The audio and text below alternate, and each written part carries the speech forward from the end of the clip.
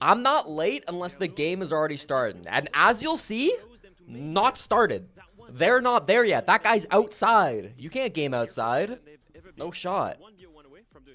We'll be teaming up with Parker once again today, although I think Parker has like a doctor's appointment or something. So Parker might have to leave halfway through. But he'll be here at the beginning.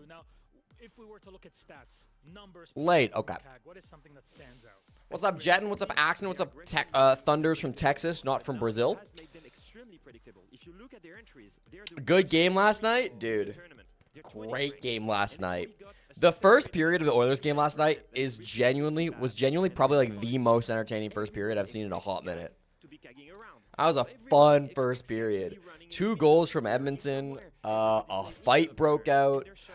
Fucking Kane bulldozed over Aiden Hill and then he charged him.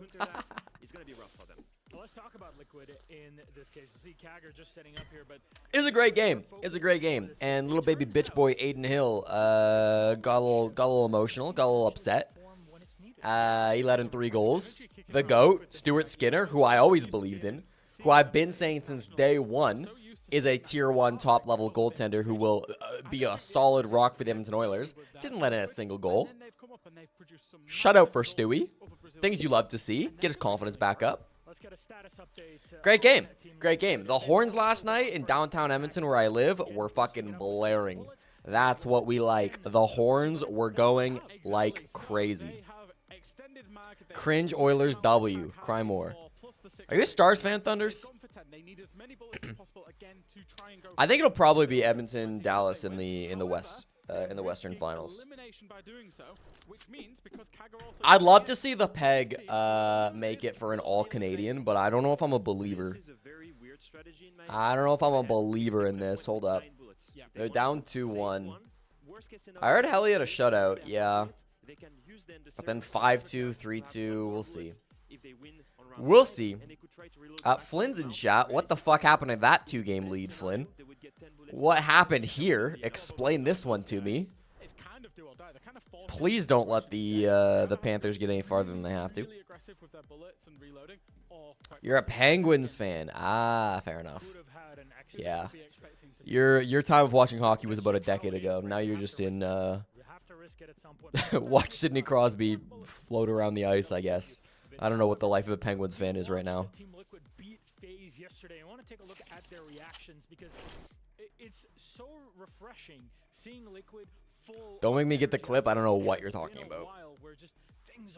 We suck. That's what happened. I see. I see. Good to see you, Swamp Tomato.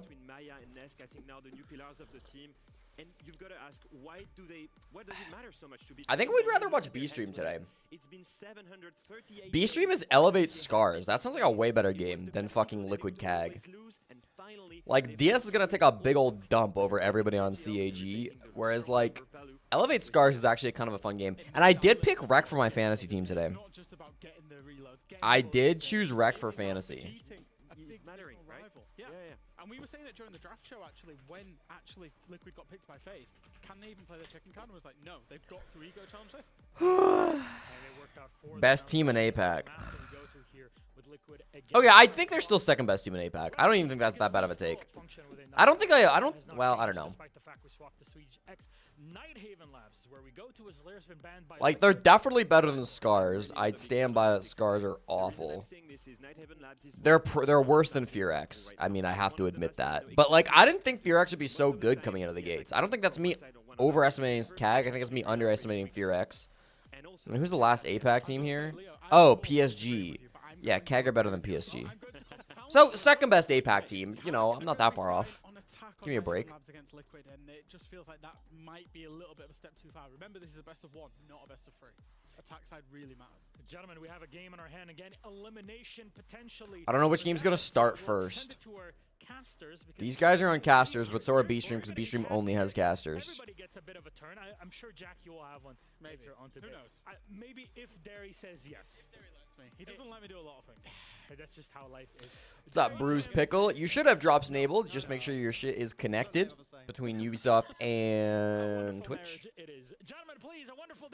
What's up, Titans Flies? Good to see you. Is FearX good now? Like, actually crazy what happened there? They're decent. For sure, they're decent. I think they will get top 8 in this team, and I think they'll deserve it. He knows it ends in day, and that's about as far as it gets when it comes to days of the week, unfortunately. But yes, as we Every Pittsburgh team is either mediocre or good because of laziness at the front office and ownership level. You're getting yourself kicked out of this one. And Fair. here's our Frenchman stepping in. Leo's on the air as well. How are you, good sir? How'd you come to get this morning for breakfast? You know what FearX's secret is? The same thing as Damwon back in the day. Coded on hard breach. Maybe. What's up, Tink? I think That's kind of a loss. I think FearX are the best team out of APAC in a hot minute.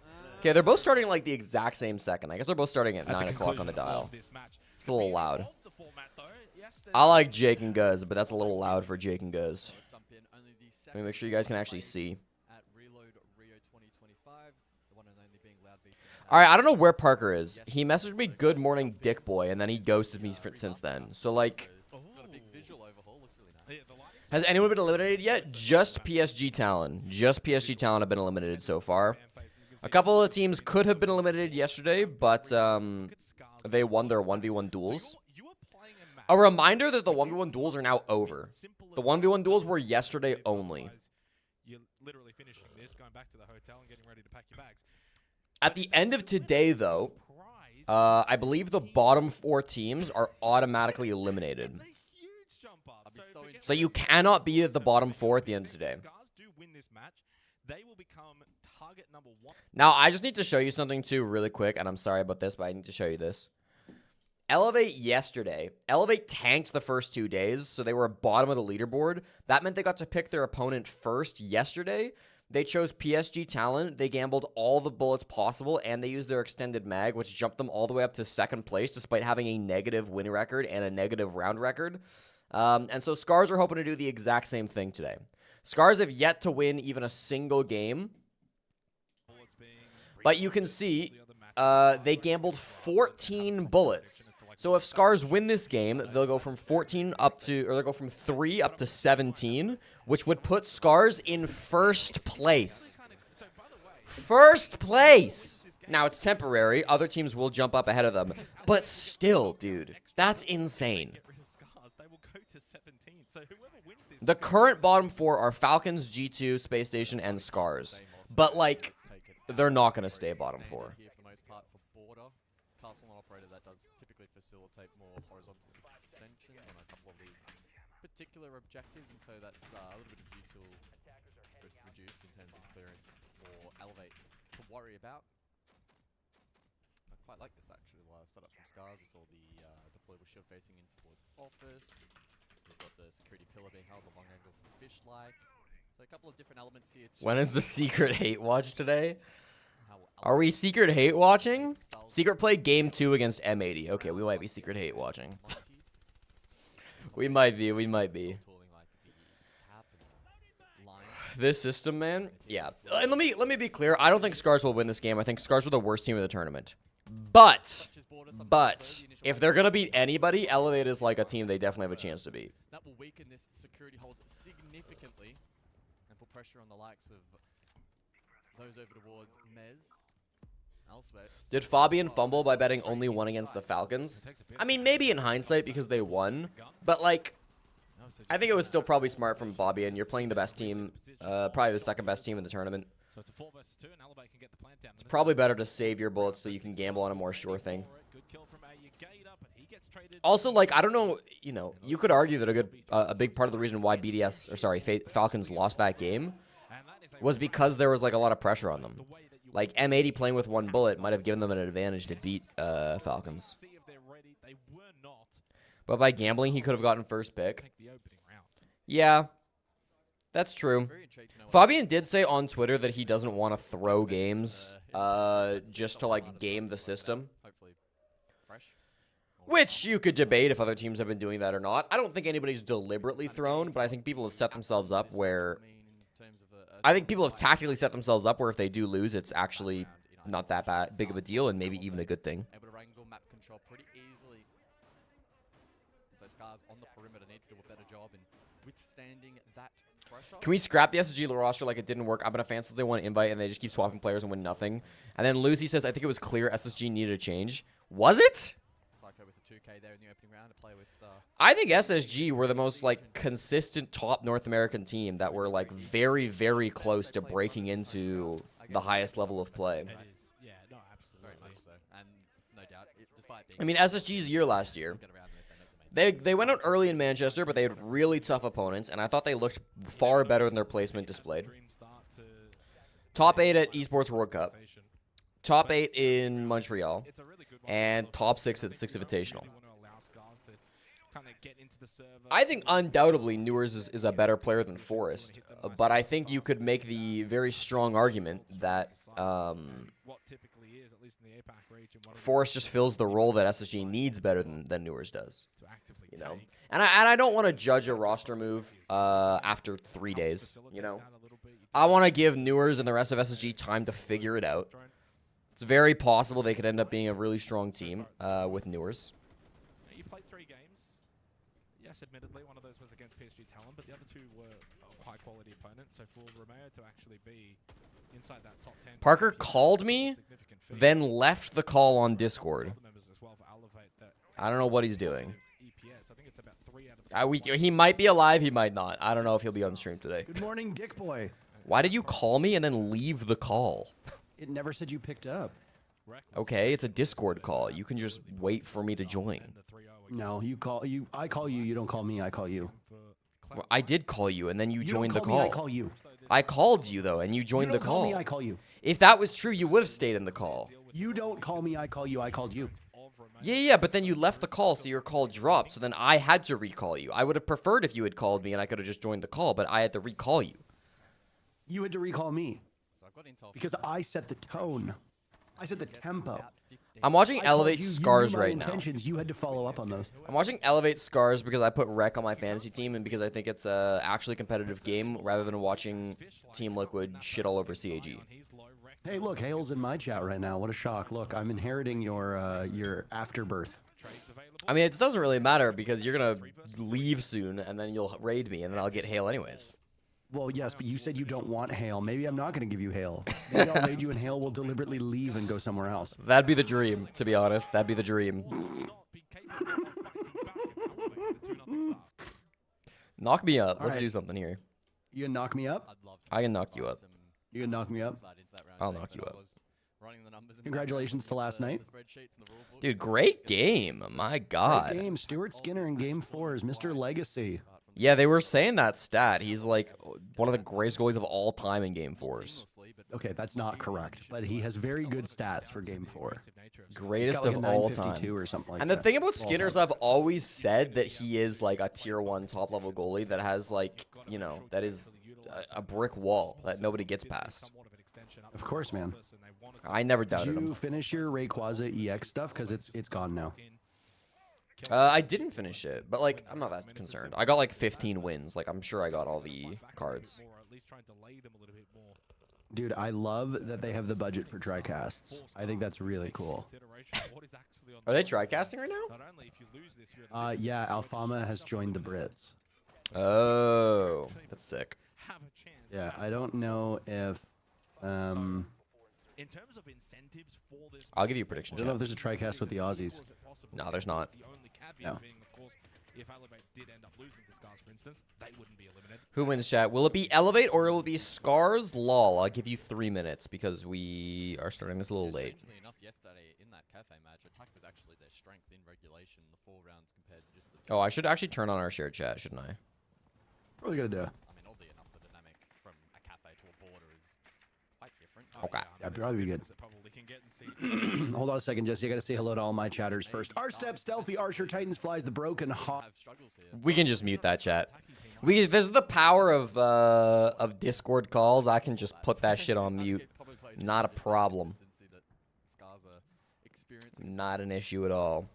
And I think that's also for Elevate too. They've probably had a bit of that consistency. Even in their losses, they've still had good moments. They've still been competitive. Good morning, Ceylon. I literally... That game You just showed up in chat. What do you mean I didn't say hello to you? That's your first message today. How am I supposed to say hello to you before you chat? That makes no sense. more aggressive. Like, I'm not necessarily saying you got to go for runouts. It is always a good day when I'm streaming. Thank you very much. Holding some of these entry positions a little bit tighter, making sure it's a little bit more difficult for Elevate. I have an appointment at 2 o'clock, so I will have to leave probably around like 1-ish. So I'm good for I assume 2 matches. Parker is getting his gallbladder removed. Penis enlargement surgery. Wow. No, penis removal surgery. It's already too large. The woke liberals get to you again, Parker. I see how it is. We used to be able to have real cocks until the woke showed up. If Elevate win, do they qualify? No, but they're in a very good spot. Even if they lose, they're not in a bad spot. I think you're 6 hours ahead of us. I think that's unlikely. No, the Europeans in the chat were asking. I mean, but it's literally what I said, though, right? That's much better. I think Europe is 6 hours ahead of us right now. The UK would be 6 hours ahead of East Coast, but Europe should be UK's 5. 7. UK's 5. The rest of Europe is 6, except for like the. Usually it's 6, unless it's weird daylight savings shit. The UK is usually 5 hours ahead of East Coast time. It's usually 6. It's not. That's Europe.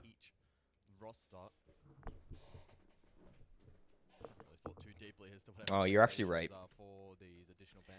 I haven't had even a single cup of coffee. That's my L. I'll take that one.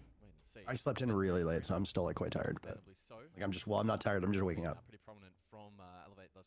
Time is a social construct. I think it's been something that's been able to get into pretty advanced positions, rather uncontested, quite a few times. And Elevate's going to advance to the final 8 by only beating Scarz and PSG. Literally, yes. Yeah, this is where we're at. It's great to hear, Sylvain. Fine position defensively. So Why are you surprised that I'm right and he's wrong? He mispronounced 4 of his longtime chatters' names in the same span of 24 hours, and I corrected him on every single one of them. That's He's not wrong true. in every instance. That's literally only happened with Sprabuni. No, it also happened with Fudge. Fudge is not a long-term viewer. I have not seen Fudge in my chat very often. Fudge is like an occasional How viewer. dare you besmirch the good name of Fudge? Kim? Actually, Kimmy, it did also happen. That's true. But like this is what happens though. Like I just call people by their fucking names that I read, okay, and then they never correct me, and I just assume I'm right, and then you come in here and you're like, well, that's not how you pronounce that name, and I'm like, how would I know? And then they're like, actually, Parker's right. It's like what? They critically cannot allow Elevate into the building. Like, that is the goal. At least on the second floor, do not let. That is the noise you make. That is correct. Shit, Fudge is in here right now. I was really gambling on Fudge not being in here when I said that. Son of a bitch. Love you, Fudge. Really gambling on him being asleep right now or something. Fudge is not a longtime viewer. Fudge is fucking dog shit. Fudge doesn't even sniff my streams. That's true. Tink corrected me on her name many moons Fudge ago. is in here. And now I get Tink's name right. Kind of want to keep them as long as possible on those exterior balcony positions. Keep them What, knitting? outside the map, keep them poking and prodding. Yep, that's the And one. then suddenly they look up and they look at the time. There's not much left. Yeah, I kind of want to watch the CAG Liquid game too.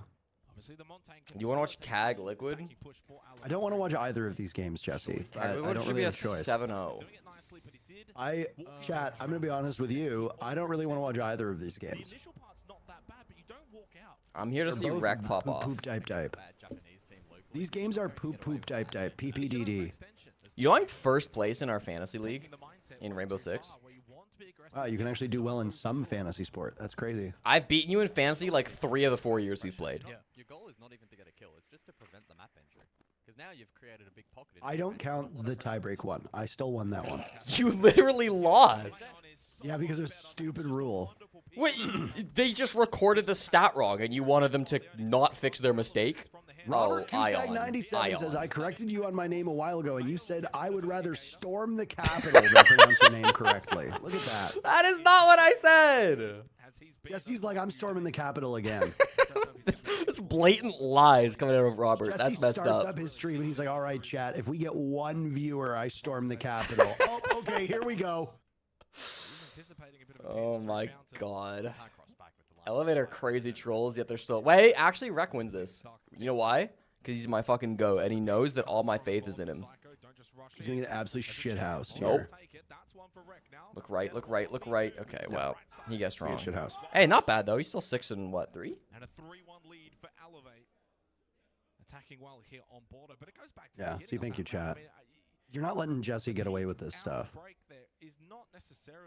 I don't like the new trend that has occurred since we've been streaming with Parker, where my chat just lies, gaslights, and makes shit up about me.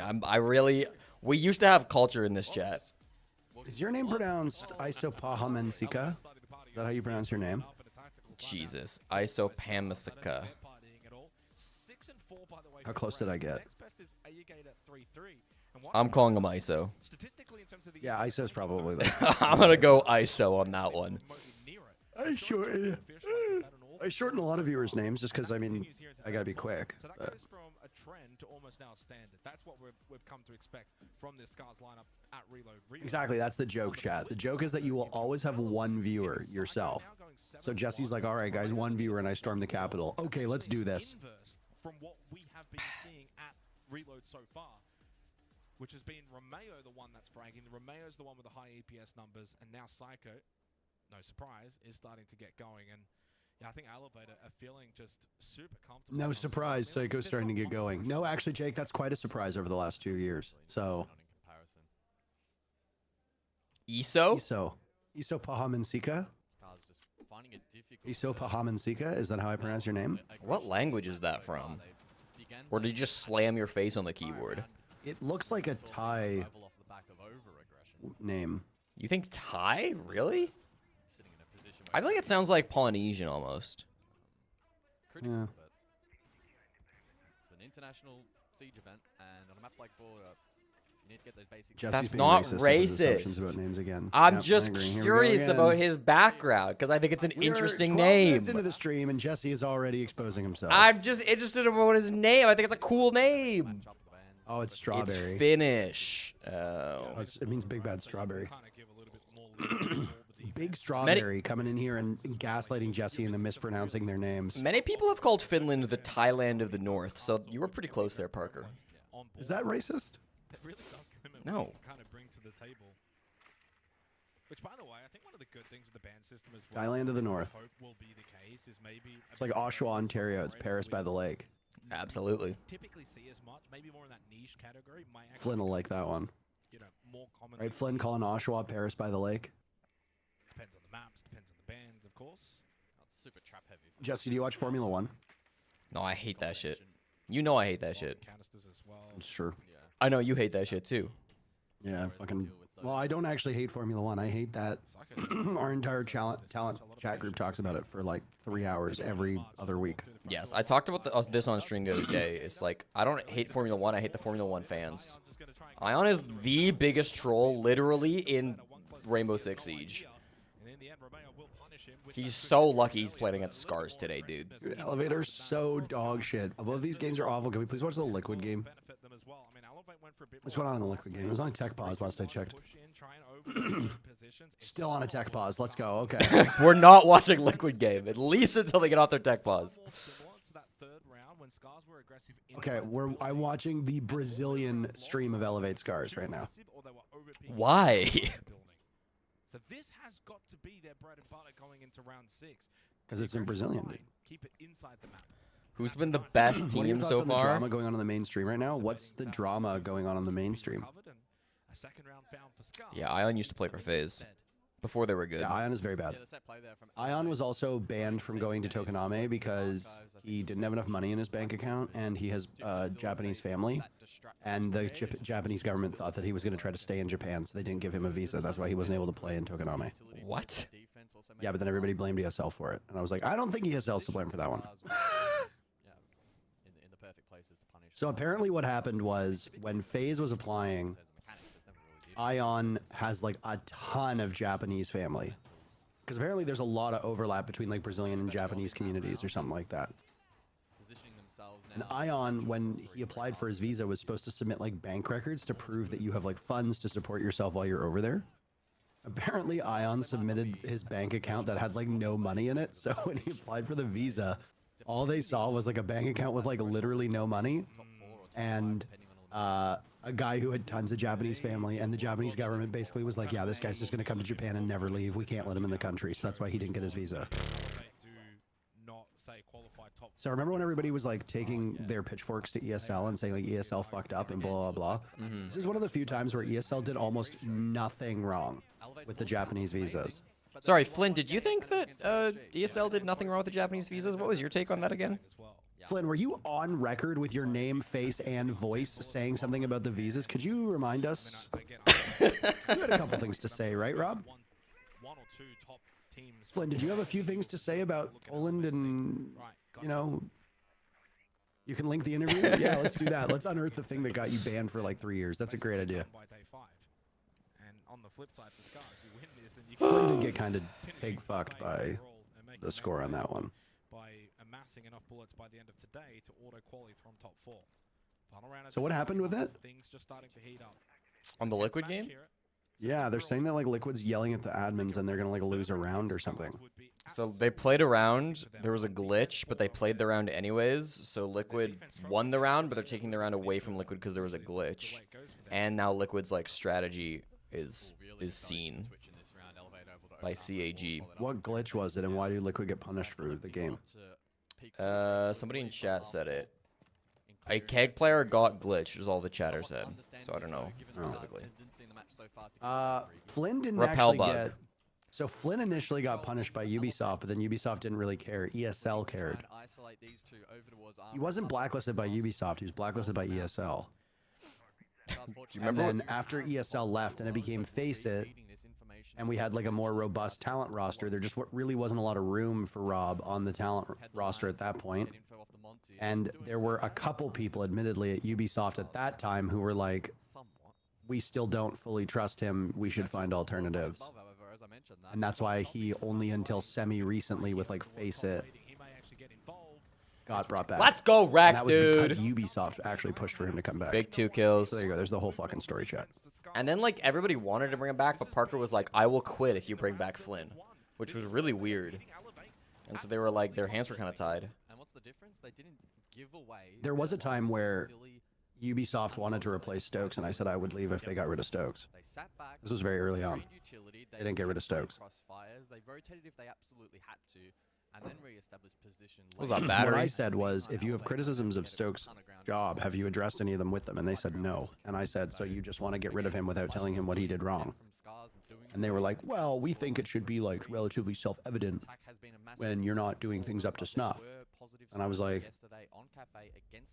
he's gaining Twitter followers, he's gaining Twitch followers, he's getting opportunities to cast semifinals. Why would he think that things were wrong? If you try to get rid of Stokes, it's not a failure on Stokes' part, it's a failure on your part to communicate to Stokes expectations. And if you choose to get rid of him now, it's not Stokes who's failed at this, it's you who's failed at properly addressing the issues that you think he has that have prevented him from coming back. And I said, and I don't trust somebody's judgment. That's the way they're going to handle their talent. And I would strongly discourage you from doing that because then that would potentially change my interest in being here. And they didn't end up getting rid of Stokes.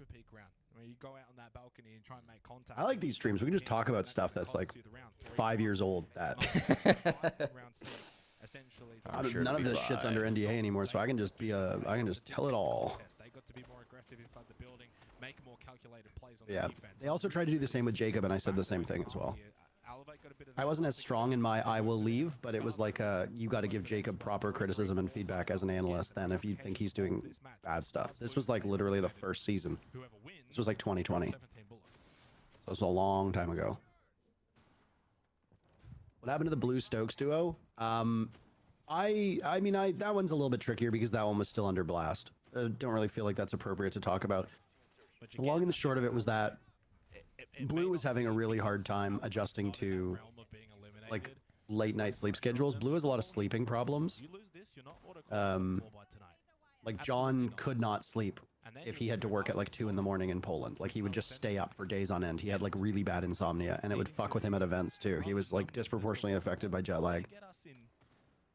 I think the big problem was like John was battling a lot of shit in real life and I don't think it ingratiated himself to the blast people. I don't want to say it was a mutual parting of ways, but I don't think John was surprised by the result. And I think while he was angry, I think he kind of saw it coming. This round, I'm just having a look back at some of the stats. Nothing happened. There's no smoking gun. There's no big incident. Nothing like that. It was just, I think they were kind of done dealing with each other and they moved on, and that was it. And we'll see what kind of impact it may have here as the first is being prepped. It's really just what it boils down to. John does seem happier. Is he selling cars too? He's selling RVs. He was selling RVs. Yeah, that's what it was. Yeah, he's selling RVs in Vegas, but like he's got a partner. Yeah. I like that, right? Sense to cover the armory line aside half wall, put a bit of pressure blocks, that's clean. I mean, Thought he was into like starlight photography and stuff too. He's a terrific photographer. I have one of his photos framed going up in my apartment right now. It's a photo of a cactus. I'm not saying that Stokes is a perfect caster, chat, and I am saying that a guy who went to high school and lived on a farm might not have the best grasp of a vocabulary that is needed for this job. But I'm saying that if you're going to hire people to work this position, you better make sure you are... Robert, don't say, is it a photo of the Capitol? What you don't want. And Ubisoft and all of the TOs have been pretty poor at giving guidance and direction to us. Like, now that Bach is dealing with that stuff on the side of Blast, we are getting really constructive and proper feedback. But honestly, prior to that, we got almost no feedback whatsoever on the job we were doing. I don't know if you received any as an analyst, but like we received almost no feedback. No, it's the same on the analyst side. Yeah. Able to withstand the pressure from Elevate. So there you go, chat. There's some more tea for you. Just peter out. This is an unwinnable push. Maybe the Deimos can find a pick or two. Choppy trying to find the crunch and does. Not a lot of time left. I just want John to be happy. I don't really care. Yeah. Julian's asking how the hell are Scarz betting 14? So you can bet as many bullets as your opponents have, up to 8. And then once per tournament, you can use a +6. So they bet 8 + 6 today, which is a 14 bet. It's a very simple format. I'm not sure how you're confused by that, but you know, hopefully that clears things up. Are we giving this up and allowing you to get good control close to sight? It was a really, really solid round actually to watch, and so far it's been a really fun game to watch as well. Close game, back and forth. Both sides have shown really good elements in terms of what they want to do. If you had to replace yourself as a caster, who would you choose? Like, as in, if I had to find somebody to cast with Jesse, the other team does I would not force him have to cast with match your Flynn bet. for the ultimate misery and suffering. No! Approach and execution. It was like that was like when a cat like it was a very deep plea. An instance though where Elevate were able to quickly What happened to Emzo? and withstand that position in the backline land. I like Devin a lot, but I think that map control from other talent emerged that too easily. So TOs and Ubisoft were more interested in working with and thought put out a better product. And I think that's ultimately what led to him being kind of scuttled. I think the other issue that Emzo had was that his duo was Milosh, and then Milosh realized that he didn't really want to cast and was a better fit as a host, which kind of put Emzo in a weird spot where it's like he didn't have a dedicated duo and he would work with Flynn at a lot of events. And it's just like a lack of consistent duo plus other casters coming up. I think that they just decided that there were better options and that they went with that. I mean, Emzo was literally replaced on the broadcast by me. But my understanding of it was he didn't want to be an analyst. And so he wanted to go back to like he didn't. IT. He wanted to be a caster. Yeah, and so like the spot they were putting on him was an analyst, and then he said, no, I don't want to be an analyst. So they said, okay, and then they got me instead. Yeah. I've already explained what happened with Bloodbath, actually. It's just that he was quite hard to work with. They thought that the product he put out was inconsistent, and he was getting memed on by the community an awful lot. They felt that his reputation was in a place where it would be very hard for it to recover. Nobody wanted to work with him. Milosh didn't want to work with him. Emzo didn't want to work with him. Michael obviously didn't want to work with him. I was not going to work with him because we're both play-by-play. Also, I didn't want to work with him either, but I mean, besides the point. Also, he dropped an N-bomb. Well, so the N-bomb actually didn't have any impact on him coming back. Really? This is a big misconception.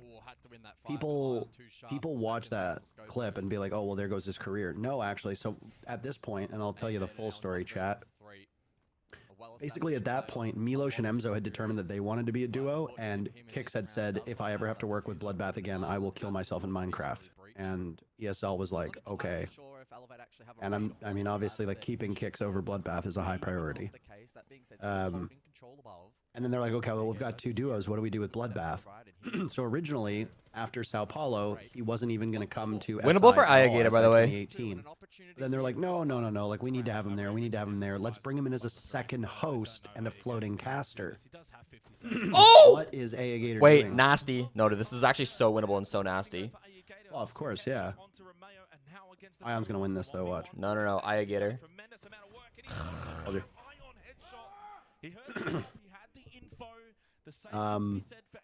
So basically what happened was Milosh and Emzo were like, let's be a duo. And then Kix was like, I want a duo with Interro. And they said, okay, so what happens with Bloodbath? And they're like, well, for SI 2018, let's bring him as a secondary host / floating 5th caster. But we're not going to renew his contract for Pro League. So after Sao Paulo 2017, ESL came up to some of us, and Alex, Remy, and some guys from Ubisoft talked to us about like whether we'd want to come back to Poland and whether we'd want to keep casting and blah, blah, blah. And basically, it was set out that, okay, like the 4 casters we're going to bring back are going to be Milosh Emzo and Kix Parker. Yeah, if Scarz lose, they're out. It. And it was like, well, what happens with Bloodbath? And they're like, oh, we might just use him for events like Matt Andrews. And then the N-Bomb video came out, and they're like, okay, we're just not going to bring him to SI then. And they cost him the SI gig, and then that was it. And then it was just like, well, he's not casting, he's not doing anything, like, well, let's just move on. So He said the N-word when he was playing Mega Man. So Very funny clip.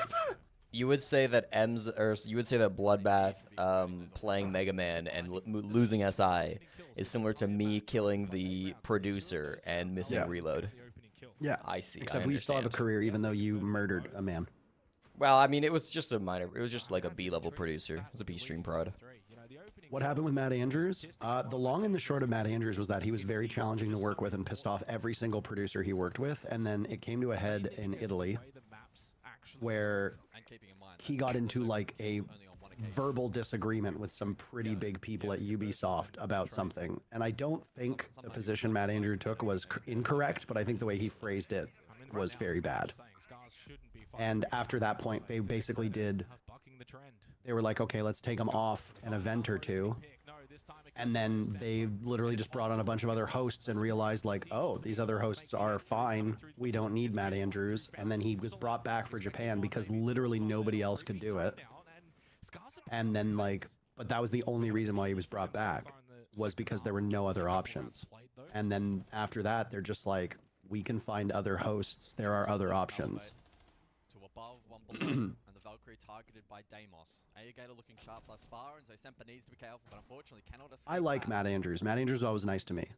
But the way that he kind of stoked the flames of Raleigh Major and got Golden Boy pounced upon made me lose an awful lot of respect.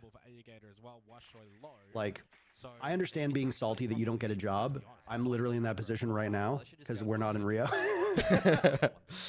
But like, you don't see me going out and shit talking any of my coworkers or any of the people who got the job that I wanted, right? Like, and Matt basically went out and was like, every single time people were like, Matt, we miss you. Oh my God, Matt. It's like he's in the Twitch chat while Golden Boy is on stage and he's like, I'd love to be up there hosting, like, blah. And I'm like, dude, no.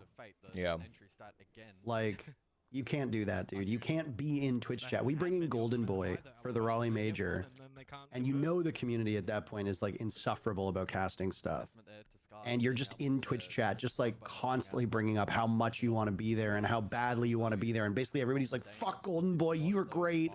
And Matt's just like, yeah, man, I miss it. I want to be there. And I'm like, I lost so much respect. Like, I was like, come on, dude. I get that you're upset. I get it. I totally understand.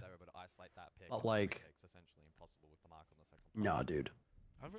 Like, you had an opportunity to step in and be like, hey guys, like, as much as I'd love to be here, like, it's a business decision, yada yada yada.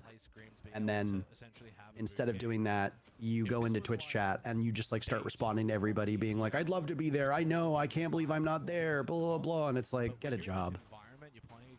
And then finally, after it reached a fever pitch, after like the second day, Matt finally came out and was like, guys, we need to settle down and appreciate the talent who are at events. But at that point, it's way too fucking late. There's like 1 day left. It's like, come on, man.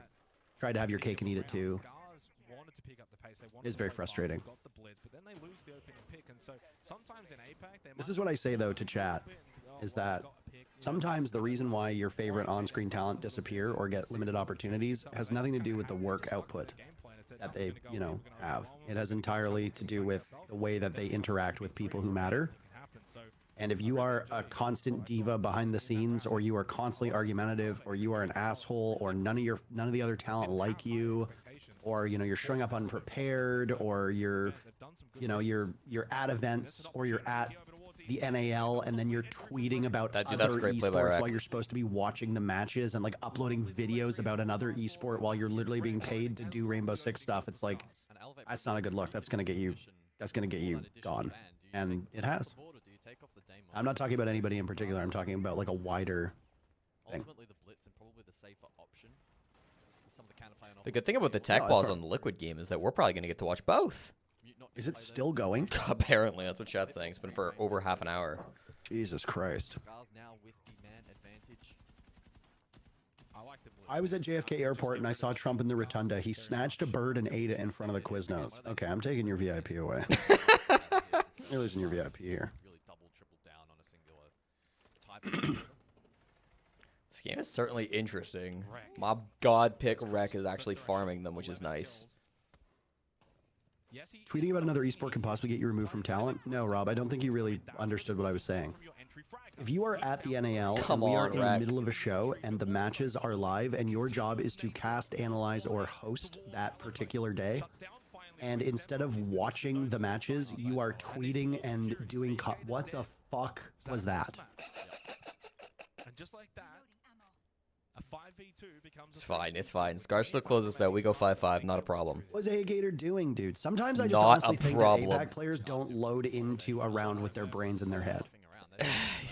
Like, I'll watch stuff and I'll be like, what were you thinking there? And then they'll go and they'll drop a 4K the next round and I'm like, okay.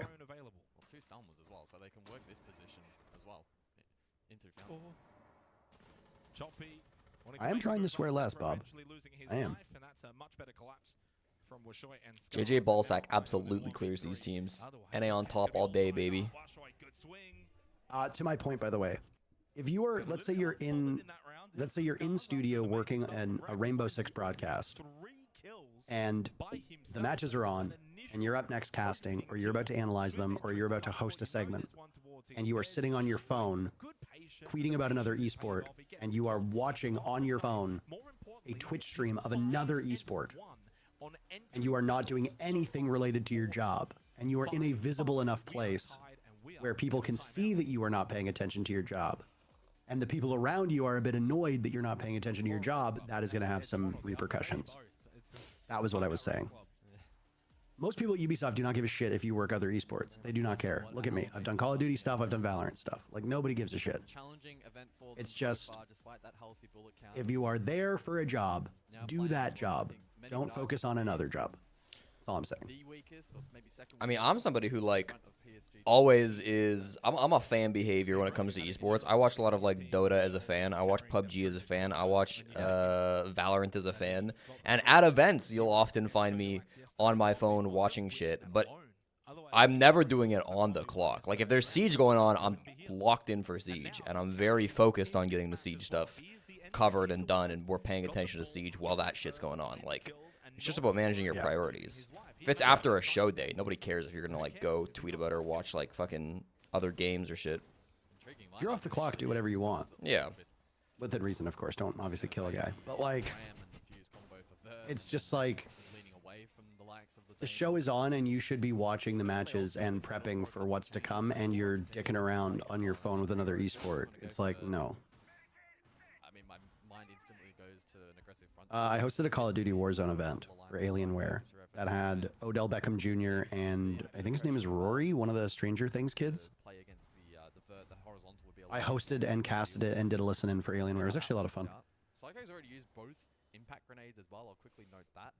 And so that's going to actually limit some of the counterplay potential here. Yeah, imagine Imagine if you have to be at a siege event, but then you want to also storm the capital. Like, how do you prioritize? Dude, I spent a lot of money on flights. Like when we were in Sao Paulo, for example, like every time I had an off day, I'd be flying up to Washington, trying to make that big play. And you know, I never got in. I haven't been in since the 7th or whatever day it was. But yeah, no, yeah, I'll make it back one day. Don't you worry. Yeah. I voiced over a couple Team Liquid things actually. Yeah.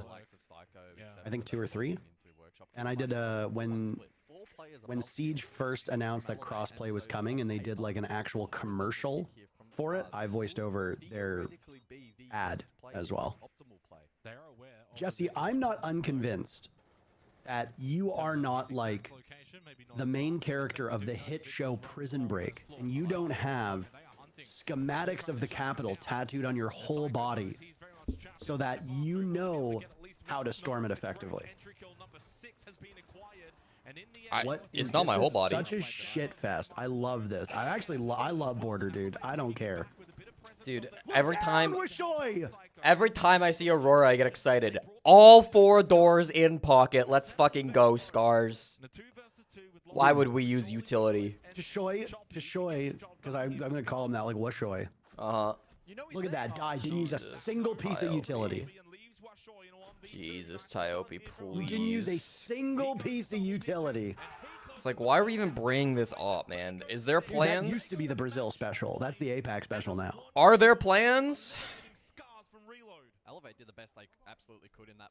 Remember when Brazil used to just bring operators for the guns, and then they'd have like a buck and a sledge, and then they'd still have Hibana using her pellets to open like soft walls and hatches? That's like, what are you doing? Cut off those players looking to try and deny plant, and they just absolutely bottled it. So that's a frustrating. Hassan was watching the CGX showcase. A bunch of people in chat mentioned they found him through you. Did he say anything about that? That's kind of cool. I found Hassan through you. I remember Ludwig was watching the CGX showcase when he was bald, and he was like, "Damn, that guy's a lot of hair." I remember watching that. That was very funny. What? I saw that clip too. Will you not cast this tournament? No. Is your name Zilch? Is it Zeich? Basically, this is a smaller event, and there's only 2 pairs of casters working per day, so they only need half the talent as usual. And because it's not like it's not an official tournament running through the real circuit, like for SI points and stuff, it's just like a one-off event that's for like prestige and money. Similar to like EWC and some of the other minors that we've had.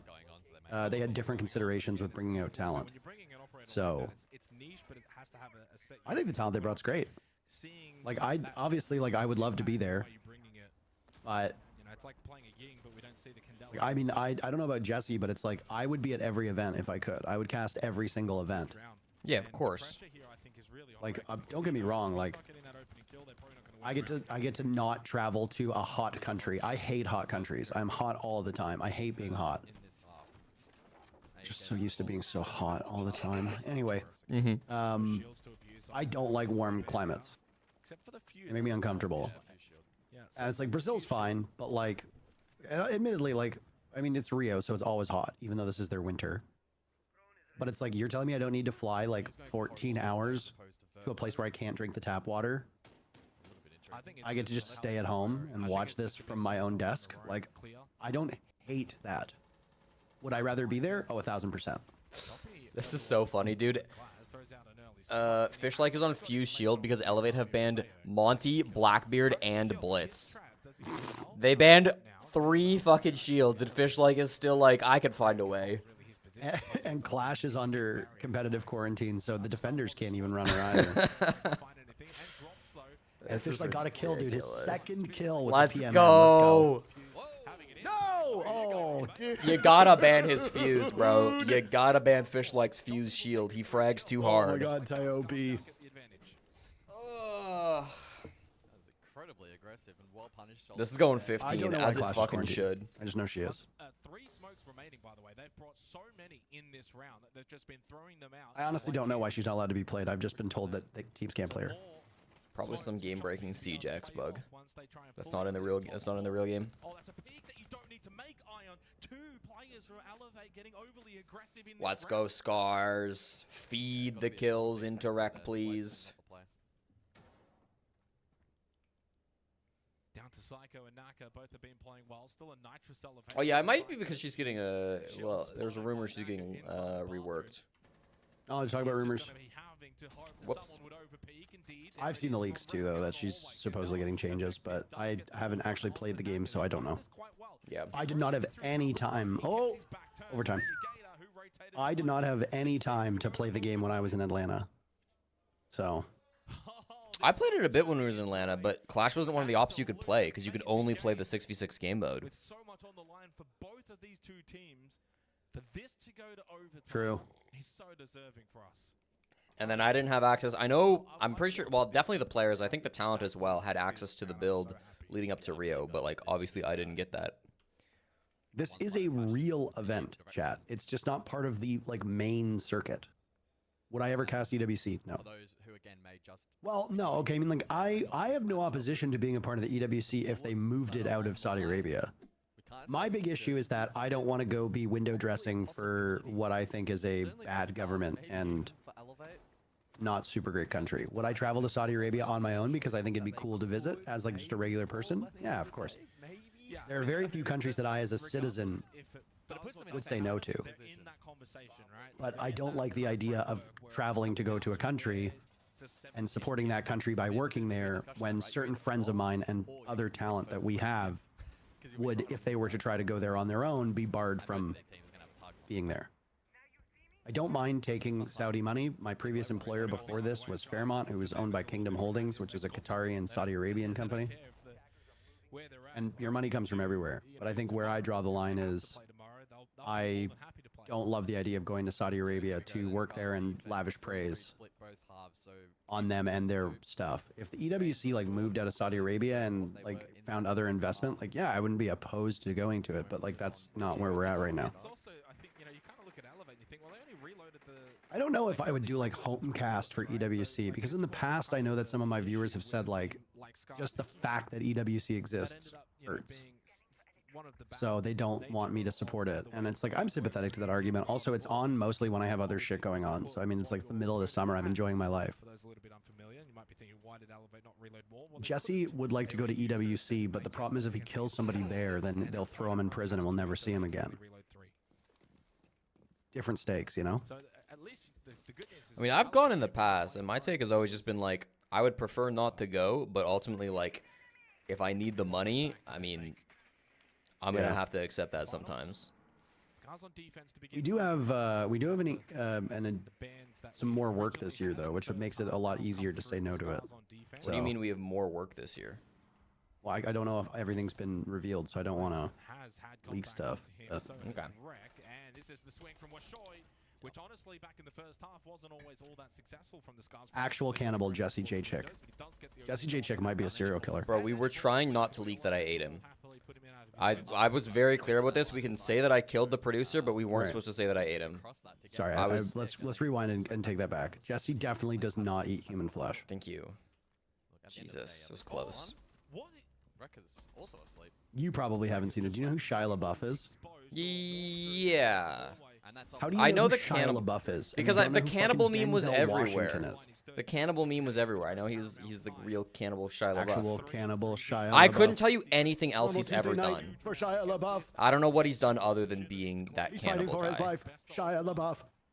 Still one Nitrocell available for Choppy. Zempa top medal. He knows there's one down. Yeah, I would go to Saudi Arabia to work, but I just think it's too woke. You have now decapitated Shia LaBeouf. Elevate has been gained, but they do have to make their way over to vent. Shia surprise. Oh no, Choppy.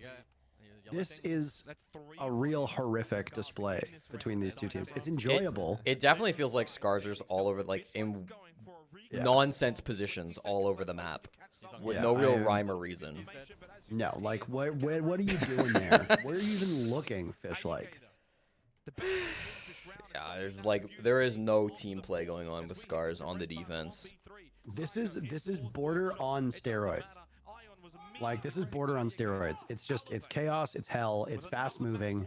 People are out of position all the time, not because they are actually out of position, but because there aren't a lot of good positions. Yeah, the first 2 picks there against Scarz. I've seen Transformers. Is he in that one? That was really bad. I just Yes, don't he's in remember. Transformers. Oh, Yeah, I him and still Megan remember Fox. him there. It's been a while. Yeah, Yeah, this is an elimination game for Scarz as well. And keep in mind, chat, there's no 1v1 duels today. So if Scarz lose this round or the next round, they just go home. I don't understand why they limited it to a single day. So because they're eliminating the bottom 4 teams at the end of today anyways, if Scarz were to get a duel and then they'd survive with like 1, 2, or 3 bullets, they would still get eliminated because they'd be bottom 4 almost for sure. Yeah. That's my guess as to why they did it.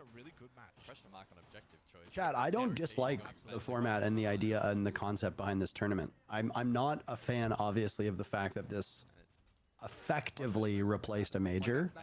I don't love that. I would have loved another competitive event through our circuit.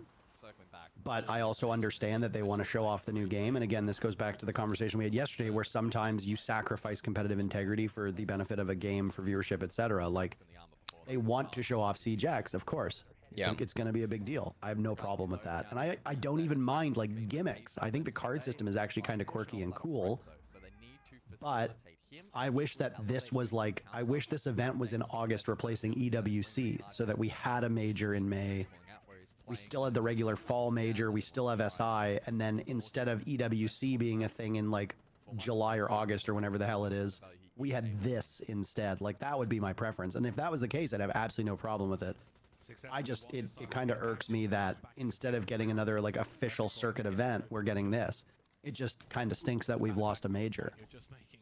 And you need to ensure that you're directing your anger at the lack of a major, not this event existing. You can appreciate this event and still take umbrage with the fact that we have 1 fewer major this year. I will push back on that a little bit, that like I don't mind the idea of trying something new. I don't mind the idea of saying we've got a kickoff, we're going to try something fun, we're going to experiment with cards and all these things. I think the idea of that is fine.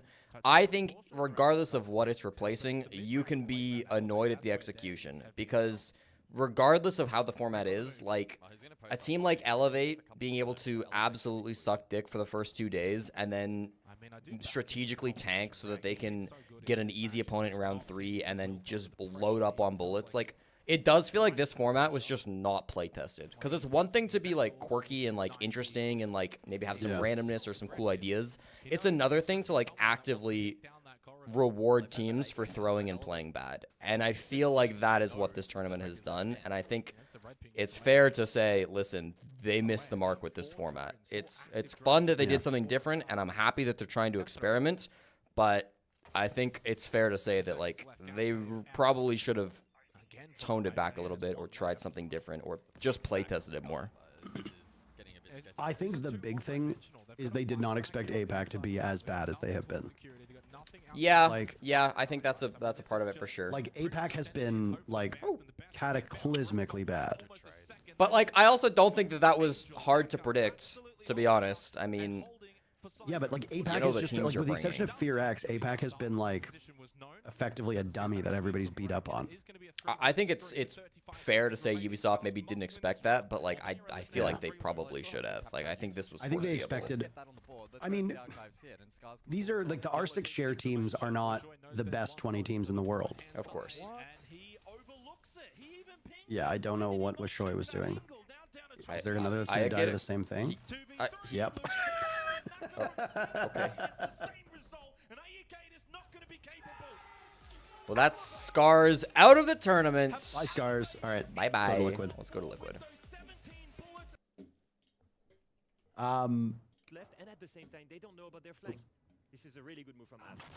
I'm at 57, 56, 55. You gotta pause. 54. I'm at 58, 57, 56, 55, Really? On Liquid? 4, yeah, 3, 2, 1, 0. I'm at 46, 45. Yeah, we're good. We're good. 44. And you can see that CAG, they just can't focus because they're coming out of the walls at them in the minute. Everywhere they turn, everywhere they look, there is I don't know. I think Go ahead. I was gonna say, like, I think, like, to fix this, you could either, there's a few small things you could do. Like, you could either remove the extended mag card, because I think the extended mag absolutely breaks it. You could stop teams from choosing their opponents, and you could just, like, manually match them up based on record or something. I think there are, like, small ways you could do, small changes you can make to this format that would make it a lot better. Oh, and I'll pay out predictions.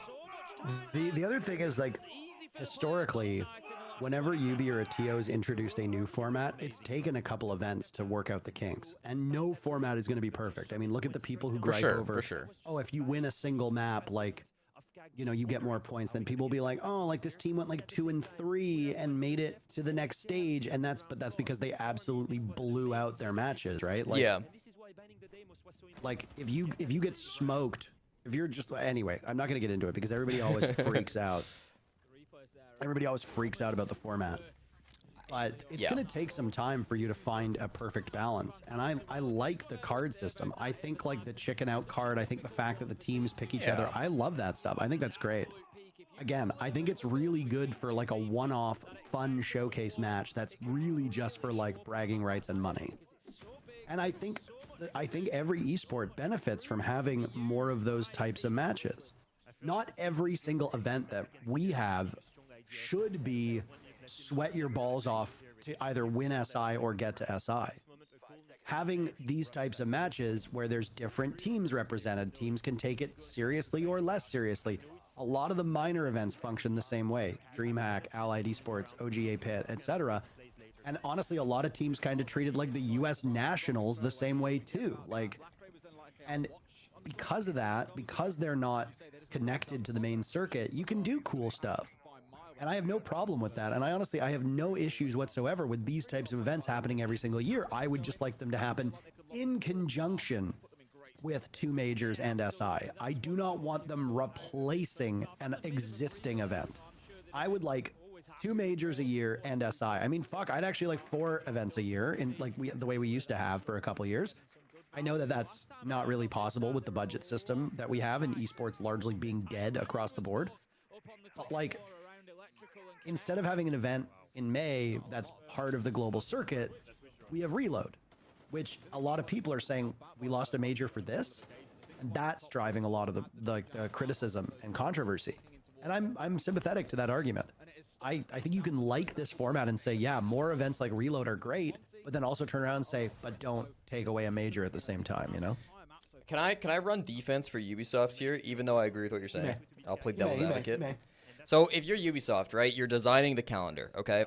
You want to basically have a structure where there's, for 10 years, right, R6 Esports is a structure where there's basically 4 stages, and each stage ends with a big event. So this has been consistent forever. You have, obviously, the winter stage kind of ends with the 6th Invitational. The 3rd stage will end with a major, and then in the past, the summer stage, the 2nd stage has ended with a major as well. Recently, it's been ending with EWC. And then, of course, the 1st stage last year ended with a major, and now we've got it basically ending with R6 Reload.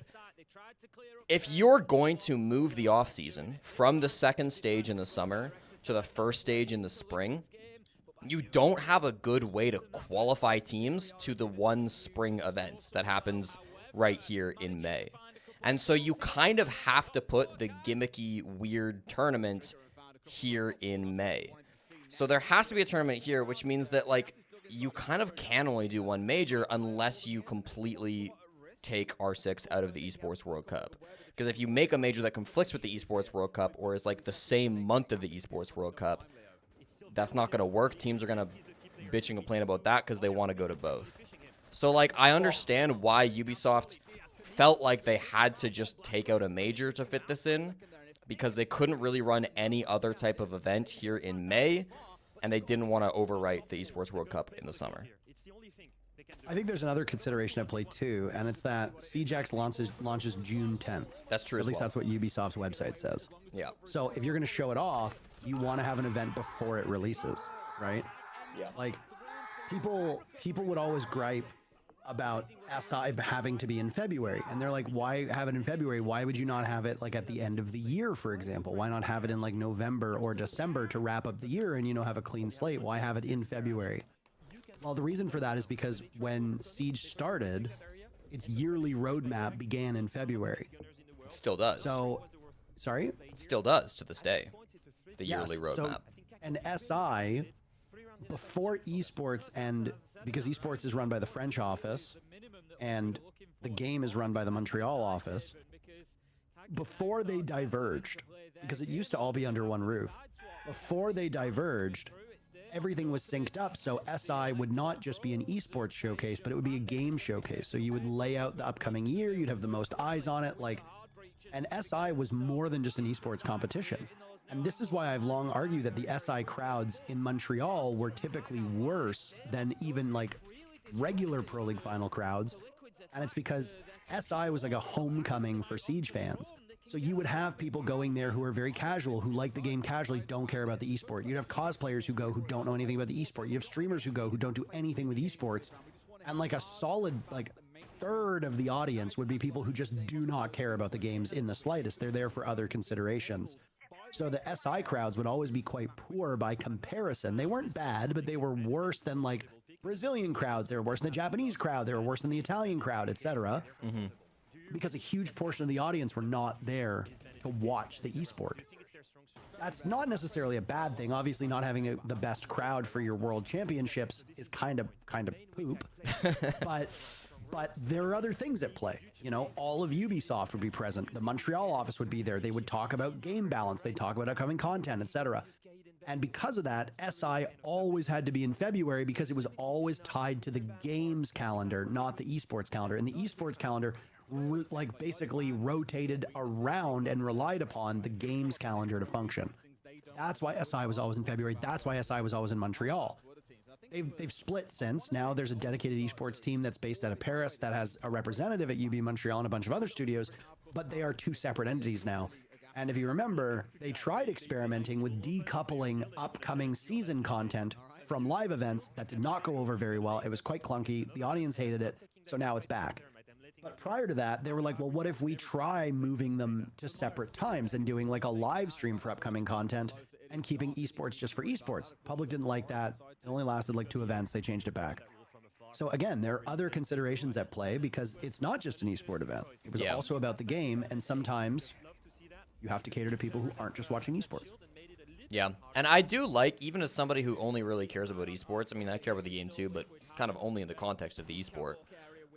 I like that we have a consistent schedule that has been more or less the same. Obviously, there's been a lot of changes, but the structure of the schedule has been the same for 10 years. Like, I like, as an esport fan, that we can go back the last 10 years and say every February, with the exception of COVID, there has been a world champion crowned. We can say there was a year 1 champion, a year 2 champion, a year 3 champion, all the way up to year 9, and then in year 10, we can crown a 10th champion as well. I do like that, and I think whilst you could solve this problem of having 2 majors plus a kickoff event if you change the calendar, I would be very disappointed if they like moved SI to the end of the year, or if they tried to like change the calendar drastically. Just because I think it starts to ruin record keeping, it starts to ruin the legacy. Like, I think it's important to have a history of like champions and you know, the way the league works.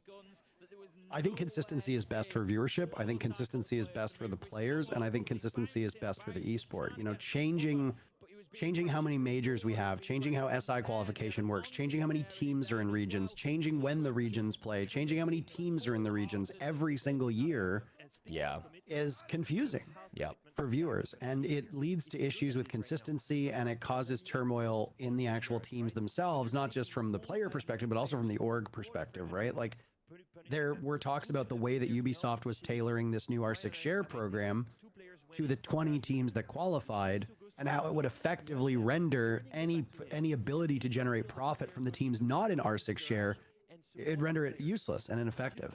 You know, like, if you're not in R6 share, you're really not making much money off of this game. And businesses, which esports orgs are going to look at that and say, well, why am I spending my money if there's no return on my investment whatsoever? Yes, there are some esports org owners who are just in it for the love of the game, But fielding a team in Rainbow Six costs you tens of thousands of dollars a month. If you have no way of recouping that money, you might look at another esport where there are ways for you to get some money back, or there are subsidies at play that help lighten your financial burden and so on. Ubisoft used to give a stipend when all the teams were in Vegas. They used to help pay for their housing, but that was very short-lived, and that was only because UB mandated that all of these teams, which had already started setting up their own headquarters and team houses across the country, suddenly relocate to Vegas to compete in a LAN league that never really got off the ground due to COVID. So, you know, it's hard. Sonics are a great example, but Sonics as an org also cratered because they have no money and basically only existed because they were funded by taxpayers from Pennsylvania. Susquehanna Sonics literally started as a regional team out of Williamsburg, and they got funding from multiple levels of government. They got federal funding, they got a lot of state funding, and they got a lot of municipal funding. The problem was that Sonics never really had success in a lot of esports. They were successful in PUBG and Rainbow Six, which are small peanuts compared to other esports out there, and they just weren't able to recoup a lot of the money they spent. Sonics as an org is gone. It's not just Rainbow Six, like the whole org cratered. It crashed and burned. Not really a Rainbow Six thing, you know? So There's a weird exit too. They just announced that they had dropped their 2 existing teams, which were PUBG and Rainbow Six. The CEO announced he had resigned, and then the Twitter account just went dark, and we never heard from it again. yeah, it was very much like a get out of the building, it's on fire, and just run as far away as possible. You know? Yeah, they only announced what they had to. Would I rather eat a frog or an eel? I've eaten both, and I think eel, especially unagi, is delicious. I think eel is incredible. I don't know. I've definitely had frog. I don't know if I've had eel. I would try it. Most all-you-can-eat sushi places have eel. Some places don't because it's expensive, but if you go to like a fancy sushi restaurant, you'll find unagi on the menu. Listen, I love Edmonton. I can't say its sushi scene is one of its strong points. Seafood is my favorite type of like meat to eat, like more than beef, pork, chicken. And when I was in Alberta, the shit quality of seafood is something you notice very, very quickly. 100%. My favorite thing about traveling is getting to eat good seafood because it just everything in Alberta has to be frozen. Yeah. Like it's not terribly far from BC. Like Calgary's a 10-hour drive. But like you're basically getting it sent in from the port of Vancouver and then it's getting frozen in a truck. Most seafood is very rarely is seafood fresh because of parasites. A lot of seafood is flash frozen to kill parasites. It's not about quality. It's not about preserving it for long travel distances. Is that a lot of seafood needs to be flash frozen so that you don't ingest a parasite. So you're going to eat frozen fish most of the time, but I thought I was gonna sneeze. Obviously there's exceptions to that. But I love Alberta beef. Yes. Alberta beef is incredible, but I don't just want to eat beef and bison for the rest of my life. Yeah. Dude, this might go 15. Yeah. Well, I'd imagine Liquid's mental's kind of chalked after that bullshit that started. Yeah, but I mean, one shitty round being taken away from you against CAG Osaka should not tilt you to lose to CAG Osaka when you're Team Liquid. I will highlight something though. It's been a rough match so far for Shibisu. He was one of the highest prospects for Japan. He used to be one of the biggest players on Fnatic by then when they had that Japanese roster. And so far, that's 3-3 death. And it's also the one that should have helped his teammates when they were losing that Garrett round. He needs to get back in the game. But so the interior is really good curry. When you say the interior BC, are you talking about like Salmon Arm and Cranbrook and Kamloops and Kelowna and stuff like that? Or are there other places you're thinking of? I feel like the big city interior BC is usually Prince George. Is it really? Yeah, Prince George is I usually. thought Kamloops was the biggest city in the interior. Kamloops is big. Kamloops, Kelowna are big too. Yeah, Kamloops, Kelowna are like the Okanagan. Prince George is more just like north interior, but it's also interior. You realize you're in the wrong chat? We can both see both chats, so you're chilling. Hi, buddy. Say hi to the people. I thought Prince George was bigger, but I could be wrong. Hi to the people. Oh. Oh, you like that, eh? That feel good? The pressure is mounting really Kitty cat. high right now. There reason for this is you're 3 rounds away from an elimination Kitty cat. and 3 rounds away from qualifying with one of the first seeds in quarterfinals. I'm telling you, if you've got 18 or 20 bullets, you're making it to playoff 100%. Somebody a minute ago asked if there's a way for esports to be economically viable. Obviously, like, the goal, I think, would be to be like sports one day, but we're so far away from having the viewership and the funding that sports has that, like, I don't know if we'll ever really get there. Yeah. Esports is viable as a marketing tool right now for some video games. And I do think there are currently people that want to push it to be viable on its own economically, and I don't think that is impossible long term. But it's a very long road, and it's going to take a while to get to that point. And in the meantime, it pretty much has to be propped up by being a marketing tool for video games. The two biggest ways that traditional sports teams make money Ask them what they get, is cat. distribution of TV and media rights, and a lot of the owners also own the buildings that they play in. So it's like if you own the stadium and if you own like the concessions that are in the stadium, then you get all that money from like the ticket gates, all those fares, etc. And then every team gets a cut of like the media rights. Obviously then selling ads and stuff around your team are also huge, but like there will be like a multi-100 million to billion-dollar media rights deal that's signed, and then all of that money goes to the teams. Right? The big problem is that, oh my goodness, Sharip. No. Ooh! Maya, I can only get so erect. Dude, how much HP does Maya have? I can't tell. My question is though, where is our Scarz? Has the diffuser that needs to be available? He's now hightailing it around there to work. Yeah, I feel like sports just has genuinely so much like insane income that comes in compared to esports that it's like, yeah. I don't know, the teams to, even if the teams were collecting the lion's share of that revenue to pay players what players demand, you're never going to be competitive while breaking even.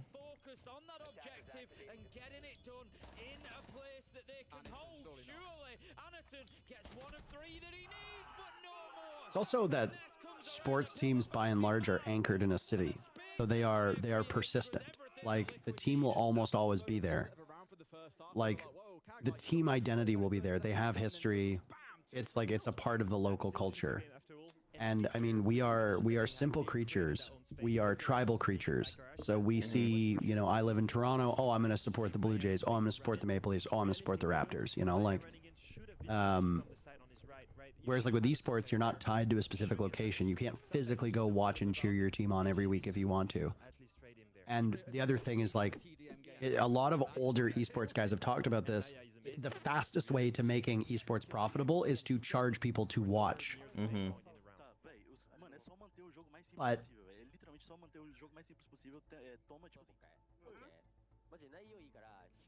But so many people, especially younger people, have grown up never needing to pay to watch esports, that introducing, like, say, like even $5 a viewer would likely have very detrimental effects on viewership and would turn people off from watching. So the best way for esports to become quote unquote profitable is to not become profitable. It's to lump it in as a advertising and marketing expense. Like, at the end of the day, esports is here to market your product and to open up the eyes of people who wouldn't necessarily think about it or see it, and suddenly, oh my god, this looks amazing. I just watched the Rainbow Six event. I'm going to go buy the game. Mm-hmm. I think in terms of getting esports like actually popular beyond just a marketing event, I like that Vico in chat brought up F1.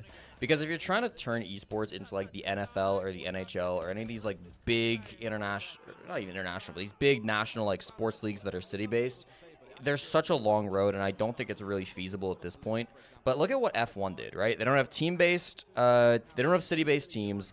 They don't have obvious people to necessarily root for. It's a global circuit with tournaments that go all around the world. It does feel much more similar to esports than something like a traditional sports. And what F1 did to explode their popularity was they made a real focus on the personality of the players Obviously, their documentary helped a ton with that, but it was more than just the documentary of Drive to Survive that got people into F1. It was so much social media hyping up the players. It was so much behind-the-scenes content that focused on the personalities. And esports should have the greatest opportunity to do that out of any potential entertainment property. Because esports already has players that stream their own gameplay, that are active on social media, that are young and super easy to relate to for the audience that spends the most time watching content, which is young people. I think if esports is ever to be profitable, it's not going to be because we like grow and get TV deals and end up with like massive city-wide teams and leagues. I think it's going to be because like people find a way to monetize personalities of players and really get fans invested that way. I think that's also a Western perspective, and I mean like Western Hemisphere perspective, because Formula One has been gigantic forever. Drive to Survive made it popular outside of Europe. A lot of North Americans. I don't think it was super profitable before Drive to Survive, to be honest. It was popular in Europe, but nowhere near to where it is now. I think Drive to Survive had a disproportionate impact on North America. Because, like, I mean, I don't know about you, but I grew up with a lot of guys who were like, Europeans are sissies, Formula One is for a bunch of pretty boys, like real racers drive NASCAR and stuff like that, you know? Like, that was, and I'd hear that from like Canadians. So, but then Drive to Survive came out and people were like, oh my God, like these guys actually have personality. Oh my God, like this is actually like a cool sport. And it almost overnight, I watched like, it genuinely feels like a quarter of all of my friends suddenly became F1 fans because of Drive to Survive. Yeah, I mean, whereas, and I don't doubt that it had an impact outside of North America. I'm just saying like North American audiences roundly rejected Formula One for decades. And then Drive to Survive came out and they're like, oh, okay, it's actually cool to like this. I forget the actual number. I want to find the actual increase in F1 viewership before and after Drive to Survive, because I'm pretty sure it's an insane number. They like 5x viewership or something. And whether that viewership is coming from strictly NA or whether it's coming from NA plus Europe or whatever, I mean, like, the viewership pumped after Drive to Survive. Okay, it's not 5x. That's great casting from Dez, by the way. I don't know if you heard that. No, I didn't. It's about doubled at that point, post Drive to Survive, which is a big deal. Like I said, I don't disagree that it helped elsewhere, but some of the biggest growth came in North America. Yeah, probably. And it's a huge market. I think I like both NASCAR and Formula One.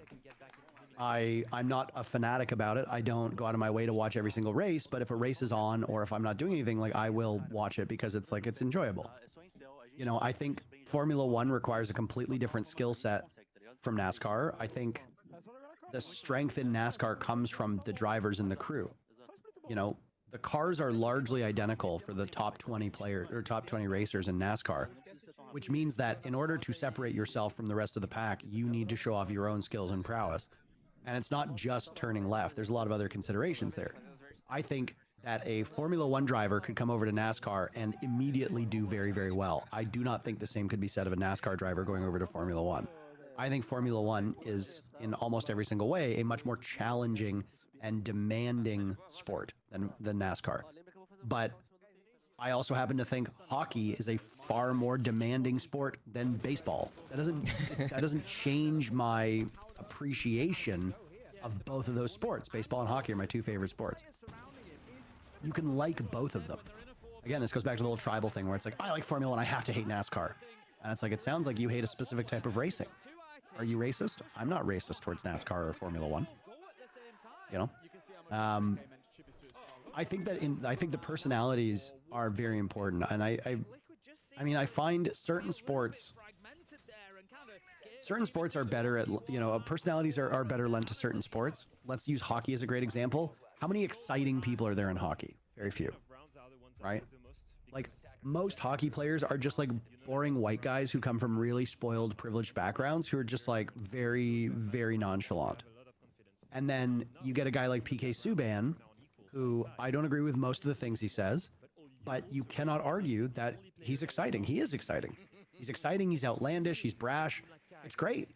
But then people hate that, and people clutch their pearls. Jose Bautista, when he did the bat flip in that series against the Texas Rangers here in Toronto. The amount of articles written with people just clutching their pearls to the point where the pearls were getting crushed in their hands because he threw a bat after hitting the most insane home run in the most insane inning of baseball you've ever seen. And people were like, you can't do that. This is a gentleman's sport. And it's like, the reason why baseball is dying is because a bunch of old gray hair septuagenarians think that the only way to play it is like it's fucking golf. Leaning into the personalities, leaning into the showmanship, leaning in to like the theatrics, not like the WWE, but kind of a little bit like, you know, performance theater, I think would really help every single league. The NBA has done an amazing job at it. And that's why the NBA has grown more than every other sports league in North America in like the last 15 years. They understand their audience. But unfortunately, a lot of these guys are just a bunch of old fogies who want it to be like the good old days. You know, like, let's make baseball great again. And unfortunately, I think it does a disservice to the sport and the rest of the fans. To be honest, I think you've got a bit of an old school take on the NHL, because the NHL, I mean, first of all, I don't think you can say like the players are all, you know, rich white guys who don't have personalities, because F1 is the epitome of like rich white guys who are in the sport. I mean, you have to basically be a millionaire to even have a chance at going into F1. So I think you can absolutely take rich, privileged people and give them personalities that people will care about. And I think the NHL is, well, maybe they're a bit slower than like the NBA. They are actively trying to highlight that. They just had their Drive to Survive that got put out on streaming platforms, where they covered basically the NHL playoffs last year and tried to replicate what Formula 1 is doing. I think all sports leagues, to varying degrees, are catching on to what Formula 1 did and are realizing how important it is to start highlighting the personalities of your players. And certain sports leagues are doing this faster and or better than others. But I think the entire like sports industry is going through a bit of a revolution right now, where they're starting to refocus on player personalities, refocus on behind-the-scenes content, and try to get people more involved in the players rather than just the team logos that they root for. I also think that the whole idea of being a showman is kind of incongruent with how hockey functions. Like, hockey players from a young age are like taught, you are a part of a team. It's all about the team. It's about the team culture. It's about the individual person. Like, and you see whenever hockey players speak, they don't say I, they say we or us. Like, most hockey players talk about the broader team, not about themselves. And I think that's just because that's kind of the way hockey is. My comment about like rich white guys, like privileged white guys, not everybody in Formula 1 is white. Most of them are not. Sure. Well, not most of them, but a lot of them are not. Sure. And while they might be wealthy, I think it's undeniable that they don't have personalities. A lot of F1 racers are hotheads. And you hear it when you listen to the team comms, and you see it after a race. Like, a lot of these guys get real fired up. It was a great shot by Black Ray, by the way. I mean, those personalities, I think, exist in hockey to a similar level. I mean, like, did you watch Oilers versus Knights last night? There was nothing but hotheads on the ice. Yes, but I mean, being a hothead on the ice, but then going and doing a presser afterwards and be like, oh, you know, it was a tough game there, and we just got to keep pucks out of the net, and you know, we gotta capitalize on more scoring chances. You know, I thought Skinsy did a great job in goal. You know, really. Yeah, I think hockey interviews probably are a little bit like, too reined in right now. Every hockey interview ever. Yeah, again, it depends who you get, but yeah, definitely hockey interviews get more reined in than they probably should. Hockey interviews are the most boring of any sport. It looks like you've never, like half the hockey players, it looks like they've never had a camera in front of their face. F1 literally fines you for swearing now. Yeah, I think leagues have to get around that and move past that if they want to continue to grow and highlight personalities. I think it's more for the sponsorship. You ever see what brands sponsor F1? These are like the top of the top. Like fucking Rolex sponsors Formula 1. It's a very wealthy sport. Yeah, oh yeah. Well, the cars are millions of dollars, and you run like a different car every race, so. Liquid goes home if they lose this, by the way. Yeah, whoever loses this BO1 goes home, both Liquid or CAG. It sucks because Liquid have played pretty damn well this tournament. They really, I don't fucking know. Beat FaZe. Dude, this is a great format. Nesk is having a really awful day, though. Yeah, this is... I think it's over, Jesse. Might be over Parker. And the horses will ride into the sunset. I mean, they got IT wall open. Losing your thermite is not end of the world. And Ask can now IGL from the grave, which sometimes actually helps IGLs.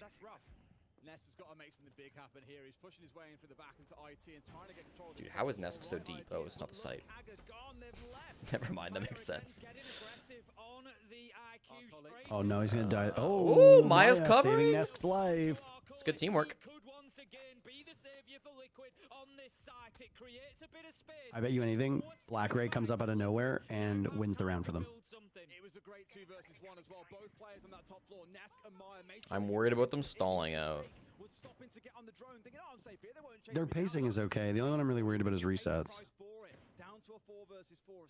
They do have 4 smokes, but there's 2 nitros. They could just flood storage with smokes. Although full top control, they probably would rather go. This match started an hour and a half ago, and it could still go for another 15-20 minutes. It's like no soft reach being done above control. Alfama's a great addition to this duo, by the way. He's keeping his thoughts really short, and he's providing the color and analysis that's like needed with this duo. It sounds really good. I'm a fan. Don't just Black Ray is right next to the door. If resets dies to Black Ray just here, walk in. Yeah, oh, it's She-Reap actually. Oh! Dude, they had 4 drones and time. How did we not drone this? That's actually shocking. Told you Black Ray will win the round. You watch, you watch, you watch. Switch to Black Ray. Switch to Black Ray. No, it's a nitro below. It was Anaton below. It was literally Anaton. He went down cargo stairs, nitroed it from below. Did they have intel? I think they had a Valk. They had a Valk. Wow. Yeah, There we had GG in chat. Bye-bye, Liquid. Liquid are literally there out. Are no horses. Damn, that was close. Horses? He actually didn't have intel directly in the site. They had a warehouse cam, like in garage, but they didn't have one on the plant spot. So that was a bit of a blind nitro, and he did miss quite a bit, but he just nicked him enough. That must have been so close on HP.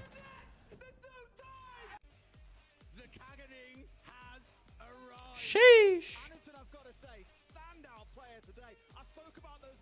Maybe Palu wasn't the problem.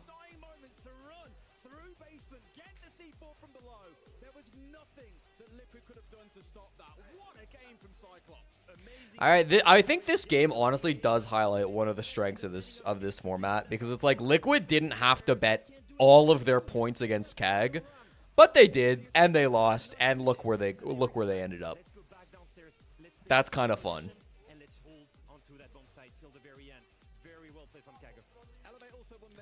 Dude, and so CAG are now going to be first place in the tournament, right?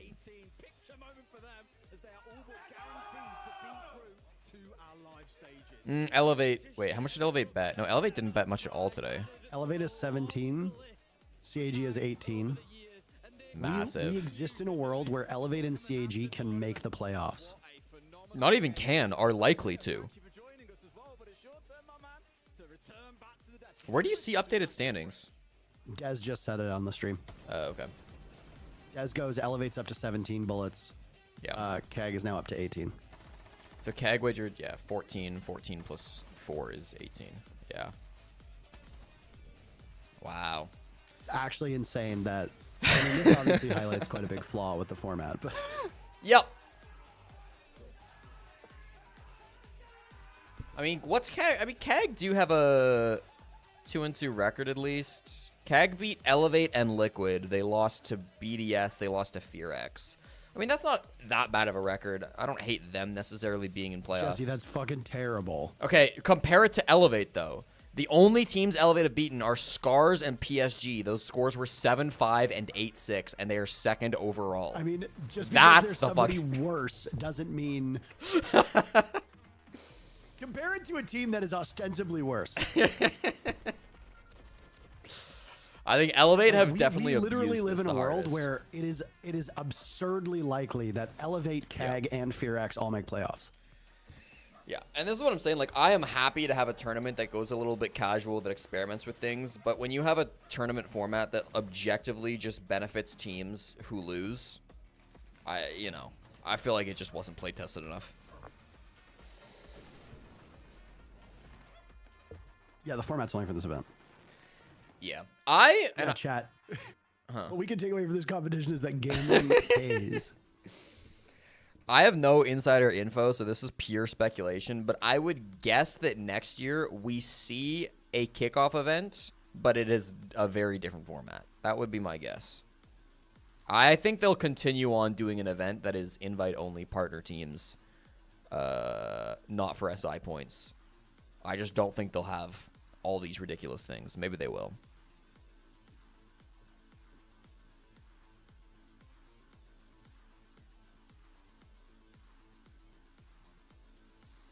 Because again, it goes back to the schedule. Like if you're gonna have the off season in the spring right after SI, I don't see how you can hold an event in May that isn't a kickoff partner only event. You'd have to do like open qualifiers for a major.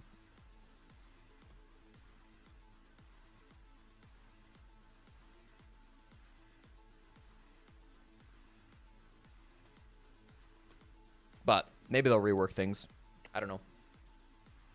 Where are the updated standings? Is it on Wikipedia? I was just refreshing. They're probably going to get updated soon. I couldn't find it. I'm eating, so my camera's off right now. Okay, what's our timers looking at? We got Jake and Guz smiling on us at a B stream. Guz looks so cute, and he really does. Yeah, very intriguing. Jacob is just hot as fuck. Man's sweating for sure. APAC doing well so far. This match a little So bit it should more be intriguing in the CAG, sense that Elevate, because of FearX's Cloud9, position in FearX their as your top opponent 4 teams. they could win today and still Yes, not qualify. currently that is the top 4. So And like that should change later on during the day, but like all those teams should remain top 8. That'd be really good. You can even get Rainbow Six Siege as well now. All 4 APAC teams. I guess not all APAC teams. Scarz and Talon. Never mind. You want to get a pass? Get game. Cloud9's not an APAC team anymore. I forgot. Wow. Of course, we'll move forward. Next matchup coming through. FearX versus Falcons. Falcons, it's been absolutely a poor... So B Just streams tweeted got CAG, Elevate, and FearX in the top 4 of Reload, just as we all expected. They're on Falcons now. And we'll go to FearX, because honestly, they've been on such a tremendous run, guys. It's been a tremendous privilege to watch these guys. So play. FearX Falcons is an elimination game only for Falcons. Falcons have gone all in on this game. If they lose to FearX, they are out of the tournament. FearX only bet like, yeah, literally 1 bullet. So FearX don't really change standings no matter how this game ends for them. Second for defensive win, right? They're doing everything perfectly. They 7-4'd CAG back on day 1. Then they took down G2 7-1, and then 7-3 versus Spacestation. The thing is, like, these APAC teams, it's hype that they're getting top 8, but people in chat are being like, is this the tournament where the APAC finally wins? And it's like, no. They're going to get crushed in the playoffs, dude. The quarterfinals day on Friday is going to have some of the worst BO3s you've ever watched. Because it's going to be high stakes for a lot of money, and it's going to be teams like Furia going up against teams like Elevate and like CAG. And even SSG have probably... I mean, actually, CAG, I was about to say... I mean, you've talked in the past, Parker, about like, you don't want to watch... BO1s have benefits when you've got lopsided games because you don't have to watch it for 2 full hours. But it's like, we're going to get some lopsided BO3s in the quarterfinals. All I want at any event I go to is for the live event portion to be good. Yep. We unfortunately seem to be afflicted with the group stages being stronger in a lot of events, and the live stages always being 2-0 and like 2-0s. And I just obviously can't predict it, and there's no like that's just the way she goes. Can't rig it. You can't do anything like that.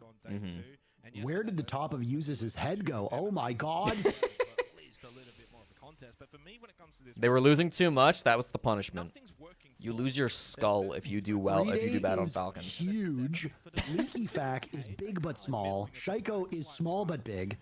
Uses had a lobotomy. Because it's a fun day today with APAC doing well. They've only had 1 plant all tournament. Can we get a prediction? Probably, yeah. What's the other A-Stream game? I know it's not starting for a while. Oh, the other A-Stream game is M80 Secret. I'm going to hold off on the prediction because I think it's probably worth swapping over to M80 Secret instead of when it starts, instead of FearX Falcons. We've got the map. Okay. It is going to be bank. And it's FearX defending first up, which again... Oh, I missed a sub. Hades, thank you so much for the 65 months. I really, really appreciate that. This is the Interro charm. You already have it, but I wanted to beg and panhandle anyway. You want the M80 game instead? We'll watch the M80 game when it starts, but M80 is not going to start for like 20 minutes probably, chat. Well, so I might actually watch a couple rounds of this and then dip out because I should wrap up the stream around like 1 o'clock so that I can get like ready to go. Okay. Which means I'll play like, or I'll stick around for this and we'll watch a little bit of it and then we'll go. I will be live all day, chat, to watch every single game, so don't worry. Thanks, Chimo. Not the real lemon. Nice to see you, Cookie Kill. Nice to see you. It's Sevi. Nice to kill you, Sylvain. Nice to see you. Not kill you, Cookie Kill. That's aggressive. That's the Did you Norris, hear nice that, to see you. Cookie? Sky Eves, nice to see you. Breathebot, nice to see you. Oh, Hot, nice to see you. Bob Ross, nice to see you. Ceylon, nice to see you. Flem, nice to see you. Titans Fly. Fireball Trinity. Angry Cat. Kimmy. Louie Man. FearX Superfan is also back. Sprabooni, nice to see you. It's Axa, nice to see you. Yorbo, nice to see you. Hello to everybody that I did not say hello to. Playing for their lives. And again, for those maybe a little bit unfamiliar questioning... W7M have no opponent because coming into today, there was an odd number of teams. And it was kind of interesting what happened at the draft. So the last 3 teams that were, because obviously you get to pick your opponents. The last 3 teams were DarkZero, W7M, and Furia. And DarkZero got to choose their opponent. So whoever DarkZero didn't choose would get the day off, and they basically just get a free win as far as the bullets are concerned. But DarkZero could not play W7M because they already played W7M on day 3. So DarkZero were then forced to pick Furia. But then Furia tried to use their chicken out card because they didn't want to have to play today. They wanted the free win and the buy round. And then the Blast admins realized that, like, that doesn't work because if the DZ and W7M already played and Furia used their chicken card, then none of those 3 teams can play. So the Blast admin was basically like, no, Furia, you cannot use your chicken card. And they forced Furia to accept DZ's challenge. Alrighty, let's get underway. FearX taking on Falcons. FearX undefeated so far at Reload. It's been... That's how Chat explained it to me earlier. I didn't actually watch it live, but that's the gist of it. Yeah, been rather dismal. Not a lot has gone their way. They've only got 2 players, by the way, inside the top 50 for EPS. That's Shaiko and Solitaire. Which I think is the right call from the Blast admins, but it's a little funny that we're in that situation anyways. Top 50 usually sounds nice when you're looking at these metrics, but it's not great here. Contact will give man over towards top main. He's able to keep his life intact. Again, FearX on the defense to begin. They are the second. DarkZero Furia is later already today. Furious on Twitter. Defensive win rate, so it's not Oh, about them taking away the rounds? Yeah. Ace, Valk, and Kayi banned out for this match. Bro, I mean, I sympathize with that, but at the same time, like, you just lost a full 15-round game to CAG. I mean, 1 round at the start should not be tilting you this hard. Ask is basically saying that it blew their mental and increased pressure on them. That sucks. Fix your mental. I don't know what to tell you, man. Shit happens. With either the thermite or the secondary hard breaches, combination of the 2 will... Yeah, Liquid's out. Liquid is the 3rd team eliminated from the tournament. And so with that, different opportunities present themselves. Falcons could go for a re-hit gold. They could also posture for a default.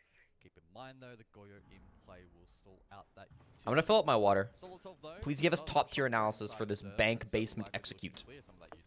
All right. With his hands full, juggling that alongside Analysis. top blue. And it does allow that drone to sneak through. Analysis! So the groundwork from Falcons pretty good so far. Don't let Analysis! the drone concern you too much. Yeah, it's one of those sites you can hit with... Do you feel like you learned a lot, chat? What does concern me, Giles, is there's still... Do you feel like you learned a lot about what's happening? It does go down to leaky fact. Yeah. I was going to say, there was a bit of a strange double stack and it's punished. Yeah, Mephi also folding on the Warden, which is I'm very glad. ideal. Good. And suddenly Falcons have For those of you not watching my stream, there was a visual component. 45 seconds. Again, not too fast about the time. Call me a real Jesse J chick with the level of analysis I just did. So they must displace any plant attempt, maybe even force them deep in towards the bomb chassis. And coded in an aggressive position, playing, of course, the Echo. So those drones, the Yokais, if they're still available, could be deterrents. It can't be a default plant. 2 smokes, Yokai potentially up. This actually could get a little... So if you don't know Bank Basement, which has been pretty consistent for the last like 10 years, there's a rhythm to it. Single panel, reinforced, cut it open, wait out the smokes, wait out the nitro cells, wait out, you know, go out, whatever. Goyo Maestro, They've not played this awfully in terms of side control, but they just lose Echo, etc. too easily. Nicely done from Falcons in their ability to just be Really got the plant down. This is really good coverage. So typically what you want to do is you want to put 2 people in server. You want to put 1 person on hatch control. Maybe put 1 person on vault hatch. Hit the back of the site.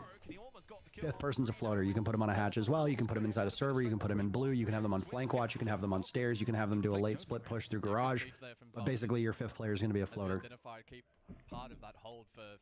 That's Red Bull, not beer. Correct. That is beer. That's not what I said. That was I the just analysis shouted I the word got. analysis 3 times and then asked if they felt like they learned a lot.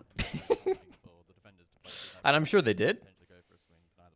You know what game I Pretty much started what I playing do. last night? Again, that I played briefly but didn't remember playing the first time? Banjo and Kazooie. No, but that is an outstanding game. Though I do like Banjo-Tooie a little bit more, even though it does get kind of tiring towards the end because it's just so goddamn big. But Banjo-Kazooie and Banjo-Tooie are 2 of the best platformers ever. What games do you Also, play? Grant Kirkhope ate up with that soundtrack. Banjo-Kazooie soundtrack, like for both games, oh, so top tier. But any Grant Kirkhope soundtrack is incredible. I'll mention these and you kind of gain an idea. Clubhouse, Skyscraper. If you had to name your top 5 gaming soundtracks, I mean, the Chalet is certainly one of. I mean, me finish my Chalet's point. kind of 50-50. I started playing Cassette Beasts again last night. So basically, it's got like the open world model kind of looks like Genshin Impact-esque, where it's like both like 2D sprite but also like 3D models.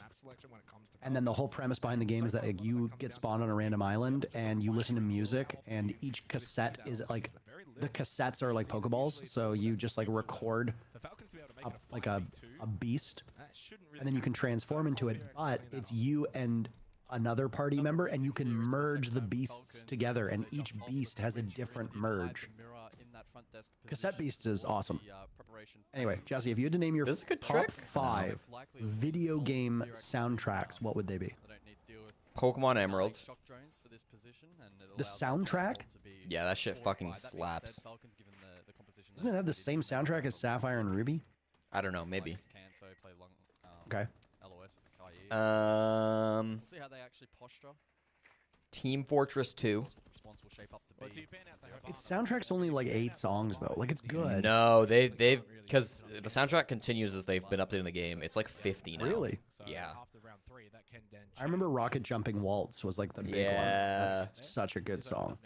I like the Medic song too. The Medic's theme. Ba ba ba ba ba ba ba ba ba. Yeah, and then the Angel chorus. Yeah. I think those are the only video game soundtracks I can think of. Ribs grow back. No, they don't. Yeah, that's my list.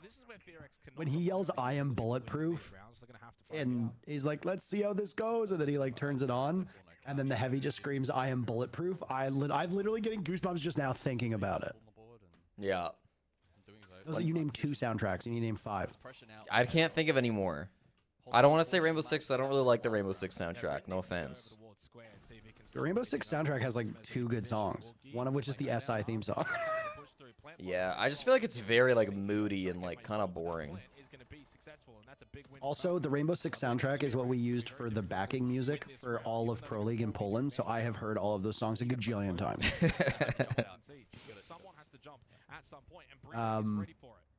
Okay, so in no particular order, I think, in no particular order,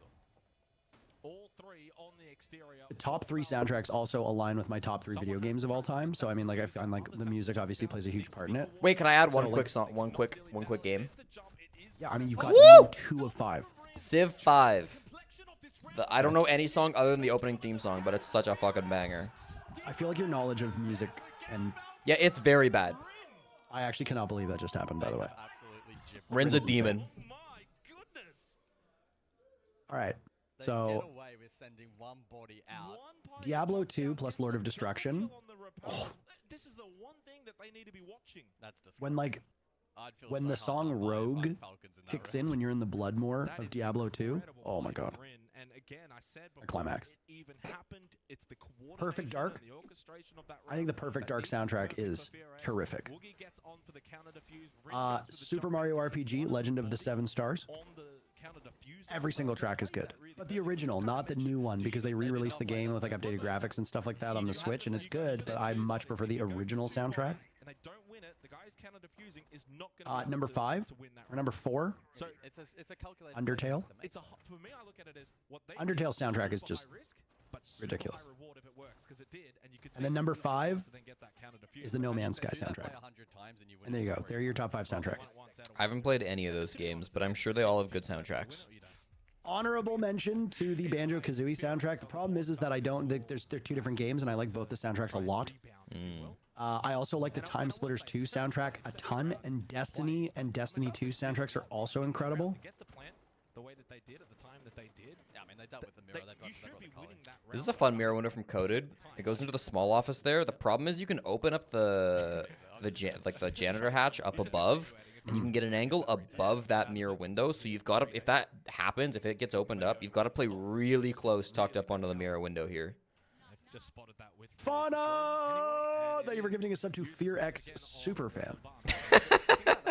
I'm glad If FearX you haven't Superfan played is Undertale, you're a back. real fucking idiot, Jesse. You need to play Undertale. I always thought Undertale was kind of cringe, no offense.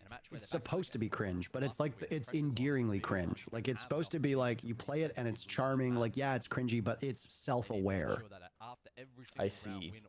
It's very self-aware. Also, the Stardew Valley soundtrack is great, too. Ooh, I've actually played Stardew Valley. I'll put that in my top 5. I do like its soundtrack. And this is where if FearX can find, a second one immediately, then it's that mental game for Falcons that they have to deal with. And are they mentally in the right? It's a little wild they're not holding top floor at all on this hold. Yeah.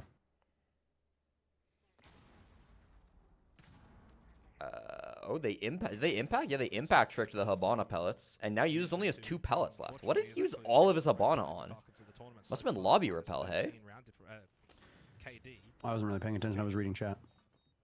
Van Silly is here. Oh my god, I love Van Silly. Eat shit, Alex. Minecraft soundtrack is good too, but it's just like, it's kind of atmospheric, and there's only like 4 songs on it I really like. Yeah, that's kind of fair. like I view the Minecraft soundtrack and the Rust soundtrack very similarly, where they're great for atmosphere, and depending on what you're doing, they're really cool to listen to. But I'm not just gonna like put on the Minecraft soundtrack just for funsies. Imagine.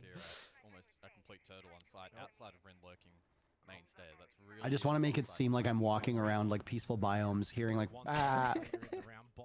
Got 2 nitro cells. At some point, we're going to get those. Honestly, within the next 15 to 20 seconds would be the best time to do it. Catch Falcons off guard as they're making their Dude, way this is through. gonna be a chaos push. 30 seconds, everybody's alive. I like the positioning of Falcons better, but you never love being attacking with this little time. Where is Mephi that he's killing all On these the other people? site. Towards the hatch, they've got the control above, but they're losing players. Swing from users. Boogeyman! That was so lackluster. Falcons just all walked in and died in separate fights. I don't think they expected to knock at the VIP hatch. They got stock control. Or the stock hatch, I should say. What albums did you listen to? Yellow? Into a site that was still heavily defended by FearX, and if they You prefer being called Yellow or Beetle? Maybe he prefers being called Horned. First and foremost, as far as I'm aware, Yellowhorn Beetle's pronouns are she, her. My fault, I didn't know. You get anything right? Sorry, I'll try harder. I had a really lovely conversation with Yellowhorn Beetle at the CGX showcase. It was a very moving talk. It's like one of the best parts of this job is getting to connect with people that have a shared interest in the game, but you can talk to them about things of consequence and significance, like grief and death and loss. Or you can go to a keg steakhouse and say that it's your birthday and get a free Billy Miner pie. Isn't that right, Van Silly? It pretty much does feel like FearX had the number of Falcons in this early portion off the back of a round that they shouldn't have won, doubling down with a round where they did play better. 2 things now. So the bans come through. Also I like Vans. mirror first, because that Great actually dude. has an impact in this round. A bit salty that Valorant has him and not us, but you know, whatever. Ben Silly is my favorite Rainbow Six Canada Nationals host of all time. They're saying that you have a bot in your YouTube chat right now. Do I? Oh no, you should go do that. You should go do some legwork. The Red Dead Redemption 2 soundtrack is good, but I think the Red Dead Redemption 1 soundtrack blows it out of the water. if you listen to just the Red Dead Redemption 1 soundtrack all the way through, and then number 2, they're gonna scratch different itches. But Red Dead Redemption 1 soundtrack just reminds me of being like alone by yourself in a wasteland. Whereas the Red Dead Redemption 2 soundtrack is like this thriving environment that's, you know, full of hope and some misery. We'll worry about that in a moment's time. Basement for round 4. This is actually a really, really strange play right now. For They, them. My apologies. This is not top 4. I should have asked. So they, them are their pronouns. So You don't we're need to both wrong. apologize. You don't need to apologize. If I misgender you, then I am the one who owes you an apology, and I will say I'm sorry. That was thoughtless of me. Anxiety and circumstance and alligator bites never heal. They're playing without fear. Like, What's anxiety and circumstance? Alligator bites never heal by Dochi, I did recommend. For FearX. Anxiety and Circumstance is the album I recommended. Good boy got picked Oh, up okay. in time as well. By who? which is insane. Akintoye. Is it more AI slop? No, he's a Toronto rapper. I told you this yesterday. They don't know Rinse. Jesse only listens to AI slop. That's not true. I literally am giving How do you not Toronto a drone that? W here. How do you not drone that?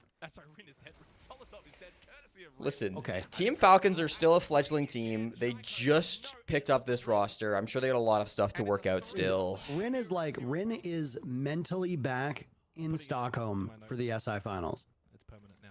Or for the SI groups. FearX. Falcons. I'm joking. For clarification. It's a throttling. Doesn't look like it right now. Yeah, wow. Early this days, is- but it does not look I mean, like technically, we both actually misgendered them. We did. Two halves. Two halves. Jesse did it deliberately, though. Mine was actually. I did not do it deliberately. do well Mhm. in- Happy then to there. use whatever pronouns people want.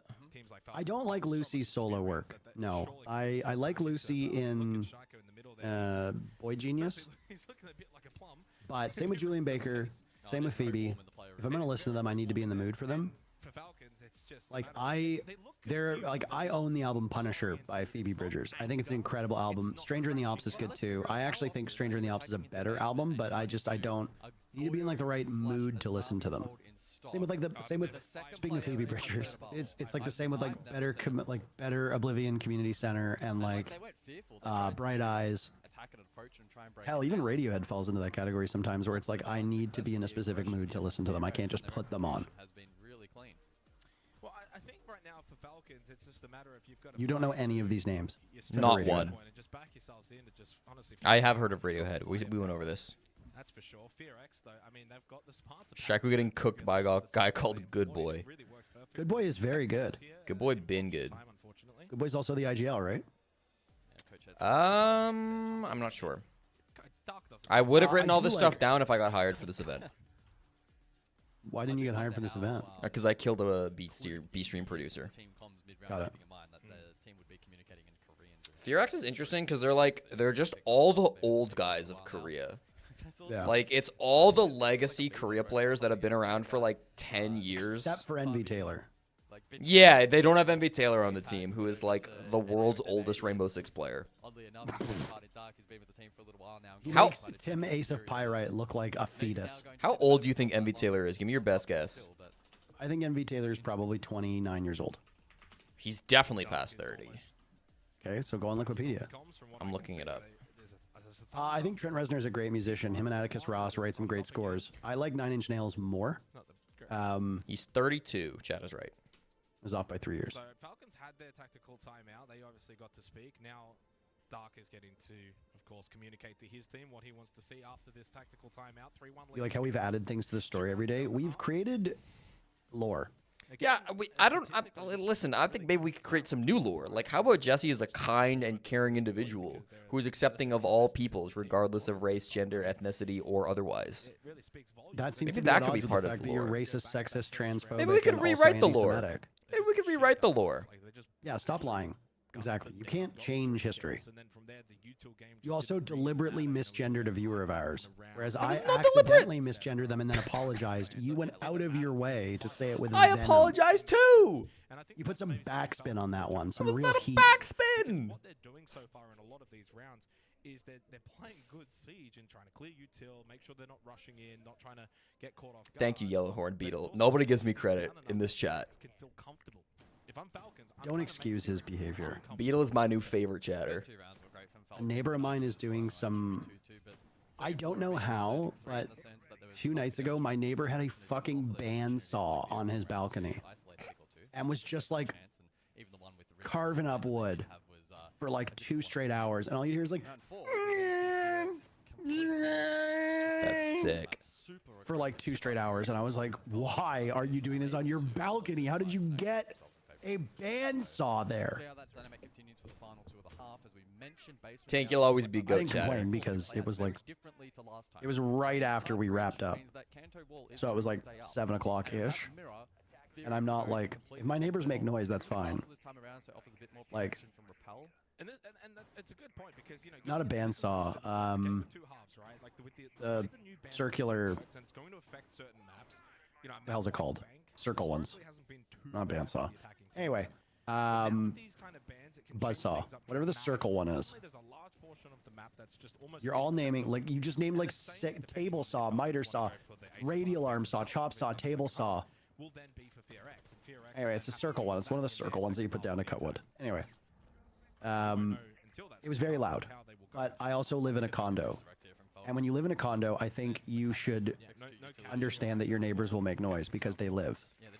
I have never complained about any of my neighbors, except we have one neighbor who always lets his fucking dog out 3 times a day, and the dog just sits on the balcony and barks non-stop for an hour, multiple times a day. That's obnoxious. Also has a huge garden that he waters, and all of the water leaks over the balcony and drips all down mine. He fucking sucks. He's awful. And it's like, there have been times where I've had to mute my mic while casting early in the day because the dog is barking so loud it would get picked up on my mic. And it's like, how do you sit inside and hear your dog bark for an hour and just go, yeah, this is fine? Ooh. Like, if I had a dog and I let my dog outside and it barked once, I'd be like, knock that shit off. And if it barked twice, I'd be like, all right, you're coming inside. One time in like early winter, Jess went outside onto the balcony and to do normal things that people do on balconies that is allowed in our lease. And she looked across. Hold on a second. Yep. The way you said that Yep. sounds very just bad. No. She went onto the balcony to do balcony things. What are, like, I go on my balcony to Balcony water things. my plants and like look outside and relax in Yep. the outdoors. That's what she was doing. Anyways, she looked to the side, and our neighbor had like a cat on the balcony, and it was like kind of early winter, it was a little bit cold, and the cat was like meowing at her, and like we didn't know what to do because like we didn't know how long the cat had been out there. It looked fucking cold, so we knocked on the neighbor's door. They didn't answer. We couldn't get in, so we ended up going down and like telling the front office. Apparently it was fine, and they figured it out, but that was probably the only time we've ever like complained about a neighbor. It wasn't even really a complaint. I've never formally complained about any of my neighbors. We've lived here for almost 2 years at this point. Because it's like, when you live in a condo or an apartment or in any area where you have neighbors, there should be an expectation that you know they're gonna make noise. Yeah, of course. And you, like, obviously there's this is huge. Rin might have just, oh no, Rin lost it, fuck. Damn, nice try, Rin. Like, there's an expectation that your neighbors are gonna make noise. Now, there's unreasonable noise, for example. Like, if it's after 10 p.m. or it's before 8 a.m., not gonna be super happy if you're making a shitload of noise. But if it's like, if it's a weekday and it's between like 9 and like 9 p.m., realistically make like as much noise as you want, as long as it doesn't like prevent me from hearing my own thoughts. Like, that's fine. You know, it's just like, get used to it. But then there's people who are like, I never want to hear noise ever. It's like, you live in a condo, go buy a farm. Like, shoulder peek, hit the quick shot, but unable to do so, and then the nitro. I did used to have neighbors like across the hall from me who would like fight like every night. And I never knew what they were fighting about because they weren't speaking English. I think it was Mandarin. And they would just scream at each other. And we did one time let security know because it sounded, I don't know, I was just worried for the girl who was there.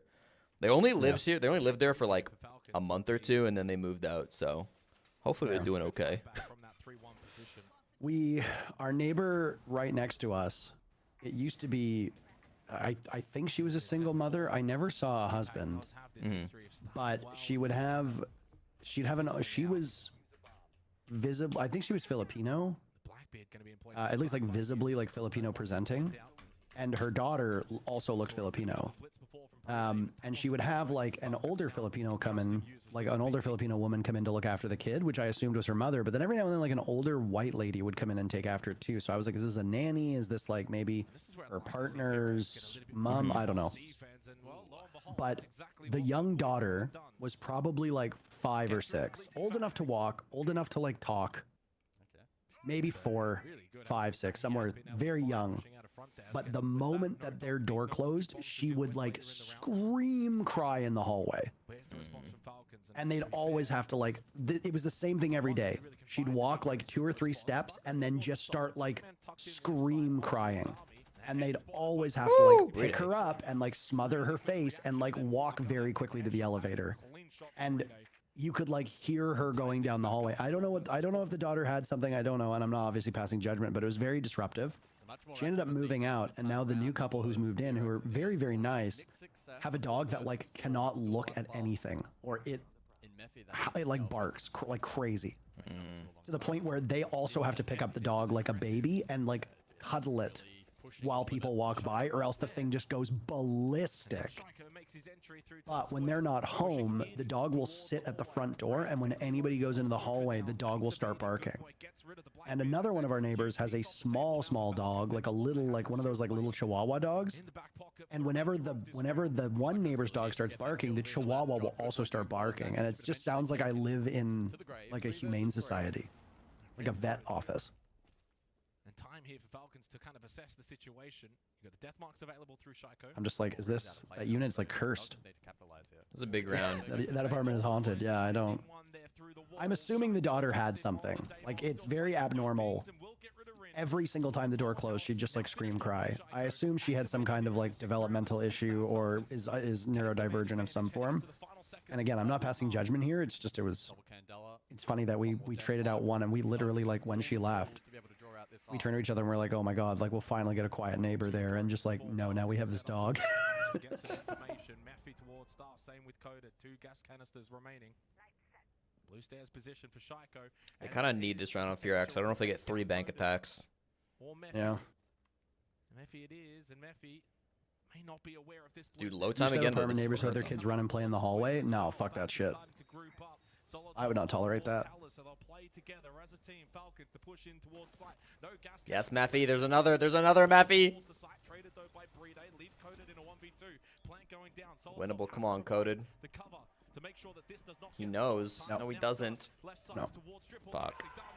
Okay, it is 1 o'clock. I gotta go because I gotta get ready, and then I gotta go to my appointment for 2 o'clock. I think it is unlikely that I will be back in time to catch.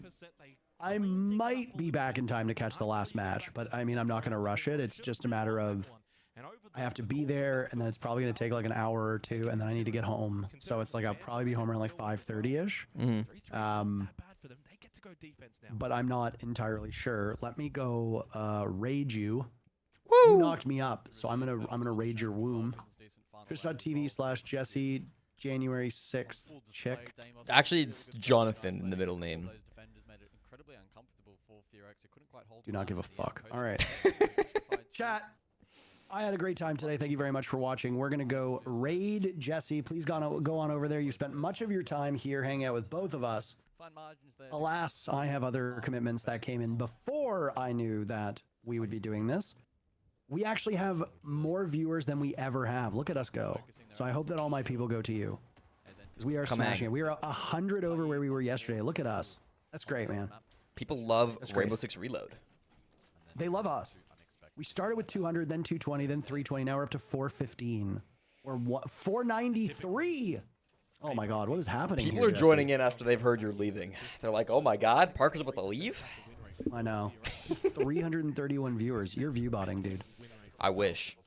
You're view botting. All right, chat. Thank you very much for watching. Take care of yourselves. Enjoy Jesse. Enjoy Reload. Enjoy all the fun that comes with his stupid mini siege garbage that you all play, and his really horrible overlay that makes actually watching the stream very challenging because it's puny, just like Jesse. Have fun. Goodbye. pressure on the side. Come in, They're going Interro viewers, join up. one for the reload and one for the elimination. Join up and come on into the greatest stream on twitch.tv. Thank you very much, Interro, for the raid. Obviously, they would be playing. They would not finish top. What if I don't have fun? Then you must leave. You must leave. This is a fun-only zone. I'll be yapping a bit today. View botting like that. Interro, go to your colonoscopy or whatever you're trying to do here, okay? Go to whatever you think is more important than entertaining the fine people on twitch.tv, okay? We know that you hate. Give a FearX attack prediction. Listen, FearX are better than people give them credit for.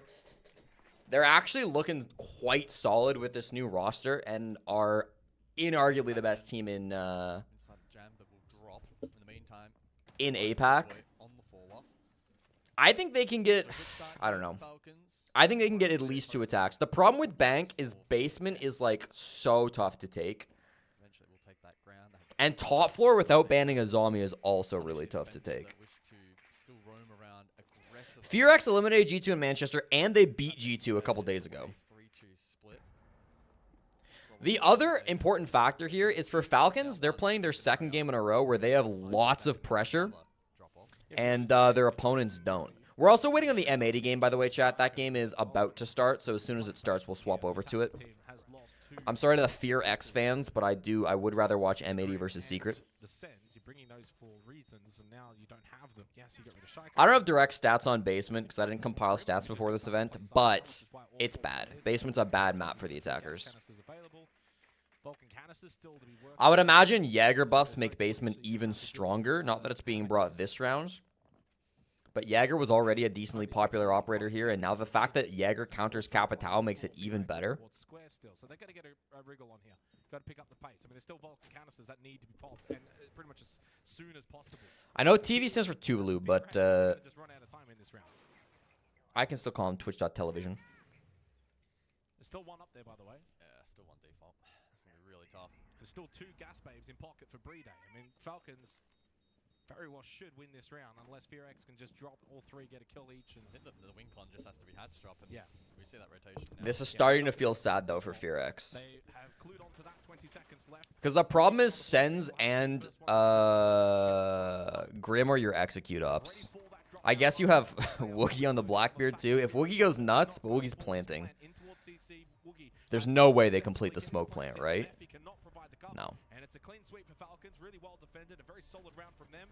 Google says Tuvalu makes 10 mil a year selling their domain name. Isn't it odd how domain names work? Like, who got to decide that Tuvalu gets .tv? And who enforces that? These are the mysteries of the internet I don't claim to understand. 2 separate kills, but double overall. Their country code? Who sets their country code? There's literally just one guy that decides it. That's what I figure, right? The ISO. Fuck the ISO. I think we should make .r6 the official Rainbow Six domain name, and I don't think the ISO can stop us.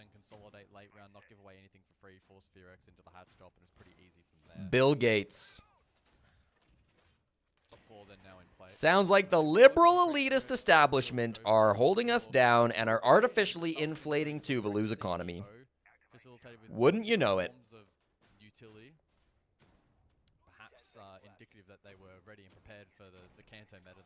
What's up, Seville? Or Sevi? This time around, though, it's a little bit different. That's not going to be the case. Falcons focusing on banning shields instead. So there should be a little bit more freedom actually here for FearX on the attack, which... There's a good video from Jay Foreman about country domains and how they came to exist. Interesting. Interesting. You would imagine. Fudge, why does a random island nation deserve my money? Well, I don't think they deserve your money. I think they're taking Twitch's money. Usually the next one in line. We're gonna storm the Capitol in anger. This is a big moment because this is our chance to dispel misinformation. Chat, we could do something really funny, you and I together, now that Parker's not in the stream, because Parker will be back for tomorrow. What we could do is we could all agree that starting tomorrow when Parker comes back, we're going to call him the racist. We're going to call him the person who is actually despicable. And we're all going to come to an agreement that actually Jesse J. Chick, that's me. Jesse J. Chick is an upstanding citizen. Wouldn't that be fun? What if we just flip the script here? What if we just flip that?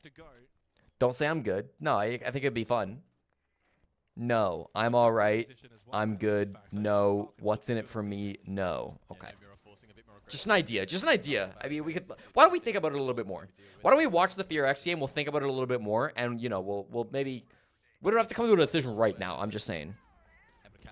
This is a dope strat. I think this was in Montreal. Oh, I don't remember who did this. Who did this first? It might have been PSG Talon that did the Capitao smoke plus Glaz rappel down through the lobby bank rappel.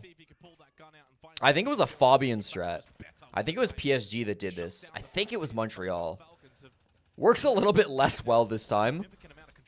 I remember that being so dope when it happened, because the player who did it got a kill onto whoever was playing Trump. But now I think people have read into a little bit more. They see a random-ass smoke on the skylight. They think to themselves, hold on.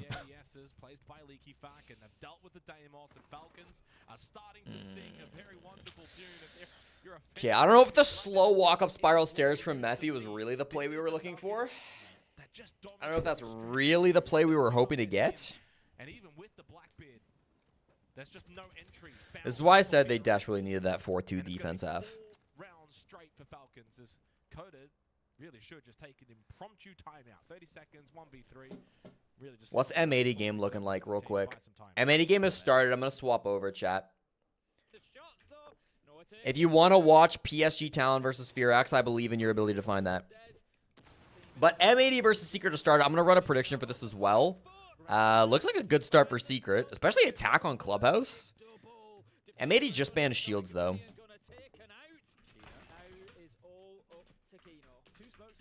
Who wins, M80 or Secret? I give you 5 minutes. Good luck. Gamble away.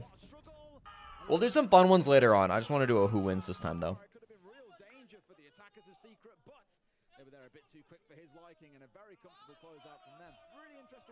Because M80 looked to challenge them around the map there, but Secret have dealt, even with that losing 2k that they had earlier on, they've responded well, they've used the Docker be cool, they've got the third clean up onto Diffuser, and then had that 2v1 inside a kitchen. Really good team play from both sides so far.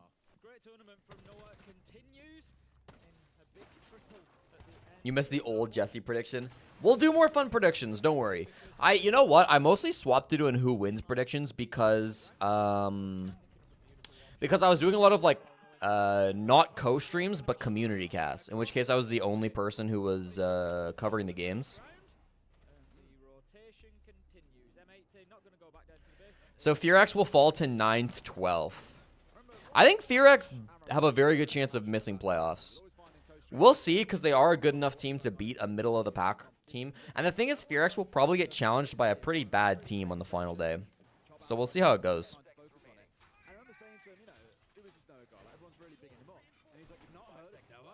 Secret only bet 1? Yeah, betting 1 I think is weird here. So M80 bet 5. So I think what M80 are thinking is that, like, if they win, they get 5, they go up to 14. They're in a pretty good spot to make playoffs. Depending on how things go, I think M80 are thinking if they win this game, they can bet 1 bullet tomorrow and still make playoffs. If M80 lose this game, they're going to go down to 4, and they're hoping that keeps them alive. Because do not forget, we are guaranteed to eliminate 4 teams today. Sprabunny, let me know how this works, because I'm not actually 100% sure. Do the eliminations from Liquid and Scarz count for the 4 teams that get eliminated today? Or does the PSG Talon game count?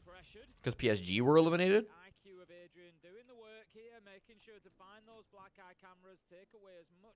Yes to both. Oh, okay. So then, as long as you have at least 1 or 2 bullets, you're probably okay to not get eliminated at the end of the day. Okay. Well, M80 wouldn't have known that when they had to choose how many bullets they were going to bet. But I assume M80 just didn't want to go all in because they know that, like, there could be teams at the end of the day that get eliminated even if they have more than 1 bullet. Do teams need at least 12 points to qualify? No. You just need to be top 8 in terms of points.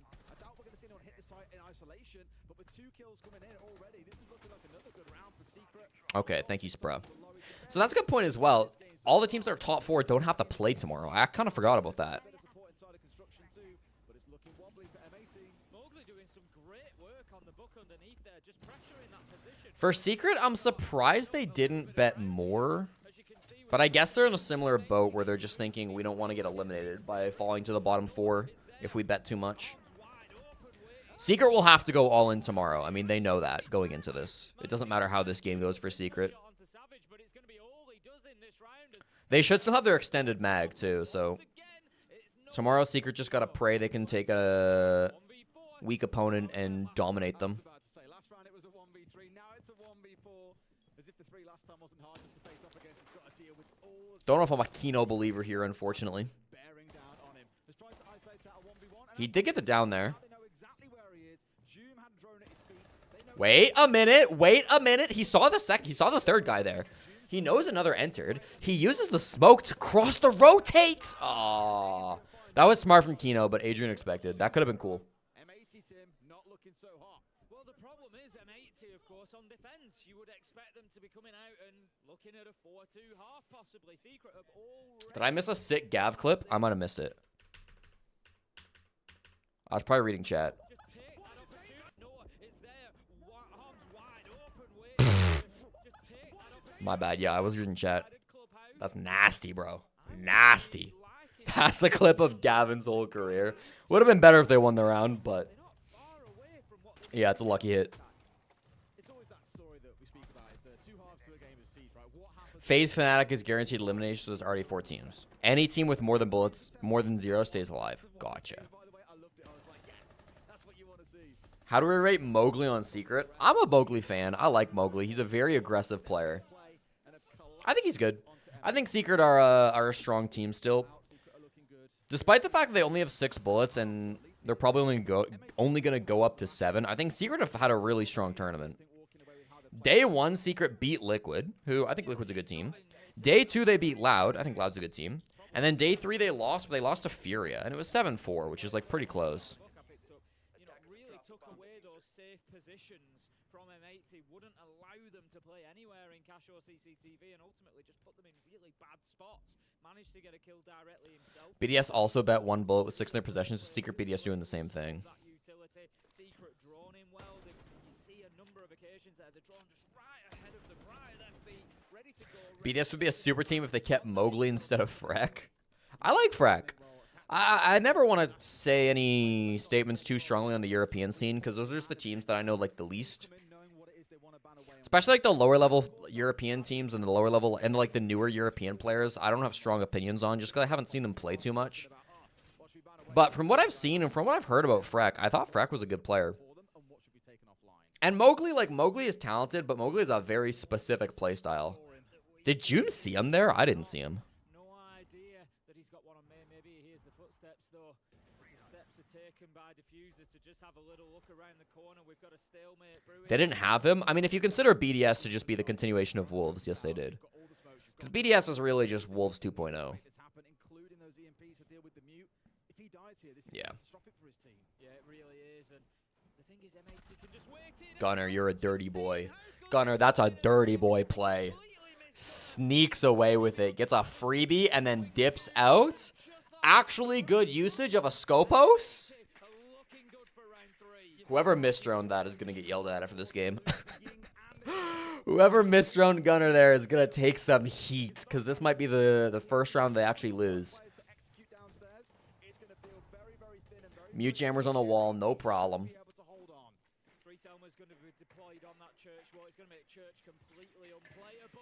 Once the Twitch gets the mute jammer, which it does, you can send your impact nades out, but the point is the line of sight is there, so you can no longer play safely. Scopos is the gunner op. I think Scopos is pretty bad in most situations.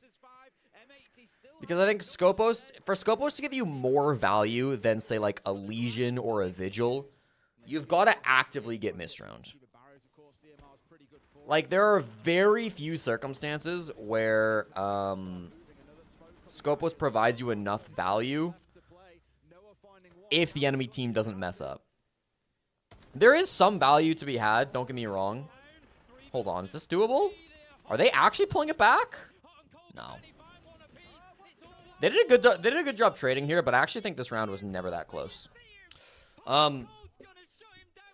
There is some value in Scopos in playing an offsite spot and then being able to safely retreat back to site for free. But I think it's rarely more value than taking just like a Legion or a Vigil.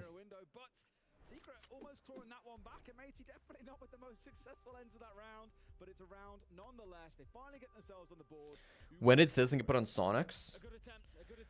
Yeah, a little while ago. SI23 to SI24. That sounds right.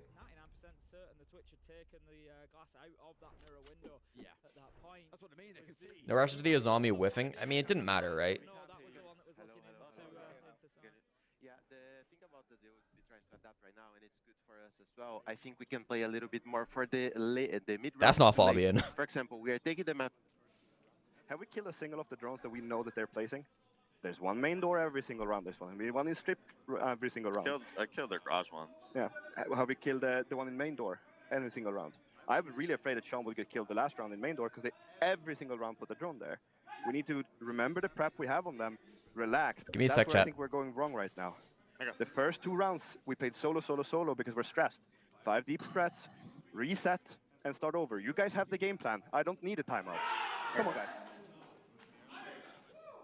He always says the right words. It's so lovely to hear, isn't it? He said the same thing yesterday. 5 deep breaths every round, reset, calm it down, go in fresh. Yeah, absolutely that. It's talking about that prep as well. You know, we know where the drones are going to be. We know where they pre-placed them. They've got all that down, and they just need to make sure that they're using that knowledge and intel. Gunnar got away with one like that. We saw the drone go through. They just didn't check the corner. It's always difficult in Siege. You know, there's a lot of areas to be checking, to be looking at, but you've got to make sure that you are checking those corners. I love how they've gone for an ace ban. You look at that and think, one hard breach ban when there's 3 like Hibana's available. Like, why not ban her? It's because Noah has been absolutely frying so far on the ace. 7 kills across those 3 rounds. They don't want any more of that funny business. Great, Off the table, taken away. This brings a lot more than just the breach. Totally. The frustration behind that definitely seeping into the M80 side. Fabian hoping to get a bit of a reset on here. Again, they've got a game plan. They've done the prep. They know what they need to be doing. Just haven't quite shown it in those first 2 or 3 rounds. Round 3 definitely more successful than the prior 2. Cash AC, we head into Tim here for round 4. Get our 3-site rotation resets. And we've got them very much dug in setup coming in towards Catwalk here with the Jaeger and the Wamai on side. All right. M80 can pull this back, and they kind of need to, too. Clubhouse, you want to get 4 defenses. 3 would be fine. Noah, please don't blow yourself up with the Flores drone. Thank you very much. Thank you very much, Noah. What's up, Fancy? How are you doing? Are you casting Reload at all, Fancy? Are you involved with the... I don't even know if there's an Arabic broadcast. I would guess there is, but I don't know. On that side of the map, we'll see as we go, because they're also opening CCTV. I like this, though, giving themselves options there. What we say about this site, you need to control 2 of east, south, or west. Once you've got 2 of them, you can probably pull off an execute. You see teams often stack everyone inside of construction and plant just inside. You're doing a watch party? Hell yeah. Catwalk and you're planting behind default in B, right? You've got options. I don't know that we need the link. Seal on. Really should be speaking to I'm not trying to watch. No offense to the Arabic casters. Just don't know if I would get a lot out of it personally. Very fair chance it's going to be a construction here. They're putting a lot of pressure in towards Garage. We're opening up walls in there. We've got a Monty on the door, for example. Of course, not going to have it here. Maybe it could be a Blackbeard. Then it shows they're coming in for Catwalk instead. It's just about realizing what the game plan is of Secret and responding in kind and being ready for that hit. Diffuser, please stop egoing. If Diffuser dies here, it feels kind of bad. He should expect that he might get pushed at some point too, because they could. I mean, Joom is sitting in bar. He could absolutely just walk at Diffuser right now. Whilst Diffuser's distracted. He's still alive. We're a minute 50 in, and Secret, they don't really have a lot of what they need necessarily. Kino dies. Okay. Where was Kino even playing? He might have walked down red stairs. That's my best guess here. Could have also just been on... Actually, I think it might have been just a repel on the breach. Can't ban out Noah, can you? He's just having one of those days. I'm looking at Diffuser here. Because Diffuser's going to flank Joom. Diffuser's going up main stairs. If he wants to flank bar, he gets a freebie. And Gunnar knows that there's a guy there. Nah, Diffuser went all the way up. Okay, never mind. Diffuser's got bigger plans. Fragging on a Molly. Hot and cold onto Joom. Nah, this is good defense. Unless Savage... Okay. Dude, how? What? Kino is cash? Yeah, so he dies to the breach. Dude, pardon me? I like that defense. I don't know how Adrian just came out of nowhere. My bad. Falcons beat FearX. Damn, GG's. Could have been funny. I wish I don't think we'll get a... If we get a replay, I want to watch it. Otherwise, I'm going to go back and see it again.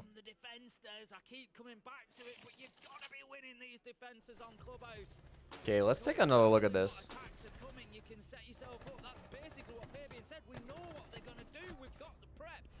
Savage just finished the plant and turned around.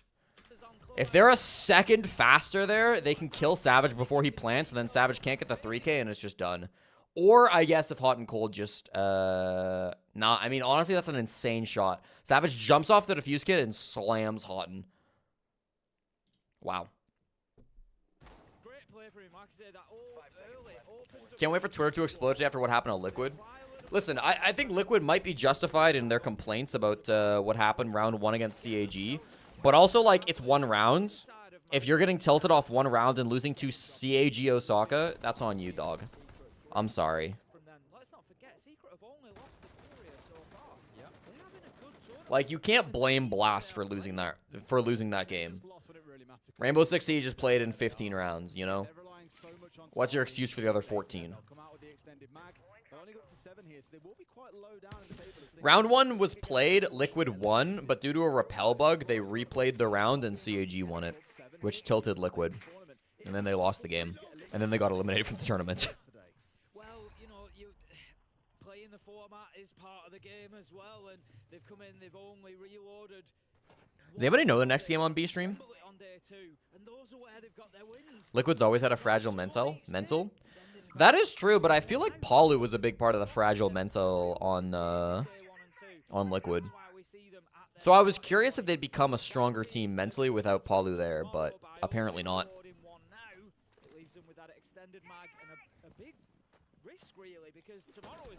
BDS Loud is the B-Stream game. Okay. That could be a fun game. I'm definitely going to prioritize the M80 game over that, though.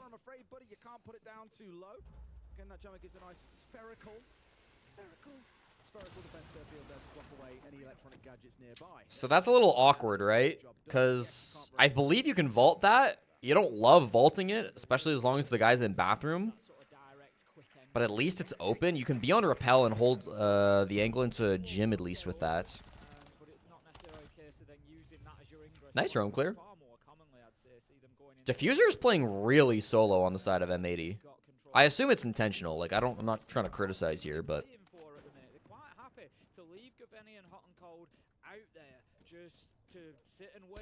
ship breach, yeah.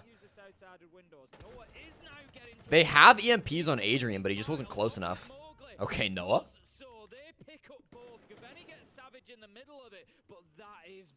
Doesn't matter if you're farming over by cash side, man. Shit breach can be as shit as you want.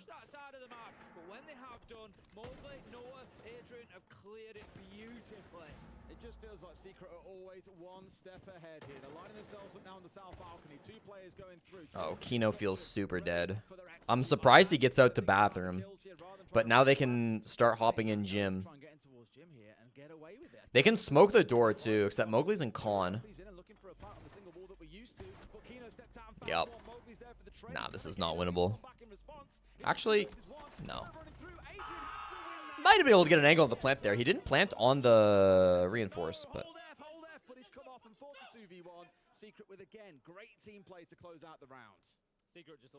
if you don't go upside down, I think you can still get the full breach. There's a mute jammer on it though, Condor. So it's a mute jammer and a mirror window, which is the awkward part. So you have to go upside down because of the mute jammer. who's playing well enough to go through and win those big matches. I'd certainly put Secret in that bracket at the minute. Like I say, one game lost against Furia, but it was 7-4. It was still a close affair. They played well. And then The ace ban obviously doesn't help either. Liquid, they've not, played easy teams here. They've done really, really well so far. I'm a little surprised teams are still full banning shields against Secret, because I thought Virtue was a big part of their shield success. Virtue played a good number of shields. I know Savage did as well, so I'm assuming that Savage is just the guy that perma plays shields these days for Secret.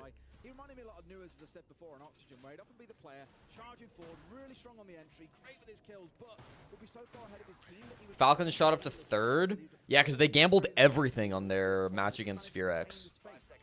Dude, this is how this tournament works. You're going to see ridiculous jumps, basically non-stop. Play things a bit more tight here, work as a team, and as a unit, things will start to shine. And I think having So Liquipedia is not showing anybody as locked for playoffs. Does Sprabunny or anybody else know if any of these teams are locked for playoffs? Because I don't know how CAG would fall out of playoffs. But it might be possible at this point. You could try to calculate, but it would be really hard. Yeah. I mean, like, it should be easy enough to calculate if somebody's locked top 4, right? Because if they're top 4 at the end of today, they're just in playoffs. Like, you wouldn't have to, for at least top 4, you wouldn't have to calculate tomorrow. Entry kill. That is the 5th round that Team Secret have that entry kill. Will it be the 5th round that they put on the board? It feels like it should be, Tim. In a 5 versus 3, they haven't let these maladvantage situations slip away from them yet. And they've still got so much time to work with. 2 minutes on the clock. You're basically playing the round. There have been a lot of opening deaths that go untraded for M80. And I feel like part of it is just that they're playing quite individually. Technically, if CAG gambled everything, they would be out. Well, again, if you finish in the top 4 today, you don't play tomorrow. You just go to playoffs. So if CAG cannot mathematically fall out of top 4 today, then they wouldn't even get the chance to gamble everything, right? You'd almost call it a live game, but it's not, because he does it game after game after game at the minute. He's 5th highest rated player at the tournament so far. This is what I mean. He's just, You need a god tier Kino clip for this to be winnable, I fear. Against the Blackbeard, though, it feels really tough. We've seen Kino left all alone down in the basement before. This time he's got Gaveni with him, but I fear for M80 Des that the outcome is likely to be the same. They lose here, Tim. Let's not forget, they could get eliminated come the end of today. If teams below them manage to jump up a little bit, this could get real scary. That's wrong from Des. Because there will at least be 4 teams with 0 points. It's impossible for either of these teams to get eliminated. It's going to make for a very, very tense affair when we see how things stack up by the end of the day. Still in this 5 versus 2, Secret, it feels. They've done a good job killing time and not dying, at least on M80, but can they find Diffuser? This is the question. Savage's memo. Gavin might be able to get a shot on. Nah. Nah, nice try. Nice try. Why did W7M not play today? W7M weren't chosen. So because there was an odd number of teams coming into today, they did the draft as normal. Here we are. It's up to us how we deal with that. I think that so far we have kind of been observers in our own game. We've just kind of sat back, let our things happen to us. Very little team play. The only people that can change that around is the fucking 5 of you. I can't do anything from here. You know exactly what they're gonna do. Sort that out. Go together, talk. Like, the energy is dead graveyard right now. Yeah. Because we're fucking shitting our pants. We're nervous. What do we have to lose? Nothing. Yeah, we have fucking everything to gain. 6 rounds, get ourselves back into this shit, actually make the main stage. That would be fucking nice. This is now or never. Yeah, let's go, boys. A tough loss for M80 to take. If it does happen, it will put them down onto... I like the listen-ins during every op-ban phase. I hope that continues through regular Siege. Because while most of the gimmicks going on in this tournament will not be returning for at least the rest of this season, the operator bans, I believe, are permanent for Siege X Pro Play. good run back at them. But they were able to turn it around, show some resilience, lock it down. That's exactly the spirit. Yeah, so if you were not chosen like W7M, you get the average number of bullets that the winners received on the day, excluding cards like Extended Mag. There's nothing they can do about it, because whatever they try, nowhere. Basically, I know it's confusing. Basically, W7M will get like probably like 5 or 6 bullets or something for free, even though they didn't play anybody today. They get a free win, basically. It's kind of lucky for them. Well, and it's extra lucky for W7M because the last 3 teams in the draft were DarkZero, Furia, and W7M. And DarkZero got to choose their opponents. And DarkZero would probably rather play W7M because Furia are a better team than W7M. But DarkZero could not choose W7M because DarkZero and W7M had already played earlier in the tournament. So it wasn't even like DarkZero chose not to play them. It's like kind of by the luck of the draw. I mean, obviously, they were intimidating enough of as an opponent that nobody else wanted to pick them. But yeah, they did get kind of lucky there for sure. Falcons picked FearX because Falcons were in 19th place coming into today. So they got to choose first. And I think they chose Cloud9, but Cloud9 chickened out, so then they went to FearX. Who decides to stay out in the map. Doom right now gets aggressive on main door again, just deals with them too easily. They were talking about the droning of Secret. Dude, they were talking about the team play. Like, Fabian was literally saying we're not playing together, which I 100% agree. And then what happens the like first minute of this of the 7th round? 2 individual players go and die to the same guy. It's like it doesn't get more on the nose than that, you know.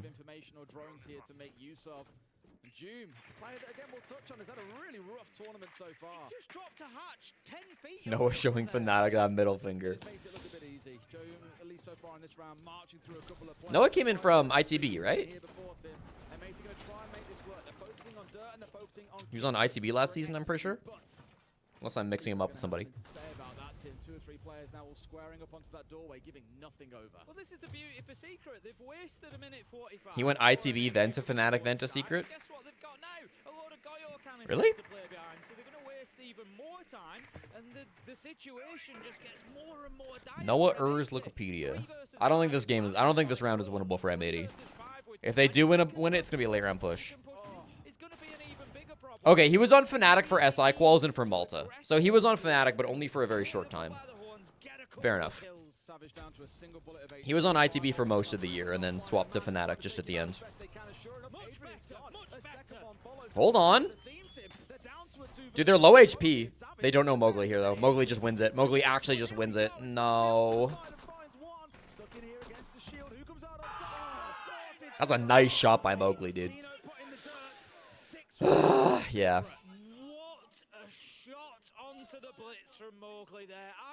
It was a really nice shot. So they're one of those rounds, though, where it's like a 3v5 execute. They get 2 picks at the start of the execute, but they immediately get traded back, and it's like technically numbers were even at one point, but it was never that close of a push because the positioning advantage was so much better for Secret. What do the odds look like for DZ to make playoffs? DZ are weird because they're just like every other team are like gambling everything against one random APAC team. DZ are just like playing a normal tournament. They're not really going all in against any opponent. But broadly, they've been winning. They play Furia today, and they only wagered 1 bullet. So assume they lose that, they go down to 5. DZ will have to go all in tomorrow and win. Yeah. For DarkZero today, honestly, does not matter. They just need to go all in tomorrow and win. And they've currently got FaZe, SSG, G2, BDS all sat below them. In fact, BDS will be above them after this game. So there are potentially 3 teams here. Or play it safe because everyone else goes all in. I mean, DZ will be at 5 bullets going into tomorrow. Or 6, right? There's no way they can play it safe tomorrow. Yeah, DZ will be at 5 bullets. There's no way that'll be enough. Do I think losing Bolo helped DZ? No. I don't think it ruins DZ's chances or anything, but like I think they'd rather have Bolo. If they win at 7, it's slightly possible. There's no way, right? They'd at least gamble a few. Alright, here's Diffuser on Aurora strat. I'm actively looking out for these Aurora strategies because I would like to make a video on this after the tournament ends. He's currently just playing down in like kitchen. Or he's outside the building currently, but there are no roamers down there, so he won't really find anybody for a while. Diffuser might be trying to walk up main, and then he can maybe use the Aurora gate to close the door to Master and then run into Logi. Or he could close Master and Logi and run like down the hallway, although I don't know what that really gets him, that the Jacuzzi breach doesn't get. Yeah, he's coming in with a blitz too. They didn't know this guy was here. That's a little awkward. No shot! Oh no, how do you not get a kill there? Dude, that's unfortunate. Diffuser was running up the staircase and he pulled out the fucking gadget. So he couldn't kill the guy on the stairs. They went 1-for-1 and then Kino's just panicked running into Logi without being able to block off the Master doorway. It's a good idea, but it's just slightly executed too clunkily. Because Kino, I don't know if he saw the guy in the corner too late or if he called it or if the Diffuser didn't react to it in time, but it's a good rat spot on the stairs, I guess. That's tough. That's tough, man. 7-1 over M80. I'm not a believer in Hot and walking up mains, unfortunately.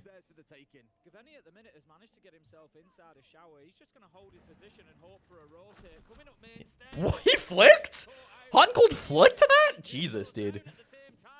Nice shot from Houghton. It shouldn't matter. It's kind of in the theme of this game. There's a lot of nice shots that just don't seem to matter.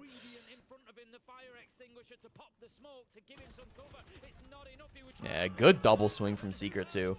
They honestly completely outplayed them on team play. Wasn't even close. Team Secret looked so much more like a unit. What does B-Stream look like? B-Stream's a 15-minute timer. Okay.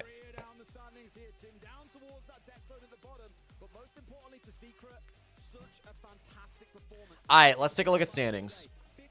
So, I believe this will be up to date other than the Secret game, right? Does this include Falcons? Yes.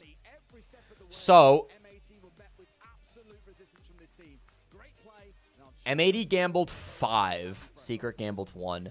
So, M80 will go down to 4 points. M80 will fall down to 15th place, which is really tough. And Secret go up to 7. So, tomorrow, both M80 and Secret will have to go all in. But for M80, even if they go all in and win, it might not be enough. I think they still have extended mag. Yeah, they do. Yeah, it's going to be tough for M80. The nice thing for M80 is they get to play one of the APAC teams probably tomorrow because they're going to be very low on the standings. M80 might get first pick of opponent tomorrow. They'll probably get like first, second, or third pick. They'll get an easy game for sure. Again, though, with how few points they have, I don't know if it'll be enough.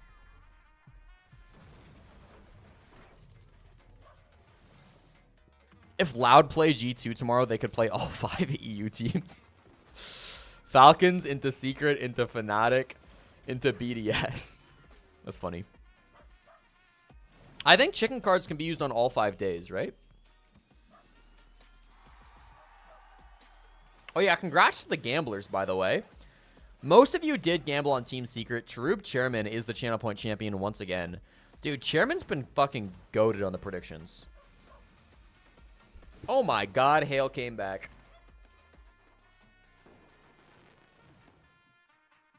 I think we GeoGuessed a little bit, yeah? I didn't give you guys a GeoGuesser to play. Oh, shit. Okay, here's what I'm going to do. I'm going to give you guys a GeoGuessr.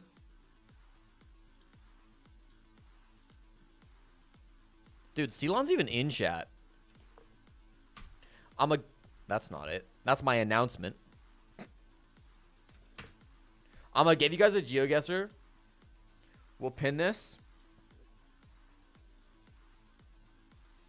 I sent one yesterday at noon and didn't do it for the entire stream. Okay. I was gaming with Parker. In the meantime, I'm going to do the city naming challenge, I think.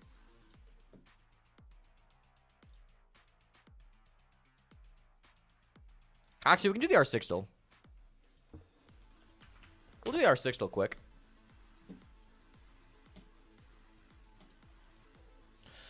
What op do we want to start with? Chat, what was the last op you played in ranked?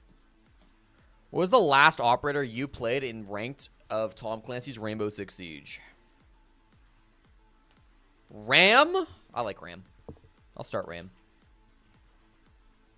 Gunner is a fraud. The sooner people realize, the better. That might be one of the worst takes I've seen in chat in a minute. Sometimes it doesn't work until I refresh. Ram. Okay. We're looking for a male attacker older than 2023, not from Asia. Not a 1-speed. I mean, this could be anything. But they're not breach as well. A non-breach male attacker. I feel like I want to go with one of the shields. Let's try Monty. I feel like Monty could be this. Okay. We are looking for a male attacker. Not Intel, not Support, not Breach, not Anti-Gadget, not Wolfguard, not Red Hammer. Oh, Monty's a 1-speed, so it couldn't have been Monty. Whoops. Not from Asia, not from Europe.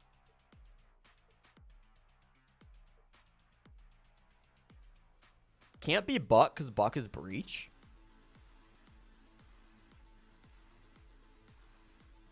Asia and Europe rule out a lot.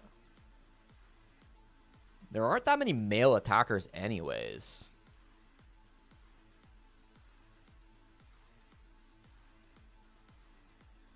Who else is a male attacker from... I must be missing a male attacker from NA, right? Wait, I'm blanking. What?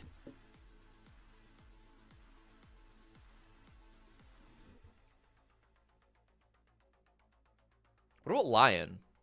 No, Lion's European.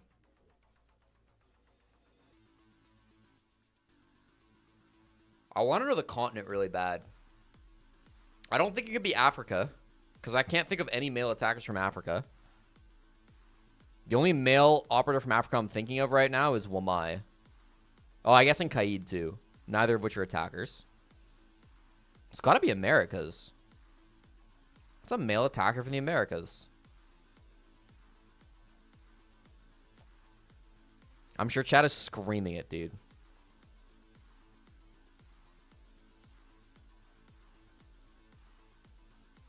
Dude, what?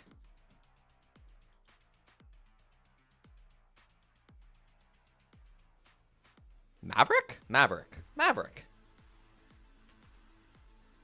Maverick. Why did I think Maverick was European? Wait, it could be Maverick. It's a frontline 3-speed male from 2017. Oh. It's not Capitao, right? Capitao's not a 3-speed, is he? Wait, what ops for 2017? Can't be Buck. Buck was Breach. Can't be Capitao. Capitao's not a 3-speed. Unless I'm mixing up Capitao's speed. I'll try Capitao. Why not? Why not? Let's try Capitao. Capitao is a 3-speed. Okay. Okay.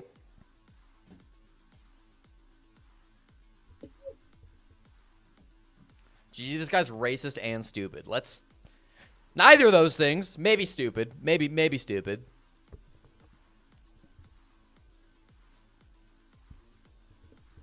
What gender would Osa be? Female. Alright.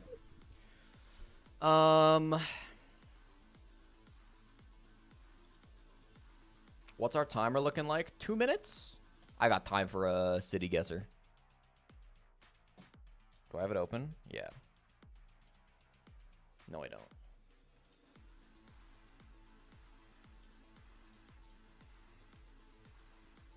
Alright, chat. We're going to learn about the cities of the world.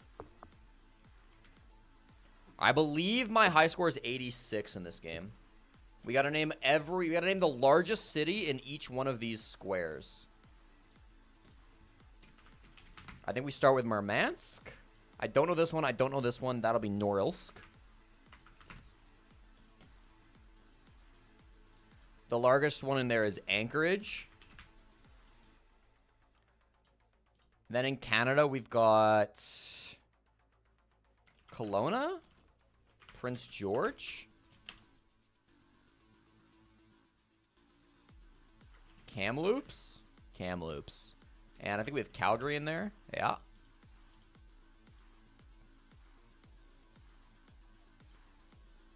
Europe, we got Reykjavik, London, Berlin, St. Petersburg, Moscow. In Russia, we've got Yekaterinburg. What's this city in Kazakhstan? I don't remember what it's called off the top of my head. It's not Almaty, it's the other one.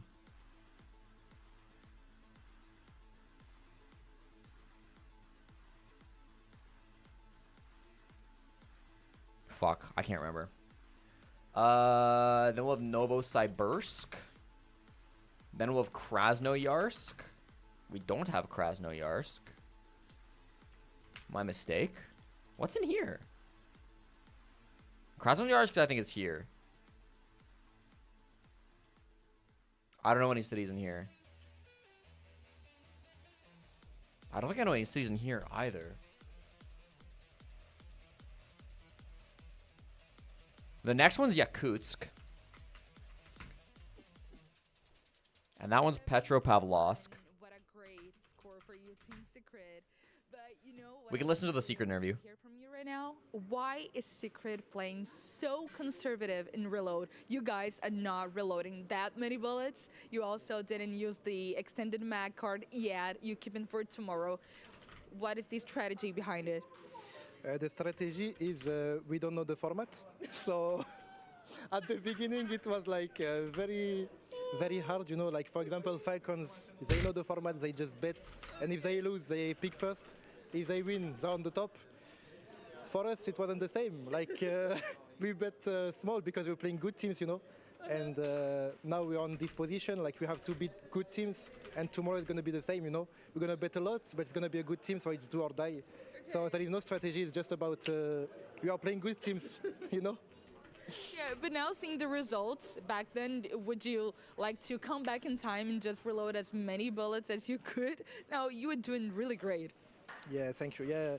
What's I don't know in why here? MIT picked Club, to be honest, they are terrible on it, and like, it's our home, you know, like we are so good on it, and for example, like you said, we put 5 attacks, so after this, it was an easy game for us. Yeah, I was going to talk about that. Club, it's a more defense map, and you guys somehow managed to get a lot of attacks round, so I guess that made easier for you, right? Yeah, I'm here to revenge my friends on Falcons, you know. They lost yesterday against them. They are my friends. And now, you know, it's Club, it's our home. We know how they play, you know, they just want to flank us, you know.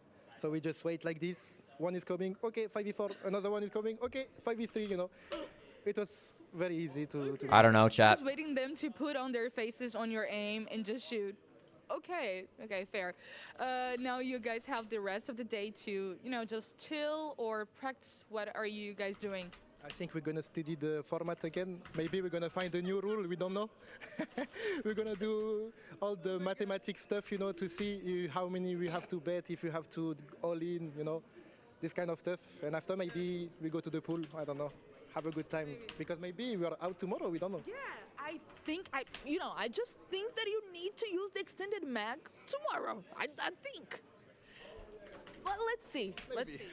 But go no, we have to, obviously, but it's more about I don't know. Like which team are we gonna pick, you know? Because we need to see the end of the day to see the result. Draft show. Yeah, and we will see. Are you like? I don't know how to say this in English, but thinking, oh, who it's going to choose us? Are you afraid of the team that it's going to choose you? No, like we are not afraid because, of course, we used the chicken card, but because we wanted a lot to play against Furia, you know, we prepared the game. Unlucky we lost because they play better than us. But tomorrow, you know, like it's gonna be against a good team again. But for example, MIT is considered a good team. We 7-1 them, so no pressure, you know. We can beat anyone. A little bit of shade there. They can beat anyone. You don't need to be pressured, Mylish. No, I'm under zero pressure whatsoever. I love it. Mowgli is so blunt. He's like, I have no fucking idea how this tournament works. We're just playing the game, doing our best. We're doing our best here. Astana? I'll cheat and use chat. Fuck it. Astana? Astana! Thank you, chat. Sochi, Baku. I didn't try Baku, but Baku is right there. Cumloops is a cursed cereal brand. Will, you're probably not here anymore, but good luck on your interview, bro. Top of the stream is Mini Siege. Just a little fun little chat game. Tripoli then. Cairo. Riyadh. You are still here? Let's go. CAG are confirmed for playoffs. Huge. You know what? That's really good for my predictions as well. I did have CAG top 8. What were my top 8? Is it still reasonable? Wow, I definitely didn't have Elevate in my top 8 or Cloud9. No, my top 8's not reasonable. Top 8s are going to be destroyed in this tournament, but I don't think anybody realized how wonky the system would be. Is this just Dubai? Yeah. As much experience as possible. They've now played Loud, they've played Liquid, they've played Furia, and they've played Shanghai. I think this is just Busan.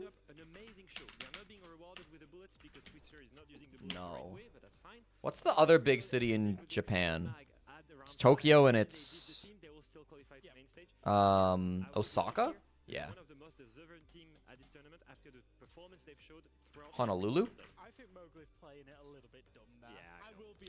The quiz is hugequiz.com/quizzes/world cities random grid. I will link it to you, chat, but you do have to pay to play it, I'm pretty sure. Busan is not in Japan. No, but it's in the square.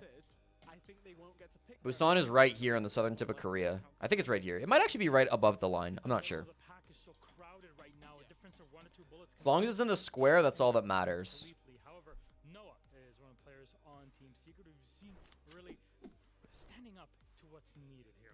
Ziwataneho? No. I don't know what city's in here. Is there just a city called Kalima? No. I'm actually not sure about this. No idea. Next one's Mexico City. Is that one just Panama? No. Medellin? Medellin. Santo Domingo? This one is Paramaracaibo. Paramaracaibo. Wait. Paramaracaibo. Paramaribo. Paramaribo. I was adding too many letters. Let's fucking go. Dakar? We got Lagos barely in that one. That's probably Kano. Is that Khartoum?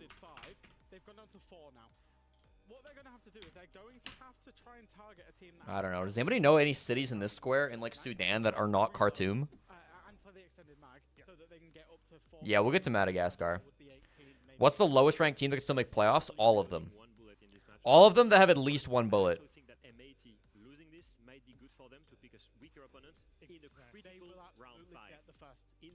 Because in theory, like, even if you don't have your card, you can still move up to 8, which would put G2. I mean, G2 haven't even played today. But, like, I don't know. Take Secret. Secret are at 7 points. Like, they still have their extended mag, too. Basically, all the bottom teams can still get, like, at least 20 extra points, in theory. So it's really awkward. I don't know, but all of them could make it. Look at Bodega's tweet. Okay, hold on. going to go and pitch him. He's pushing this player away, and boom, double free kills, and that's how you get a 5v2. Now look, instant reaction from Mowgli. Let's put the gas tank down, make it explode, burn the staircase, no one can retake. 3 tournaments in a row where the admins tamper with the tournament results. Integrity at all-time low. Funny it started happening as soon as Siege started to get popular. I wonder. Bro, this is the most ridiculous fucking take. I don't know why I got tagged on this, but dude, Bodega's just annoyed. I'm sorry, Bodega's just mad that he got banned. I hate to say this, dude. You can make the argument that the admins are making bad calls. I'm not even fucking disagreeing with that necessarily. But the idea that it's this grand conspiracy that fucking...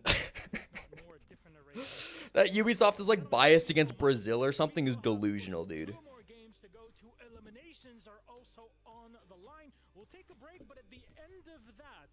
Bodega's my alt account? I wish. I wish, dude. I wish I had the brains to come up with tweets like that. Because that shit's going to pop off. I know it is. It's nonsense and insanity, but it's going to pop off. That's Addis Ababa. Can anybody in chat name a single city in this square? I don't think so.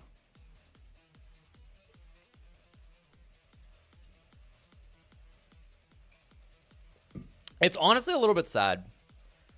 Like, I really wish Bodega was able to, like, look at the clip of him crashing out after their match against DZ.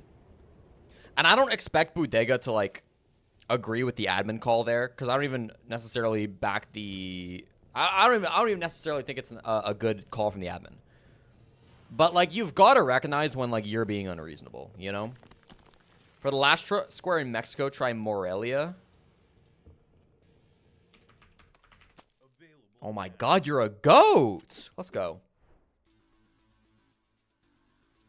Can somebody explain the weird BDS strat of only reloading 1 bullet every day? I think just like Secret, BDS have no idea what they're doing. Muscat in Oman? No, good try. Unless I'm spelling it wrong. Nope. Bodega's chronically online and can't be accountable for his own actions. Yeah. I mean, like... Yeah. At some point, you've got to realize, like, it's not about the ruling. I think we've got Mumbai in there, right? Yeah. Is it Chennai? Oh, how is he so good? Mogadishu? Mogadishu's lower. It's in this square. This is Ho Chi Minh because of weird city boundaries. And this looks like Quezon. And that's Davao.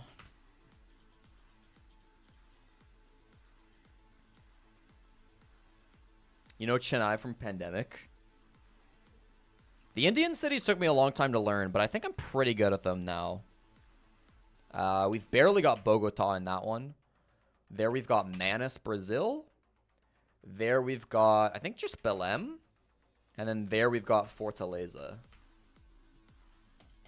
I own on Brazilian cities. Nobody can come into this chat say I fucking... When I'm out here naming fucking Manas and Belém, nobody in Brazil can come in here and say I'm biased against Brazil, okay? I just call them like I see them. Dude, I have no idea. This is a bid gen, but I don't fucking know. This is Monrovia. I have no idea for cities in these tiny little slivers of land. This might be a city, but I don't know it. That's a tough one. There's no islands out here with people. Right? No, not really. Not that I'm aware of. There might be one or two, but... Freetown? I'll try it. Nope.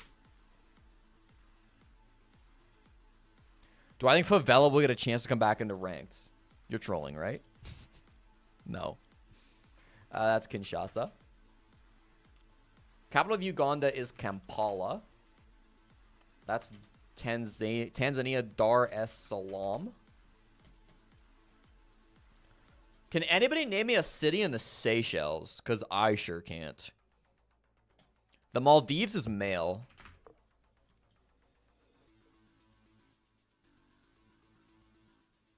Freetown, is that where the NA reload players are from?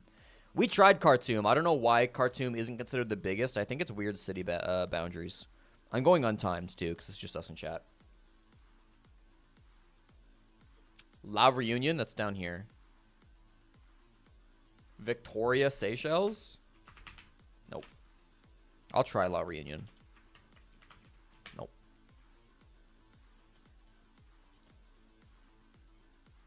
Alright, let's go to Southeast Asia. That's Jakarta? Is it Makassar? No. What's the city in East Java? I always forget it. I think it's right here. I always forget what the city is called. Maybe it's a spelling problem? No, I use spell check. I've also played before. It's like some city that's not Khartoum in Sudan. It's weird. It's weird city boundaries stuff. Because it doesn't go metro. It goes city proper. Because when you play the game and you finish, it tells you what you got wrong. And every time there's one city in Sudan that I can never remember that I always get wrong. I know it's not Khartoum, though. I don't remember this city here. I don't think I know any cities in this square either. I think these two squares, I'm unsure. This one's Port Moresby. Let me double check no games are going on. Wait, is there a game on? No, they're about to start this game. They haven't started yet. What is A stream looking like timer-wise? 2-minute timer. I'm going to put B stream audio on. We'll listen to the casters. If the game starts and it looks like it's about to start, I'll stop playing the City Grid game. I don't know anything in here. Thank you for letting me know Loud Fnatic's about to start. I did catch it, but if I didn't, I'm glad you're telling me. That's Lima. That's Santa Cruz. That's Sao Paulo. That, I think, is Salvador. Damn right. And this is Skyscraper. Bandung or Surabaya. Both of those sound correct, Beetle. Remind me when we go back to the game, though. I think it's Bandung. I think Bandung is correct. And Surabaya might be right, too. You assume we're watching G2? Do you want to watch BDS Loud or do we want to watch G2 Cloud9? I'd rather watch G2 Cloud9, but the game doesn't start for like a minute. So we'll watch the first round or two of BDS Loud. Yeah, CAG Osaka are the first team to lock in for playoffs, which is goofy. Just goofy, man. We'll go to G2 when it starts, yeah. It's affecting attackers a lot more than defenders. I feel like there's so many good defensive operators that you can cover. They ban Blitz Blackbeard. They leave the Monty up. It's going to be a little bit tough to take Black Stairs now. A lot of teams like to do shield takes onto Black. You can't really cover as much.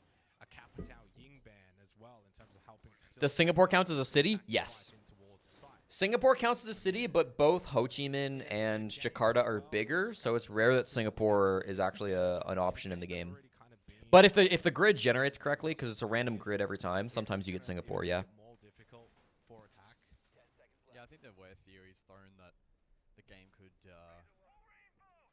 circle back to being... Today, Singapore was in the same square as, I think the same square as Jakarta.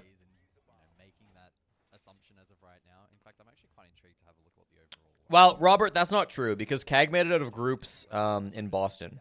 Oh, the next event. Okay, that is true. The rules of the geography game are it generates a grid randomly on the world map, and you have to name the largest city in every square.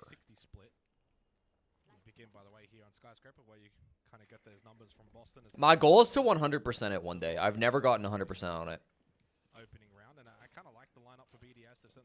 But when we lose, we learn. All right. Blackbeard, the only shield available for the first half. So we'll see if Lazmu plays it every single round, and we'll see if Blackbeard gets banned after 3 rounds.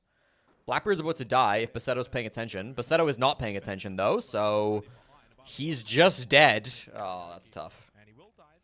Bassetto kind of got timings there, but also, like, he should have heard the repellent. That said, Siege sound sometimes it's not the guy's fault. That guy just left. Okay. Robbie kills Daff. This is a really bad hold, I fear, from Loud. I don't think they were expecting BDS to come in so quickly. And yes, you stopped the plants, but you're still not in a good spot.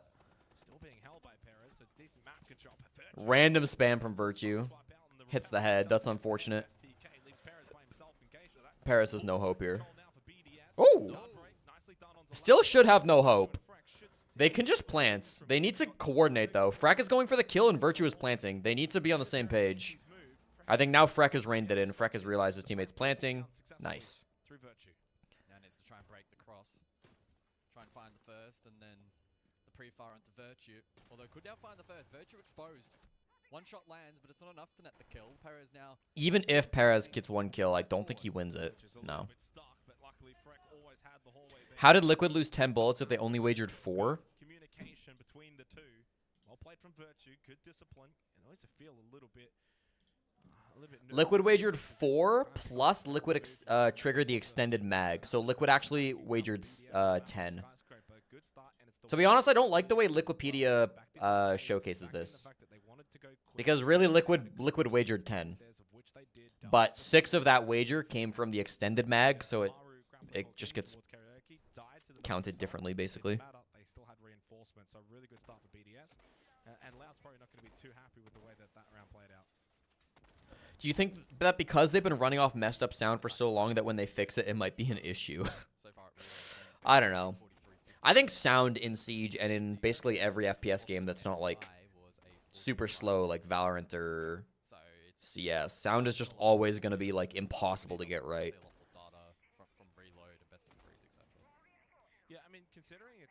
Why are we still asking format questions? Just vibe with it. We'll be answering format questions all the way up until BO3s, bro.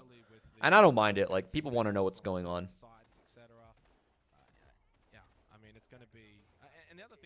Sound in CS and Val is also bad. Yeah. Sound in video games is just really fucking hard to match the real world. Like, sound is just really complicated. And I don't know if any video game will ever get it right. Val's much better than Siege. I think it's easier to do sound in games like Valorant and CS because like the map is one-dimensional. You know, you don't have levels to it. And because like everything is so quiet in general. That's where Virtue is currently stationed, likely to try and bust up the hatch in towards A. You think there's an esports that uses the system, but they flavor it differently and it goes well? Like the reload system? I have never seen a tournament that is anything even close to what we're doing for reload. I think this is a tournament system that somebody at Ubisoft or Blast just like has cooked up. They've definitely cooked something up here. Loud ready for it though. Live playing the close angle. Okay, Rora Strat, you're blocking off the... Ooh, and then you're jumping up? Okay.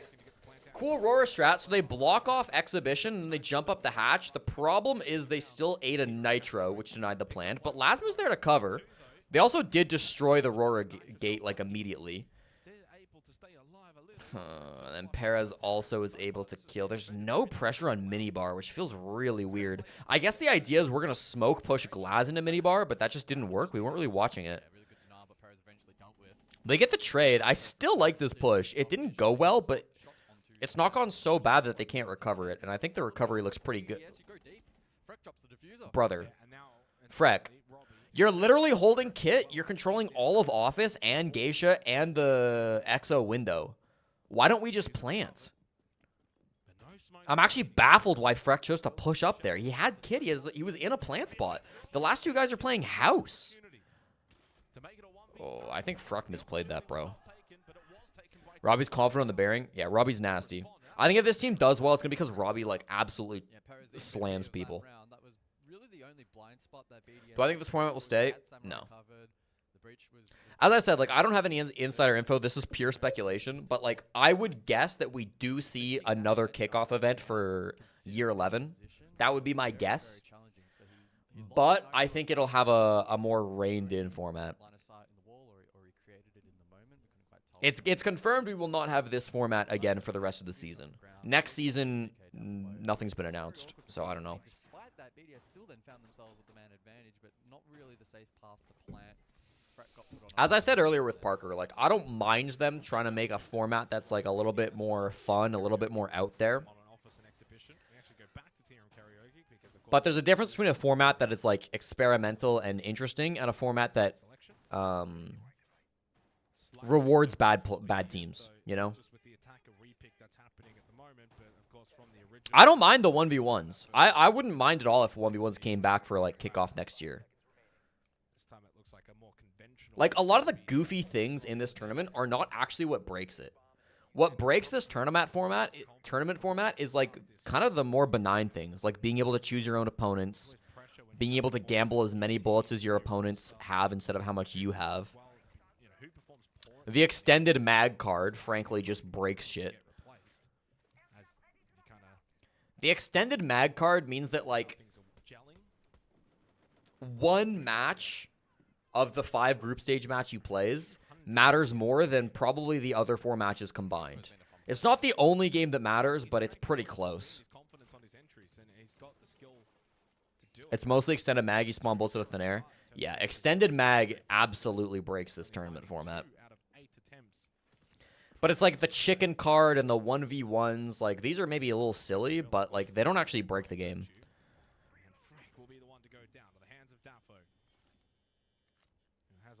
Another bad round from Freck, opening death, no trade, playing on the Nomad of all things. Coming into this match, and we're looking to pump those numbers up once again. Contact here.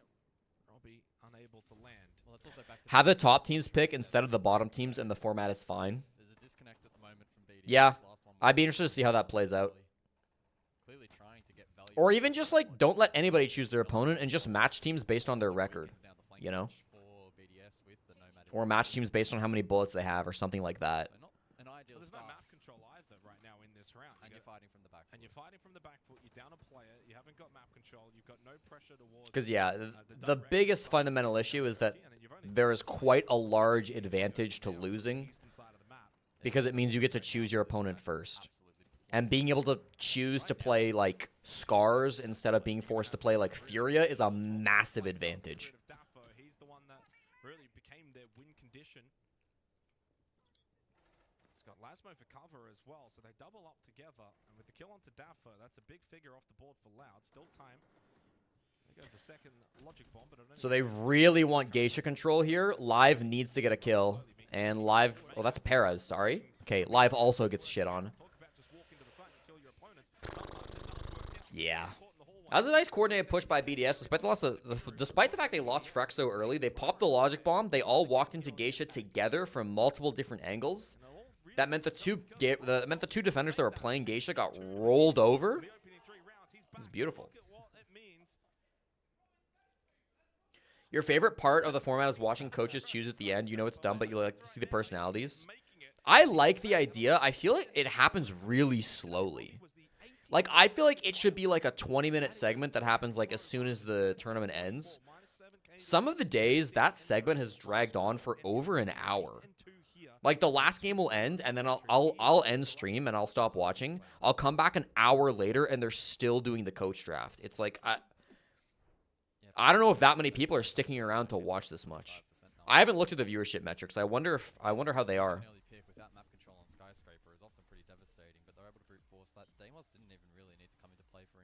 Somebody in chat let me know when the G2 Cloud9 game starts. I don't want to miss it. It looks like it's starting soon. The crossover towards Throne was ineffective. Those in T didn't really offer enough support. Going back and forth between Milosh and the analyst is weird. I agree, going back and forth between Milosh and the analysts or casters or whatever you want to call them is very weird. I wonder if it's a production thing. Like, I wonder if the only reason they go back to the analyst is to give Milosh time to, like, talk to production and figure out what's going on. That would be my guess as to why they keep going back to the analysts. But, like, I think they need to find a better solution, because I think it still drags things on too much. Paying on the C9 jersey, I think the C9 jersey might be the single best jersey in Siege right now. My favorite jersey of all time is the Sonics jersey that had the East Coast of the USA on it. I thought that was fire. Although I am just a geography nerd, so that might be why. But I really like the Cloud9 jerseys. I think they're my favorite jersey that is actively in Siege. Yeah, except the logo is a little bad. But for me, the logo doesn't ruin it enough. It should have the actual C9 logo on it, but DZ pink jersey, nice, but I'd like the C9 one better. Loud will be eliminated from the tournament if they lose this game. That is correct. Today, it's very simple. If you bet more than you have, or as much as you have, and you lose, you're out.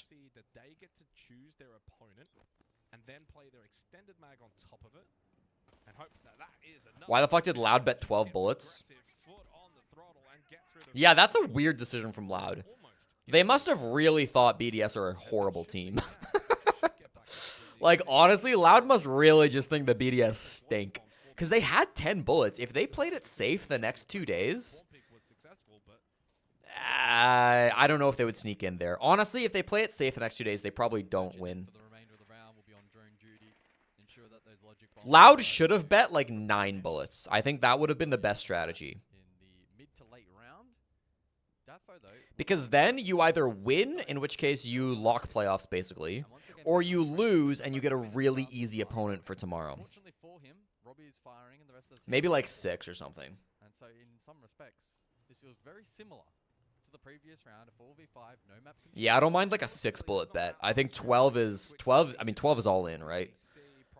12 is basically if we win, we're in playoffs. If we lose, we're out of the tournament. So it's another really early opening death from Freck, by the way. Virtue got spawn peak too.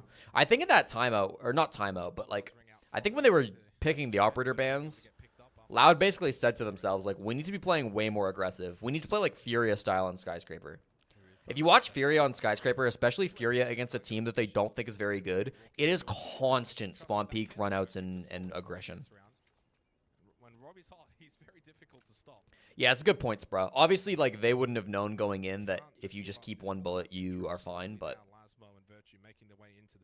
with the benefit of hindsight, I think betting something like 7 or 8 makes more sense. But obviously, they wouldn't have known that. Yeah, I do think betting just a decent amount today and then using extended mag tomorrow would have been the right call. I agree lots of bad teams will still be in tomorrow. I mean, that's just how the format works. Yeah, I feel like Loud have discovered something this round. If they can get aggressive and like really just like stop the push before it even begins, BDS are not great at coming up with a backup plan. And then Freck dying without a trade and being 1-3, struggling a little bit to begin with. Same with P4. Right now, it's like if Robbie doesn't make things happen, BDS aren't going to make things happen. Flawless from Loud. You think every team should bet the max on every game? For the tertiary site, a little bit of pressure across. Good spawn peak to begin.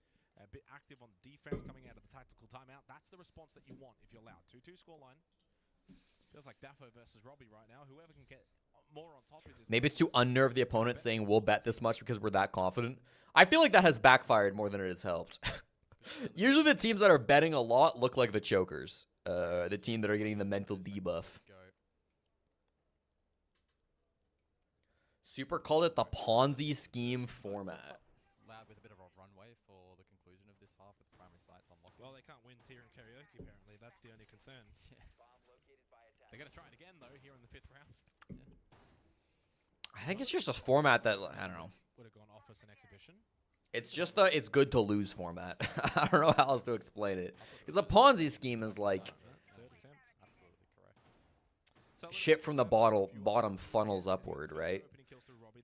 But here it's like shit from the bottom just jumps ahead of everybody else consistently. And no opening kill in this match has been traded so far, and all 3 out of the 4 opening kills have actually been with 2+ minutes on the clock. So we've been seeing early engagements from both of these two teams looking to make contact. Picking your opponents is a massive advantage, and it wasn't really considered that. Yeah.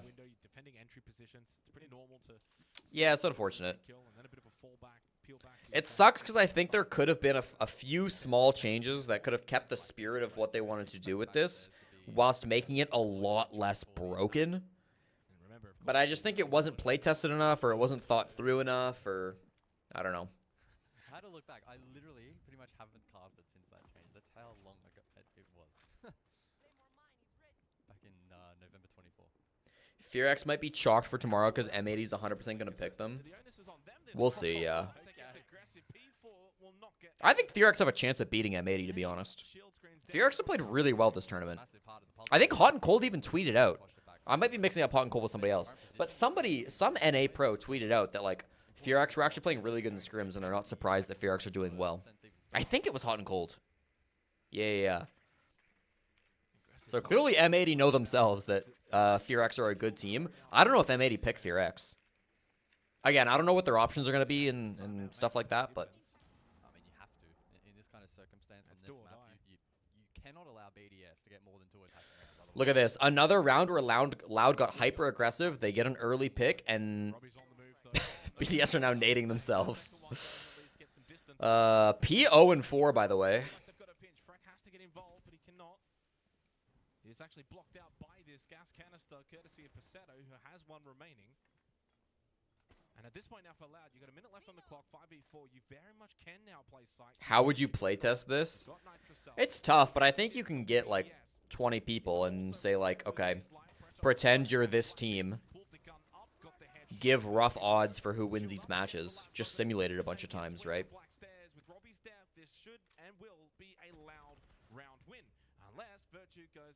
Don't speak too soon, Xenox.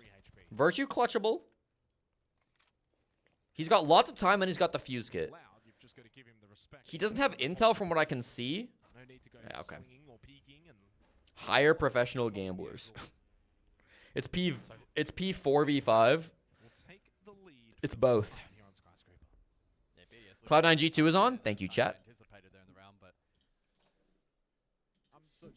Perfect timing. All right. I asked you a channel point prediction, chat. I'll do a fun one here. G2 starts on the attack. Who wins the most attack rounds? Who wins the most raw number of attacking rounds? G2 start on the attack, so they have that advantage. But attacking is hard on Nighthaven Labs, and Cloud9 are probably the better team so far this tournament. G2 have also gone all in on this game, whereas Cloud9 have bet 2 bullets, which is interesting. I don't know why they bet 2 instead of 1. Probably just because they're confident of winning this game.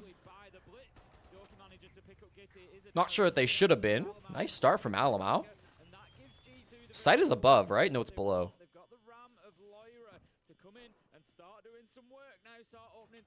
If Kobe comes through above Loira, there's no 1v1s today, unfortunately. The 1v1s were yesterday only. Which is another thing that, like, I understand why 1v1s are only yesterday. But I wish they designed a format that incorporated more 1v1s. Because 1v1s were one of my favorite parts of this format, to be honest. No way. No way. No way. Alamau shit on? Nah. Nice try by Kobe. You come into a blitz point blank like that, you don't have much of a hope.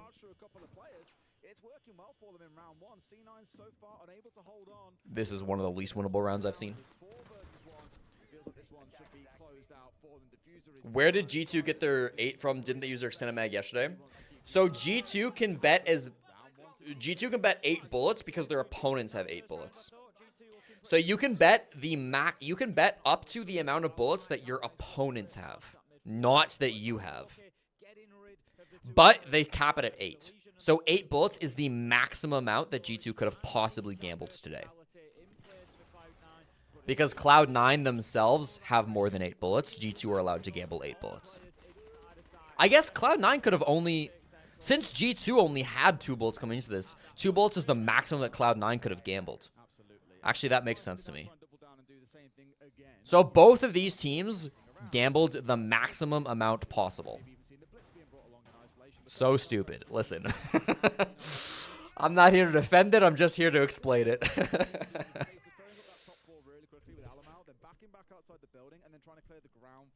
What did they fight for in 1v1s?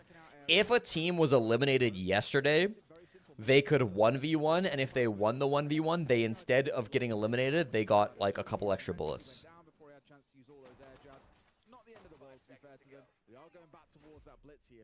It's genius you don't know how to gamble. I do see the logic between being able to gamble the maximum amount of bullets as your opponent. Because, like, if you accept that the teams with a lot of bullets are the best teams, which isn't true, but if you pretend that that is true, then, like, it means that you can't farm bad teams, right? Like, imagine all the good teams had lots of bullets and all the bad teams had not very many bullets. If you're a good team, what you could do is you could just say you have, like, 10 bullets. You could just play the worst team of the tournament who only have, like, 1 bullet, and you can bet all your bullets, and you could just, like, continuously spiral out of control. That's the idea behind only being able to bet as much as your opponents have. But obviously that whole concept falls apart once you realize that some of the teams with the most bullets are the worst teams in the tournament.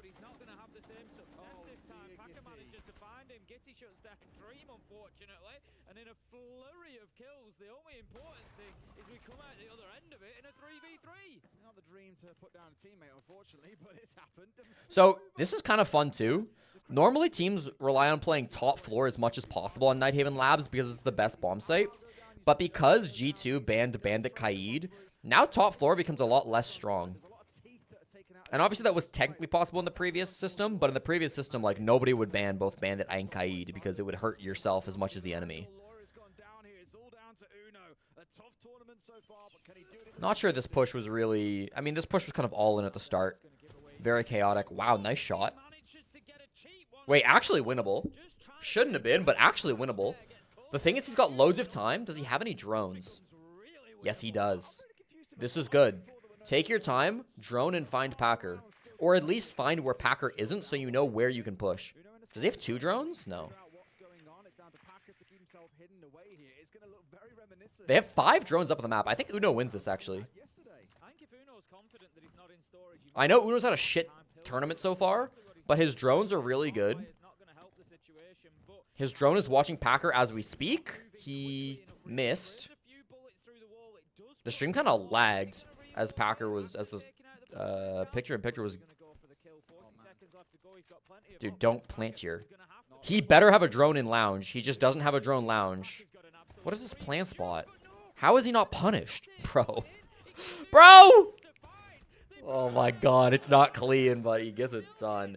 What's the plant spot there? I guess just without enough information. I don't know, bro. I guess there's no plant spot where you're going to feel completely safe. I think he should have just kept the drone inside of storage, though. Uno is just terrible. Ugh. I really liked his position there. Uno has more kills this game than the last 2 days combined.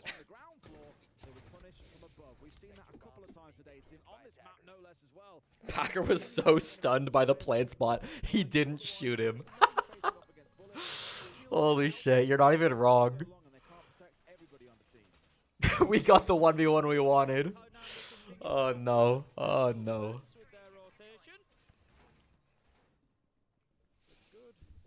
I'm gonna run to the bathroom, chat. I leave you with Desnace. Almost wasn't, but he gets the job done.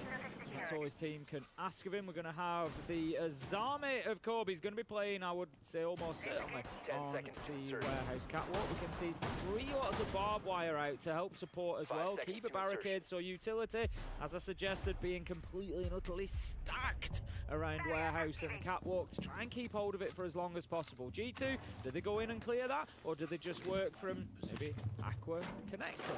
Try and push from those sides. It will be difficult if they don't manage to get control of that warehouse, though. Yeah, really trying to slow G2 down, I think, with his army and the castle doubling up. That architect operators that we spoke about, Mira also joining them in the same class. Just making things a bit more tricky for the attackers. And I think when things have been a bit chaotic the last couple of rounds, what you do want to do is take G2 away from that. Foot being on the accelerator, slow them down a little bit, try and get more control of the round, and things like laser gates are also going to help with that.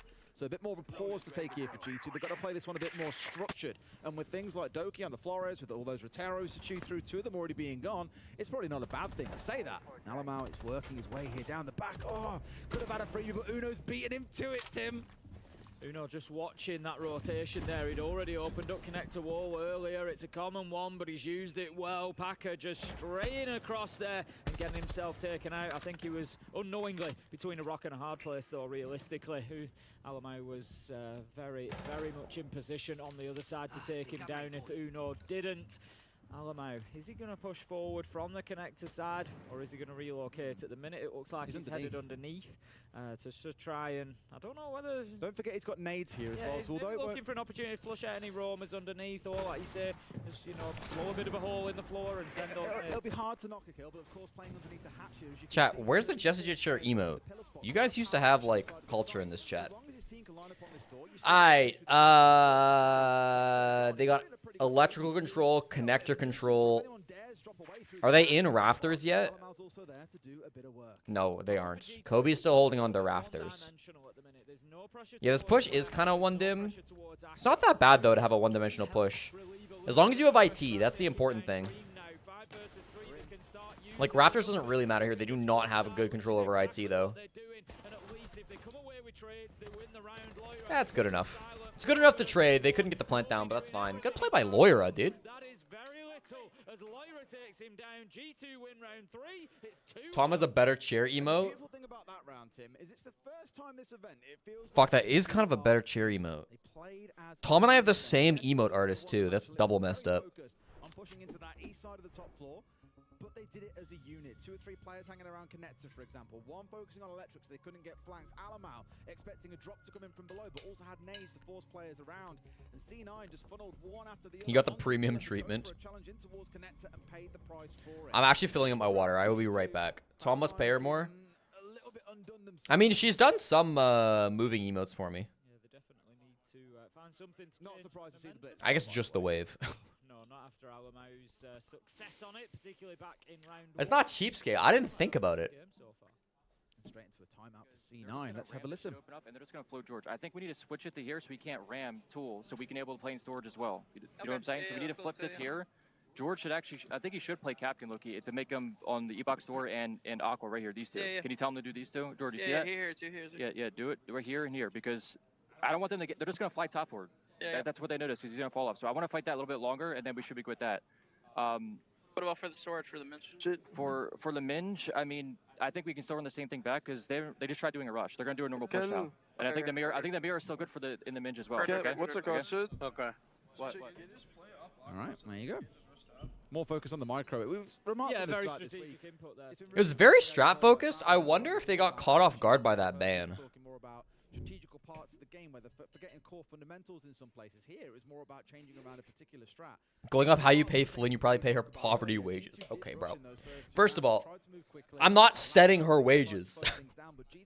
She sets her price for emotes. I pay whatever she tells me to pay. And second of all, Flynn gets paid very handsomely, all right? Very handsomely. Yeah, they might have not been expecting the Fenrir ban coming out from G2. Round 4, here we go.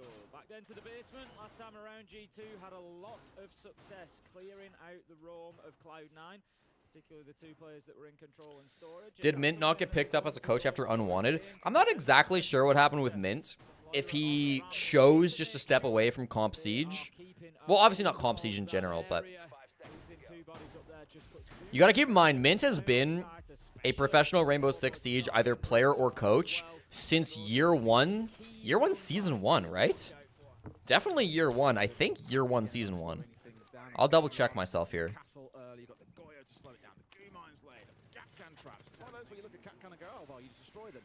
But I do feel like, yeah, literally year 1, season 1.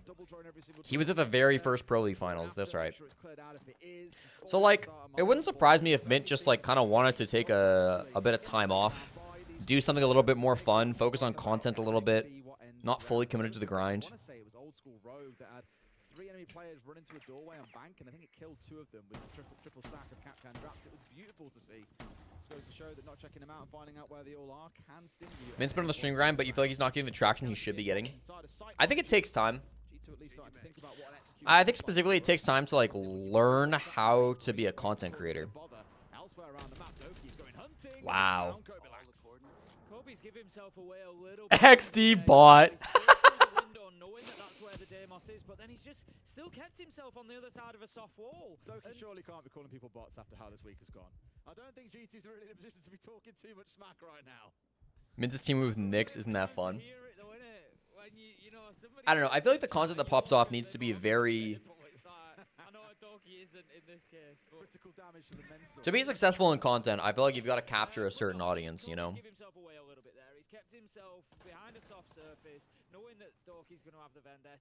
We'll see. Give him time to learn and experiment. You know how these pros are able to take such long breaks? Surely there's bills to pay. I'm sure lots of them have quite good savings. Like, Mint has been on DarkZero for like 6 years or something. I'm sure he's acquired some decent savings, because DZ are an org that play quite well.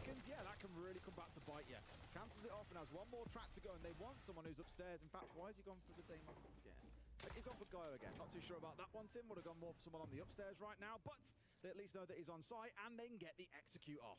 Uno's going to be getting this diffuser down almost certainly. Gonna stick it, no, silent. Uh-oh.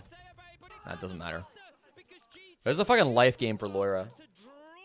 I say that. Loira's good quite often. I think Loira is one of the more underrated players in the world. I'm going to leave stream to talk to my parole officer every hour. I'm just trying to stay hydrated, bro. Bold to assume pro players don't have 9 to 5s. Some of them do, for sure. I don't think Mint does. Are M80 out? No. Not been able to beat out any of the comps that G2 have thrown at them, the slower ones, the quicker ones, and everything in between. They're crumbling before them no matter what it is they see. No, M80, Right place, turn around, shoot back. You know that you're not going to get away from the Deimos there with all that. M80 didn't bet that many bullets today. So M80 are basically in a spot where they have to go all in tomorrow. Tomorrow for M80, it's do or die. M80 chose to not play too risky today, so there was no chance of M80 getting eliminated. Mint's approx winnings was 100K. Yeah, and that doesn't include salary, and I'm not even sure how that's calculated for coaches, but... His winnings is only 100K? I actually thought it'd be more. I guess in the early days, prize pools weren't that high. And while Mint was consistently attending tournaments, I guess he only ever won Charlotte, right?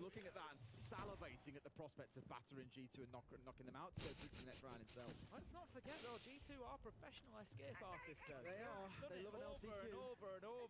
And over again. As soon as M80, you asked about M80, you got an ad. Sorry, chat. I'm sorry you get hit with the ads, but that's just how I gotta pay the bills, okay? I don't have a 9 to 5 either. Some of us did not earn $100,000 in winnings, okay? Some of us gotta run ads every 20 minutes. I'm sorry. How do they calc prize pool winnings for coaches? I have no idea.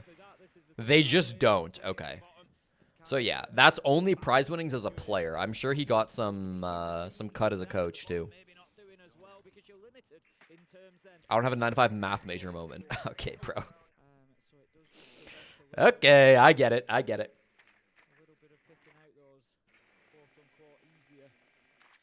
If you want to be gaining yourself more and pushing yourself up the table. To take down Kitty. This time he gets his reward on the knock. Not a bad nook lurk. Can they trade? Doesn't seem like it. Obviously not an immediate trade, but with the information of where he's at. Convincing map control with They are for sure. If it doesn't matter from the blitz or on the nook at this point, he's getting in there and doing some work. I don't love Doki's spot right now. I guess he can only be swung. No, he can be swung from sight. He's dead to sight right now. There's a guy in sight that could see him. But it's Dream. Dream could swing and kill Doki. He's not looking. He's kind of just gambling that Dream won't play too aggressively. They definitely know where Dream is. And then he dies to Loira. There was an opportunity there to make a swing and get a pick. Dream doesn't take it though. Plays too passive. Hold. Hold. Hold.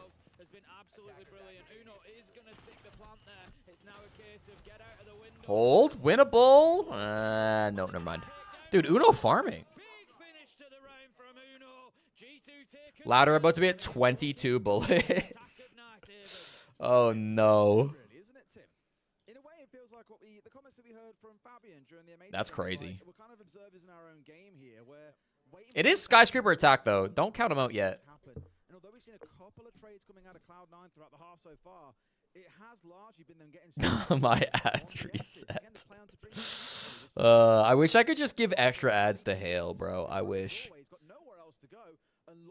Sober Alamau is locked into the server. Inside of sight, no one on C9 anywhere to be seen, and it feels just a bit too easy for G2 today. Of course, they're playing Wildcard. Player prize pool is just divide by 5. Yeah, okay. Playing to this level, given how things have been going over the last few days, Cloud9 are very much rolling over here and letting G2 take the map as they please. We all know you do. You can't fool me. I wish, bro. If I had the ability. A one-dimensional push out into connector. It worked fantastically well for them to just bully their way in. They got a couple of kills and then flooded the site with numbers, and it was all she wrote. I kind of would like to see Cloud9 thrive. As a biased North American League caster, I'd like to see C9 do well. I also really like Kobe as a player. He's obviously had a rough time in Tier 1 so far, so it'd be nice to see him finding some success. But going down 4-1 Nighthaven defense, we'll see. I do think because now you ban Kaid and Bandit every game, Nighthaven might end up being attacker-sided with a new ban system. We'll see what the meta ends up being with bans, like if teams start just perma-banning Bandit Kaid on this map. Because that IT wall is so critical in determining who wins and loses for the top 2 bomb sites, right? For both storage and for for top floor, it's like the IT wall is critical to the defense. So if you can ban Bandit Kaid, maybe the map just starts swinging more attacker-sided. Also, when Packer's making swings like that, it definitely just leans attacker-sided. I don't know. He did 99 damage to Loira, I guess.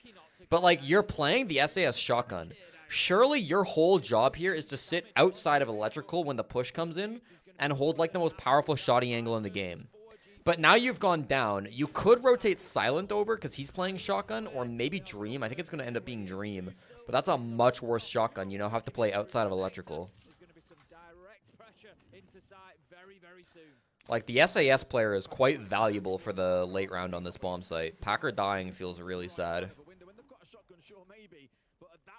Hoping to catch him off guard and very nearly did. Let's not take it away. He came very close to bringing down Loira there. Loira just hit the shots when required before the second shotgun shell could come firing on out. Doki's had this drone here now for the last. I'm watching Doki. Somebody read Doki's lips. He's making calls. G2 team. Of course, Doki also being on the Deimos with 3 tracks still in back pocket. They look ready and poised to push in here, Tim. Okay, their goal here, kill Kobe Lax. Mission critical, kill Kobe. Oh, Kobe gets out? Kobe goes 1 for 1. That's honestly not bad. He's giving his team a chance. Silent in a 1vx again. Hold on, hold on. Silent in a 1vx. Loira was baiting on the roof that whole time because he was put down to 1 HP by Packer's god tier swing in the first 30 seconds of the game.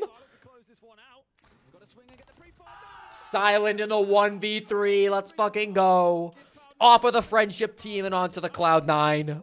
Let's go, dude. It's a great time to hit a 1v3 there, coming into the second half, just to boost that energy a little bit in the team. Give a bit of belief before you move on to the attack. It's not going to be... Will Siege add more hard breachers and wall deniers now that the new ban system is in mind?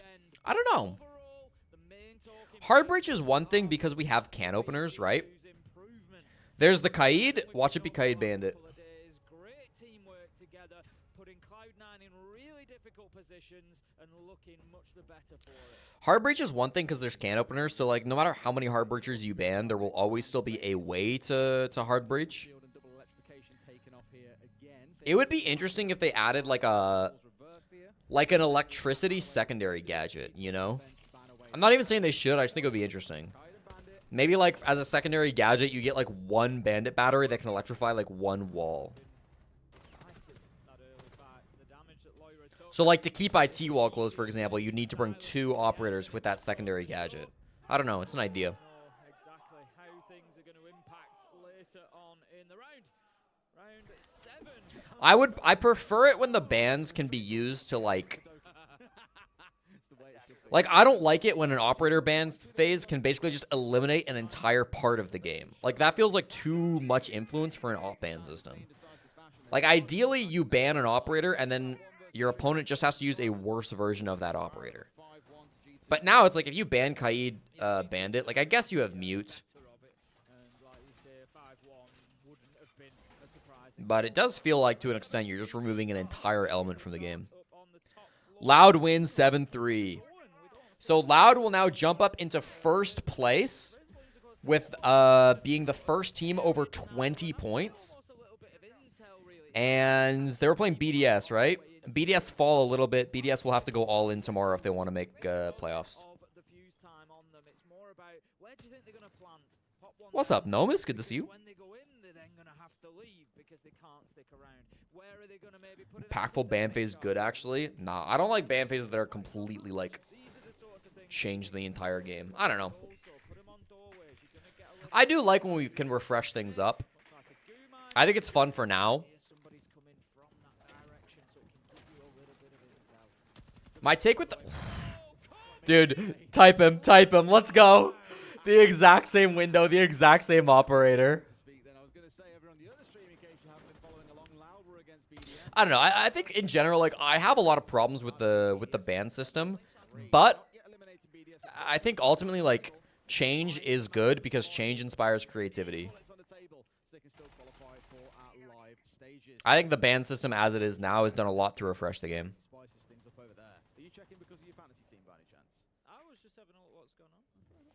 What if you couldn't completely ban a category? Like if you ban Bandit, you can't ban Kaid, or you can ban 2 of the shields but not all 3. I don't think they would ever do that because like some of the categories get blurry. Like you could argue Mute is in the same category as Bandit Kaid. You could argue that like Fuse is in the category of the shields or Osa is in the category of the shields. And I don't think Ubisoft wants to make those distinctions. But that would solve the problem I'm talking about. Yeah, it's an interesting thought for sure.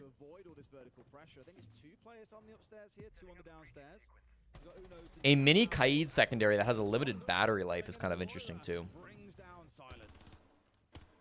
4 versus 4 then as G2 managed to fight back. It's been a long round so far. Cloud9 getting that opening kill and then not really being able to sort of cement or get any progress from there. But dude, Kobe's farming.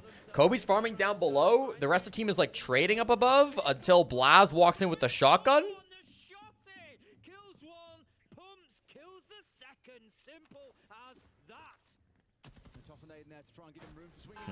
Kobe can only do so much. That's a great play by Blaz. Great play by Blaz. It's so hard to react to that second kill too because it's like he swings out, he kills the first guy in IT, and then it's so hard to calm fast enough to the guy in Raptors that like he pushed into IT. They weren't able to react, unfortunately. Maybe if he hears the shotgun, he should react, but...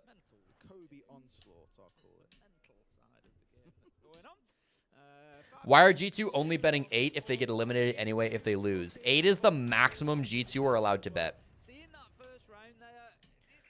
There's a hard cap of 8 bullets that you can bet in any given game, with the one exception of your extended mag. But your extended mag is a one-time use on any individual game, and they already used it on the side of G2. G2 are limited if they lose. If they win this, they go from 2 points up to 10, and then they'll get to play tomorrow for even more points. So G2 are still in it if they win, obviously, but you wonder what C9 does, if anything, if they don't make playoffs.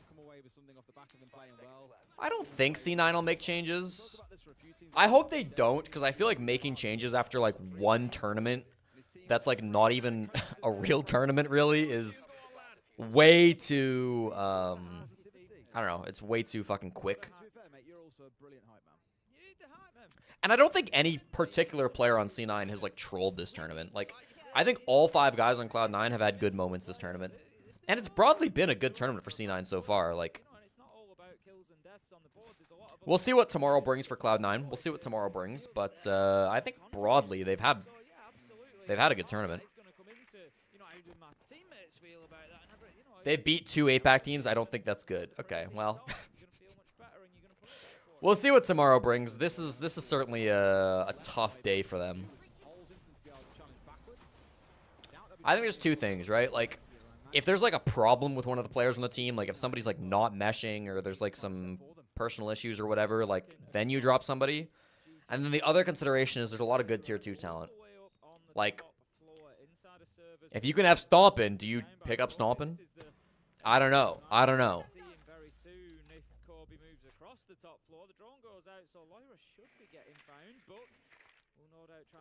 Dream is too good to be on support. I mean, Dream has been a support player his entire life. And I don't know if Dream would look as good as he does if he wasn't on support. Also, Dream is Dream is not having the greatest of days today. But, I mean, I think the roles on this team make a lot of sense, right?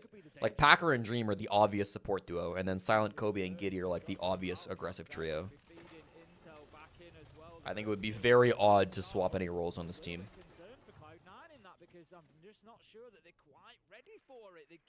Dream played Zofia on Tempo Storm. How did that work out for him? How did Tempo Storm do again? All it's got to do is for Kobe to step in, and he is toast at this point, maybe just evading it by a matter of pixels. Do they know he's up here? I feel like they know about this angle. The way they're moving, like Kobe is moving very purposefully. Yeah, Kobe is actually completely outbrained Loira here. That's so smart from Kobe. What good positioning, bro. Oh, and then he gets timinged. No, then he gets timinged. Oh, but he wins the fight anyways. Kobe lacks my goat. Game's not done yet. Game's not done yet. They beat TSM that one time. Okay, okay. C9 pays dirt. I'd be surprised if they got Stompin'. Yeah, that's the other thing. Stompin' did outright say he didn't want to be on a bottom team, so. What happened to Stompin'? He lost CL. And TBD beyond that. He lost CL, his team disbanded, and we're waiting to find out what goes on after that. Last 3 rounds to get the game over the line and win up to 7 rounds. For C9, though, they win this one. We're back up to 5 and 4. You're in touching distance at that point, and that is when the pressure. Why don't people pick up Stompin' slowly for the publicity? Again, like, Stompin' won't accept an offer that's, like, dirt cheap on some terrible team. That's why. M80 was willing to loan Stompin', but they wouldn't sign him to a team. Well, what's the length of the contract, though? If Stompin' signed a contract with M80 Academy that lasted into the 2025 season, I think Stompin's a bot. I think somebody needed to be looking out for Stompin' because it's a horrible contract if that's true. Unless M80 Academy is paying him a bag to play on the Academy team. But I don't know.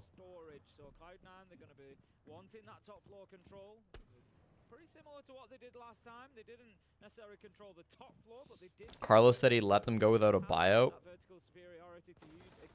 Who? It was top 4 PL team money? Okay. I mean, maybe then if you're Stompin'. I still, honestly, if your goal is to be a PL player, I still feel like that's probably a bad deal.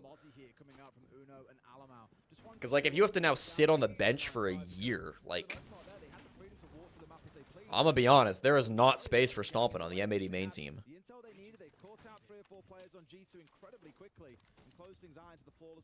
No, the Academy M80 team was 100% getting paid.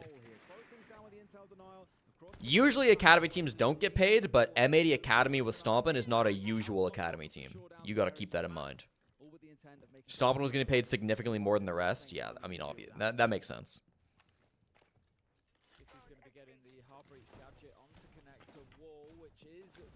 Yeah, when M80 announced that they were dropping the roster, they announced that everybody left except Stompin', right? So Stompin', I believe, is still actively signed to M80.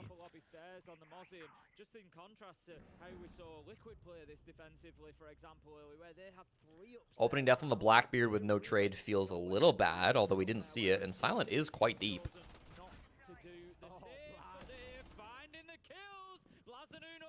It's a great game from Blaz.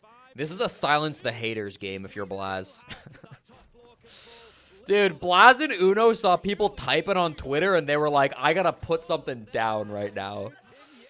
Holy shit. This is by far the best I think Uno and Blaz have looked in a while. The spearhead of your attack there.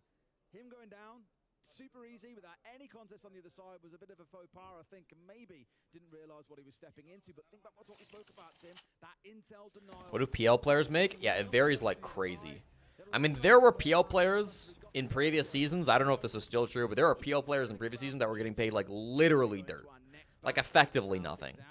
And then there are PL players that are making like quite good money. Lowest is $250 a month. Yeah. Cough, cough, LG. Yeah. I don't know how high the highest end goes, to be honest with you. I mean, I'm not a pro player or an org owner, so I'm not involved in these active discussions.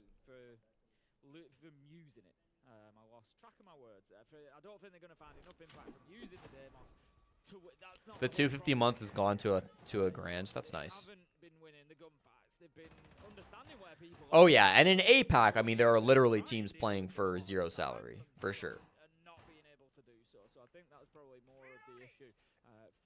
But in NA, North America generally has higher salaries than the rest of the world because there's more money in North America and cost of living is higher. But you watch a streamer talk about making $300K a year. I mean, that's the thing too, right? Like streaming, content creating pros are always going to make more. Like pros like Bolo and Spoit are always going to demand higher salaries. Example, which is pretty rare when you're playing onto this side. So again, it just gives G2 another. My comfortable giving a rough estimate. I honestly I don't even know what a good rough estimate would be of the high end. Spoke about it in the previous round here, but G2 have now got this 3-round advantage. It's why it was so pivotal for C9 to get something in that. Like there are definitely, I would imagine almost certainly there are pro players making like triple digits a year, but nobody's making like $1 million a year off of just org contracts. If you're streaming and stuff, then it's definitely possible. In this game here, and G2 will go up to 10 bullets. C9 drop down to 12. I think with 12, it's not going to be enough for them to qualify at the end of today, so they will be forced to play in tomorrow's game as well. Not forgetting that, as we've already remarked, teams like M80 are dropping way down near the bottom of that leaderboard. But tomorrow, they'll challenge someone high up who's got a lot of bullets. All right, Cloud9, prove that you're not laying over for G2, rolling over. Attacking top floor feels bad. You did ban Azami. I like the Azami ban. It's going to make holding Rafters way tougher. IT wall is open, although it's not great. Oh, that was so scary. Now this guy deserves to die. No, Giddy. That's unfortunate. And there's no trade either. Like, I was dead to rights. That sucks. Yeah, feels chalked. Feels GG's. Chairman, don't worry about it, man. They've only got a player sat on the IT breach. There is no one trying to push in towards catwalk door. There's no one with the prospect of bolting in through catwalk window or working their way up through garage. I'm not entirely sure what Gitty was looking for there. To win a 1 versus 1 and give his team what exactly? Not a lot, because there were 2 or 3 players all dancing around IT from G2, ready to step in if Doki did fall. So all they've done here. Wouldn't it be more beneficial for them all to talk about their salary so they can try to get a standardization of salary? Generally, it's beneficial for, workers to coordinate on how much they're getting paid. But if you're the guy getting paid the most, sometimes it's not in your best interest. And also, there's no real benefit to telling the public necessarily. But I'm sure a lot of like teammates will talk amongst themselves about their salaries. All right, G2 are not a dead team. Huge. My prediction of G2 being GOATs and underrated is saved. They beat Giddy. They beat Giddy. My prediction of G2 being underrated is saved. What's B-Stream looking like? B-Stream is looking like a 20-minute timer ahead of SSG Wildcard, right? Because they just finished Loud BDS. SSG Wildcard will be a fun game. I'm excited for that. SSG gambled 8, which means it's do or die for SSG. Wildcard gambled the maximum, which is 2, which makes them like kind of in an awkward spot.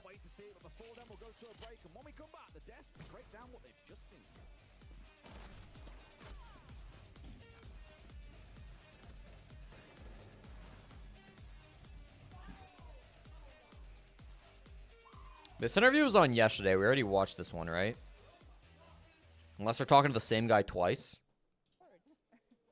I wouldn't say it's my time to shine. I think it's Siege's time to shine. SiegeX is just around the corner. This is an incredible opportunity to see what we've been cooking. And yeah, tune into Reload. It's going to be sick. Agreed. Okay, great interview. Let's play the ads volume-wise, and then let's keep playing our city game, yeah? Somebody in chat was supposed to remind me what cities are in Indonesia that I'm forgetting. If SSG beat Wildcard, they go to 10 and Wildcard go to 8. It means both are going to have to take big risks tomorrow. The awkward thing, too, is like, imagine we go to tomorrow, right? Imagine we go to tomorrow. There's going to be some teams that are, like, low on the standings with, like, not very many points, right? So, like, I don't know who necessarily, but, like, suppose SSG go into tomorrow with, like, 2 points. That's not possible, but, like, suppose. SSG get first choice. They're going to pick a team, like, somewhere around here because they need to pick a team with at least 8 points so they can gamble the most. But then they're going to choose the team with, like, they're going to choose, like, the weakest team with 8 points. So suppose, like, they choose a team like FearX who only have, like, 11 points. Well, now the max that FearX can gamble is only 2. So the max they get is 13, and that might just not be enough. Like, there could absolutely be teams who tomorrow, there almost certainly will be teams tomorrow that gamble everything, win, and still don't make it into top 8. Which I guess that's by design, but that will feel quite bad. Are W7 screwed by having a buy? No. Because W7M are going to get some free bullets for having a buy. They get the average of all the winners' bullets if because they have a buy. Excluding, like, extended mag and other cars. Bandung and Surabaya. Thank you. Let me try these. Bandung. Nope. Surabaya. All right, we got Surabaya. That's East Java. I still don't know any cities in here, but we'll move on. W7 gets 6 free bullets as of now. Okay. Oh, and I will end predictions. Thank you. Who got the most attacking rounds? Wait, I actually don't remember. It was certainly G2, right? Yeah, G2 got. G2 got 4 attacking rounds, I'm pretty sure. Cloud9 didn't even get... Cloud9 got 4 rounds. Cloud9 got 2. Yeah, okay. G2 got more. Congratulations to the G9... G9? To the G2 believers. Cherub Chairman, once again, the channel point champion. GG's.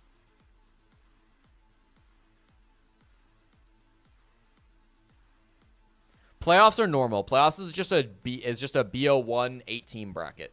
Not BO1, sorry. Single elim 8-team bracket. BO3.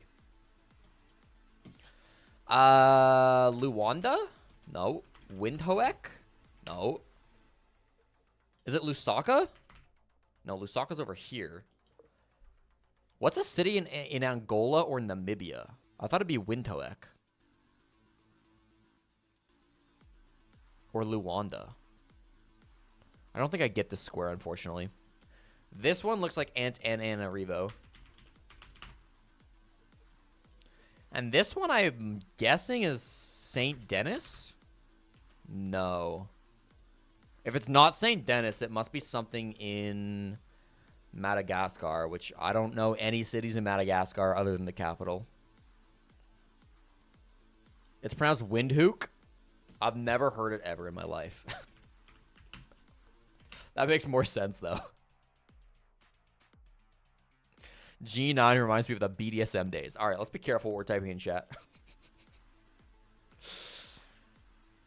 Are there cities in this part of Australia?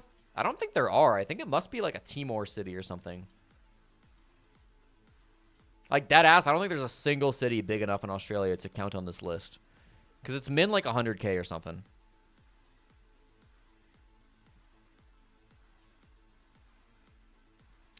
I'm not going to get this square, unfortunately.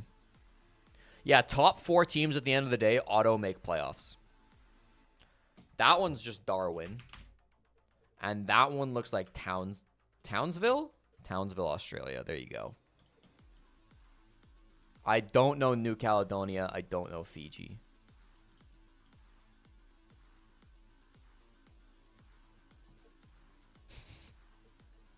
Your predictions are fucked. I'm just glad I put CAG top 8. I definitely had the foresight to know that this tournament format was going to be goofy.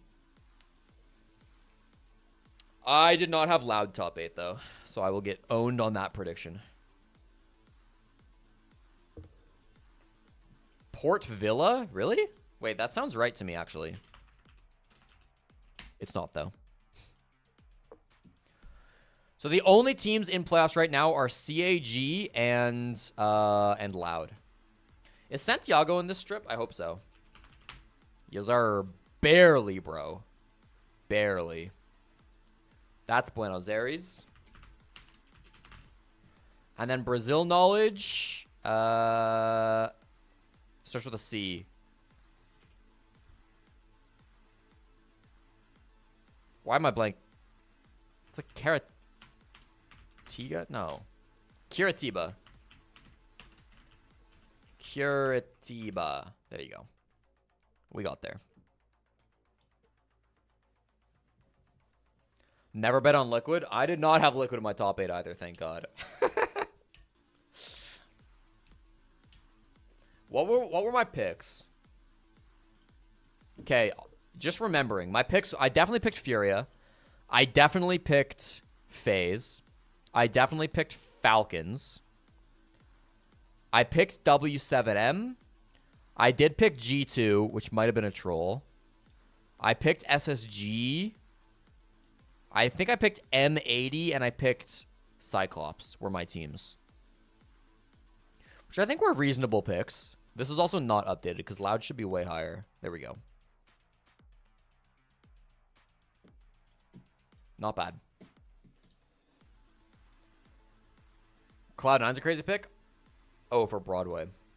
Cloud9 is a crazy pick, but it looks like it might... Well, I don't know. Cloud9 will have to win tomorrow, most likely, if they want to make it.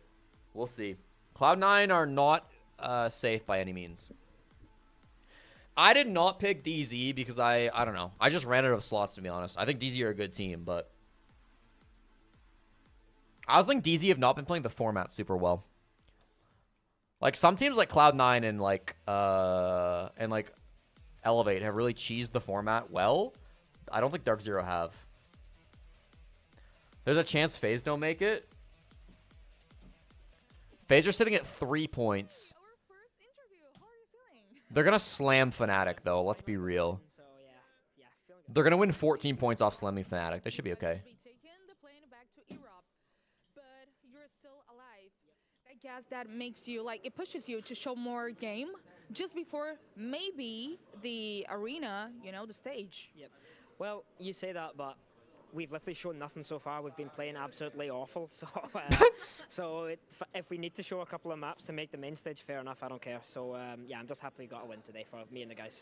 Cool. And by the results we have seen in Reload, I must ask you, what is not working? What is happening to G2? I'm not really sure I have the full answer for you because, like, before here we were in Sao Paulo, we had the bootcamp with the Furia facility, and we had, honestly, one of my best bootcamps in my whole career. How it went? Tell us more about it. Yeah, it was fantastic. Like, the facility was great. Like, we were playing great, which is the most important part. So coming to the event and playing really bad is, like, a big shock. Like, maybe the fans are thinking, this is classic G2, but to us, we actually came to this tournament and we thought, like, holy shit, guys, like, we're actually going to do so good here. I'm not going to say we're going to win it, but we're going to really do a good showing. So to be playing really poorly is hurting us, like, a lot, like our egos and stuff, so that hurts. No, that's huge. But as to a reason why, I don't know, I think communication's been a big problem. We haven't been communicating so well. The strats and things, we've been doing the right things, but, like, at different times, so... We're all out of sync and a complete mess. Today it wasn't. We had great comms. Everyone was calm, which was fantastic. And I think the results showed. Like, maybe the team was bad we played against, but, you know, it's a step in the building block. So I'm feeling comfortable for tomorrow. The disrespect on Kobe, bro. You guys were having a blast time, you know, just having fun. Yeah. We literally said before the game, like, guys, if we lose the game, whatever. Like, this game means nothing because we've already disappointed ourselves in the previous games. So let's go out here, show the world, like, the real G2, have some fun. We did that. The tournament continues tomorrow, so yeah. Now, I need to know, what is worse? Watching Loida play the duel, the 1v1, in your life depends on it, or you have to play this game and if you lose, you're out?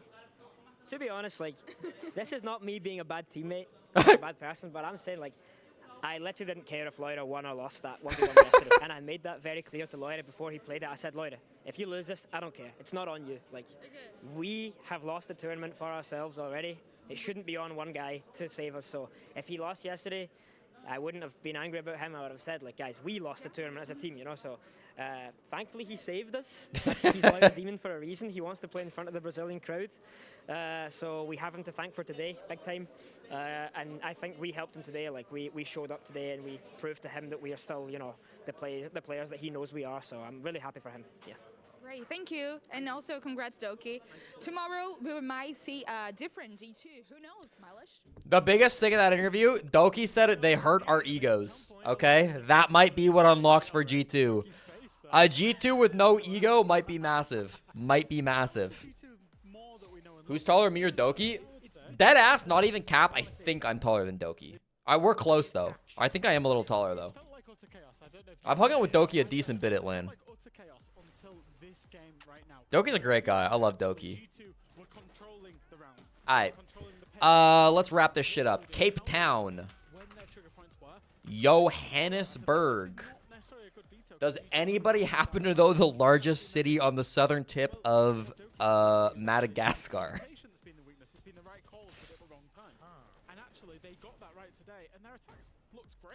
Apparently he's 5'4".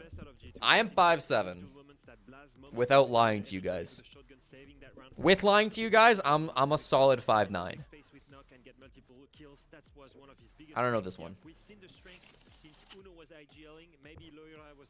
How do you get good? I play, and then I lose, and then I look at the ones I didn't get, and I try to remember them. And then I just do that over and over and over again.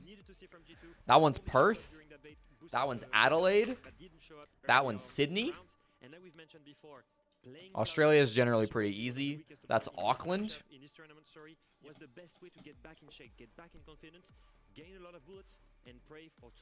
Southern South America is still one I have no idea. I'm lost on this, unfortunately. Alright, and then we end this one out. We're gonna hit 90. Wait, I've never hit 90 squares before. Oh, but I cheated with chat, so it doesn't count. This does not count for my high score. We'll go Hobart, and we'll go Christchurch. They are 90 squares. Good job, chat. I'm proud of us. I'm still annoyed we aren't getting this one. I don't know what this could possibly be. Is there a... What about... What's the... Oh, what's the fucking... Dnipro or something? Dnipro? No, it's not that. I think it might be a Ukrainian city that I'm not thinking of. Actually, it might be an Iranian city up here. Wait, I'll use some more chat guesses here. Kutaisi? No. Puerto Montt? Wait, Puerto Montt? Yo, let's go chat. Never in my life am I getting that. Huge. Krasnodar? I'm pretty sure I tried Krasnodar. I'll try it again. No, it's not Krasnodar. No. But looking down there, you've got M80, PDS who obviously lost today. They're going to be getting probably... Not a bad game. Not a bad game. All right. Let's go see the ones we got wrong. Most of these teams that have already played. We missed Comodoro Riviera. Sure. Lubongo. Oh, I know that one too. Lubongo. Fuck. Yeah, okay. I'm never getting that one in my life. Omdurman is the one that's always in Sudan. I never remember. Salahal. Sure. Random ass Madagascar cities. It was Aleppo. Oh, I should have thought of Aleppo. I knew Aleppo was in Syria. I didn't know where it was in Syria, so like, yeah. But it didn't even come into my head. Damn. you in a situation like that where even though Novi or Ngov. Yeah, I've never heard of these. Irkutsk I should have gotten. I've heard of Irkutsk. Lands how? Yeah, okay. There might be some really Kupang. going on where you're trying to bait out chicken cards. Manadu. Opponents and all that type of stuff as well. And as a reminder right now, I think we did well, chat. What is Aleppo? American politics moment. That people won today without the cards taken into account. This means that theoretically. Okay, 4-minute timer on SSG versus Wildcard. I don't know why they're showing the wrong thing here, but They will have the most amount of bullets out of the teams left in round 5. I'll play the GeoGuessr, yeah? This is the GeoGuessr that you guys played already with me.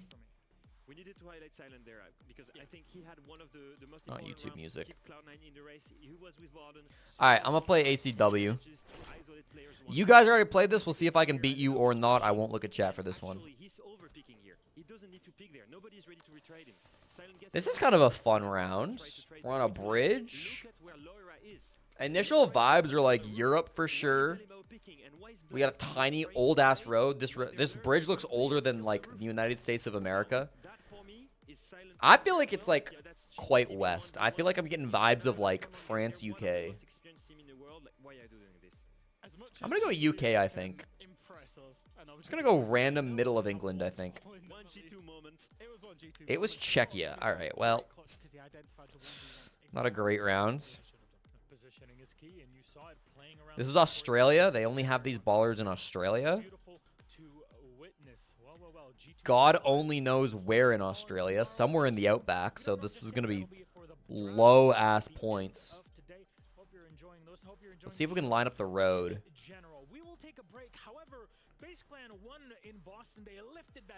Let's try just like, I don't know, just based on the road curve. Let's try just like right there.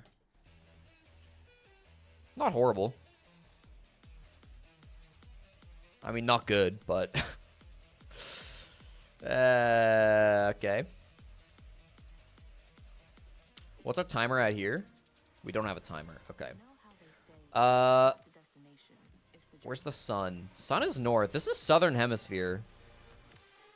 This is certainly South America. No, this is food. This is beans. Someone put beans in. Accent for 17 months, avoiding the ads with the Prime. Thank you very much, Accent. I don't know what this would be other than Argentina. I have no clue what this could be other than Argentina. I think it has to be Argentina. Maybe like a Uruguay or something, but for me, it's like quite south in Argentina. We're on a straight west. Maybe it's not that south. We're on a straight east-west road. There's a lot of east-west roads like in this state here. I don't know what it's called. La Pampa. Let's try it. Oh, it was Uruguay. Okay. I guess it wasn't quite straight east-west. Again, not my best guess. Not that bad. I don't think this is a great game from me.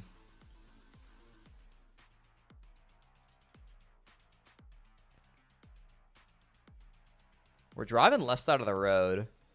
Feels like Australia again. Yeah, sun is north of us. We're going to be back into Aus. A lot of the Australia meta is like telephone poles and stuff, which I just don't know. A lot of wooden poles here, which would mean something to someone.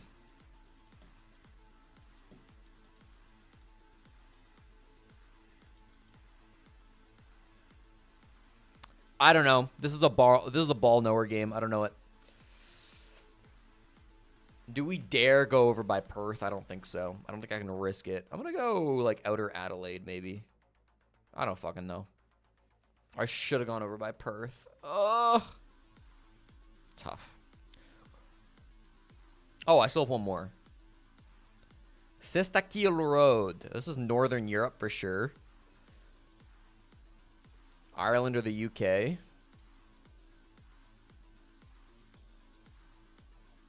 Odds are the UK. Some big mountainy hills over there. Maybe North UK. Glack Road, Sistrakil. Like, that doesn't sound English. Like, Sistrakil, I feel like could be like Scottish or Welsh or something, you know? Is Scottish a language? Actually, it might not be. I don't know. It was like Gaelic or whatever. Yeah, I'm going to go Scotland, I think. Look at this dog. Look at the dog. Look at the pupper. Yeah, let's send it Scotland. Why not? Let's go right between Glasgow and Edinburgh. It was Northern Ireland. Good point still. Good point still. What the dog doing? It is Gaelic. Oh, it's Gaelic. Okay.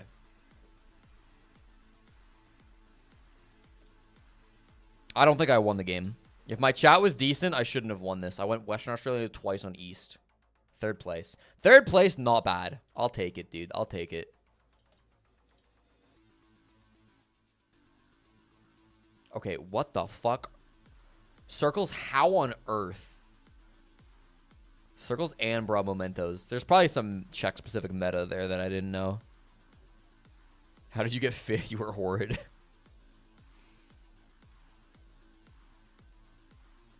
Dude, Circles is actually ridiculous. How do you get this and get the road right, Circles? That's insane, bro.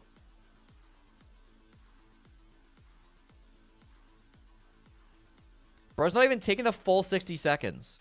Bro's going like 30 seconds around. Oh, no. Losing to chat, lock in, man. Bro, when Circles is putting up guesses like this, this is not winnable. This is not winnable, bro. A1 is an easy road.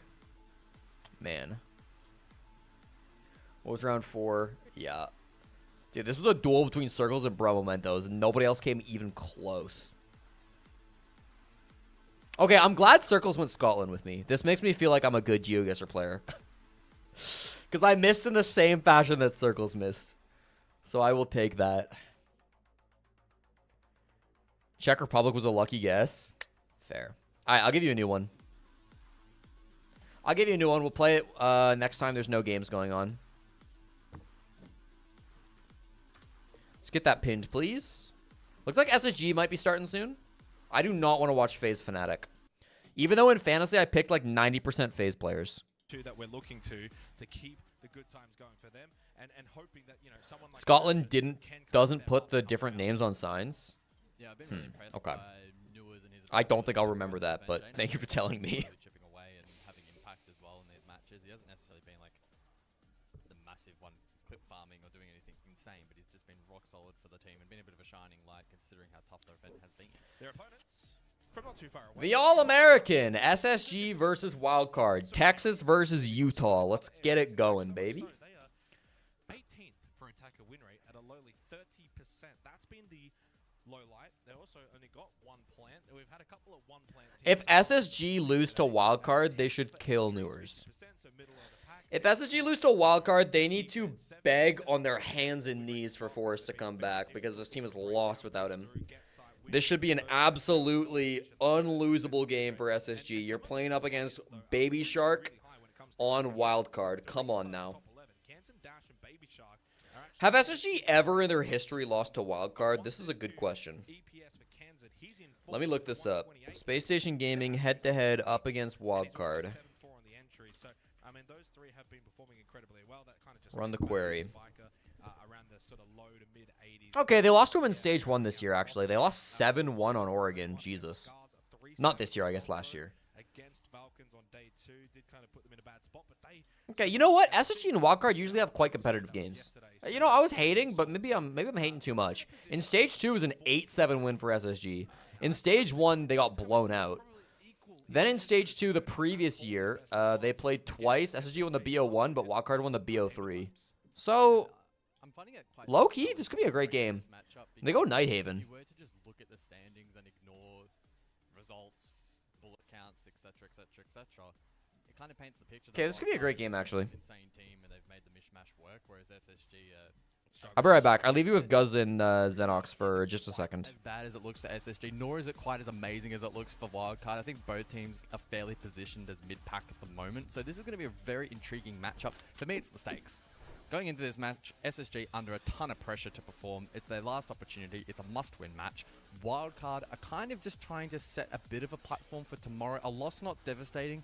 A win would be helpful to have a bit more of a cushion. But not that rewarding, and not as much as if Wildcard had have played their extended mag. They have not. They still have it available for tomorrow. And that's the kind of crazy thing that we kind of want to touch on very briefly as we get into this match, is Wildcard, if they win, they will go to 13 points. 2 for their reloaded magazine, and then, of course, 1 extra for eliminating SSG.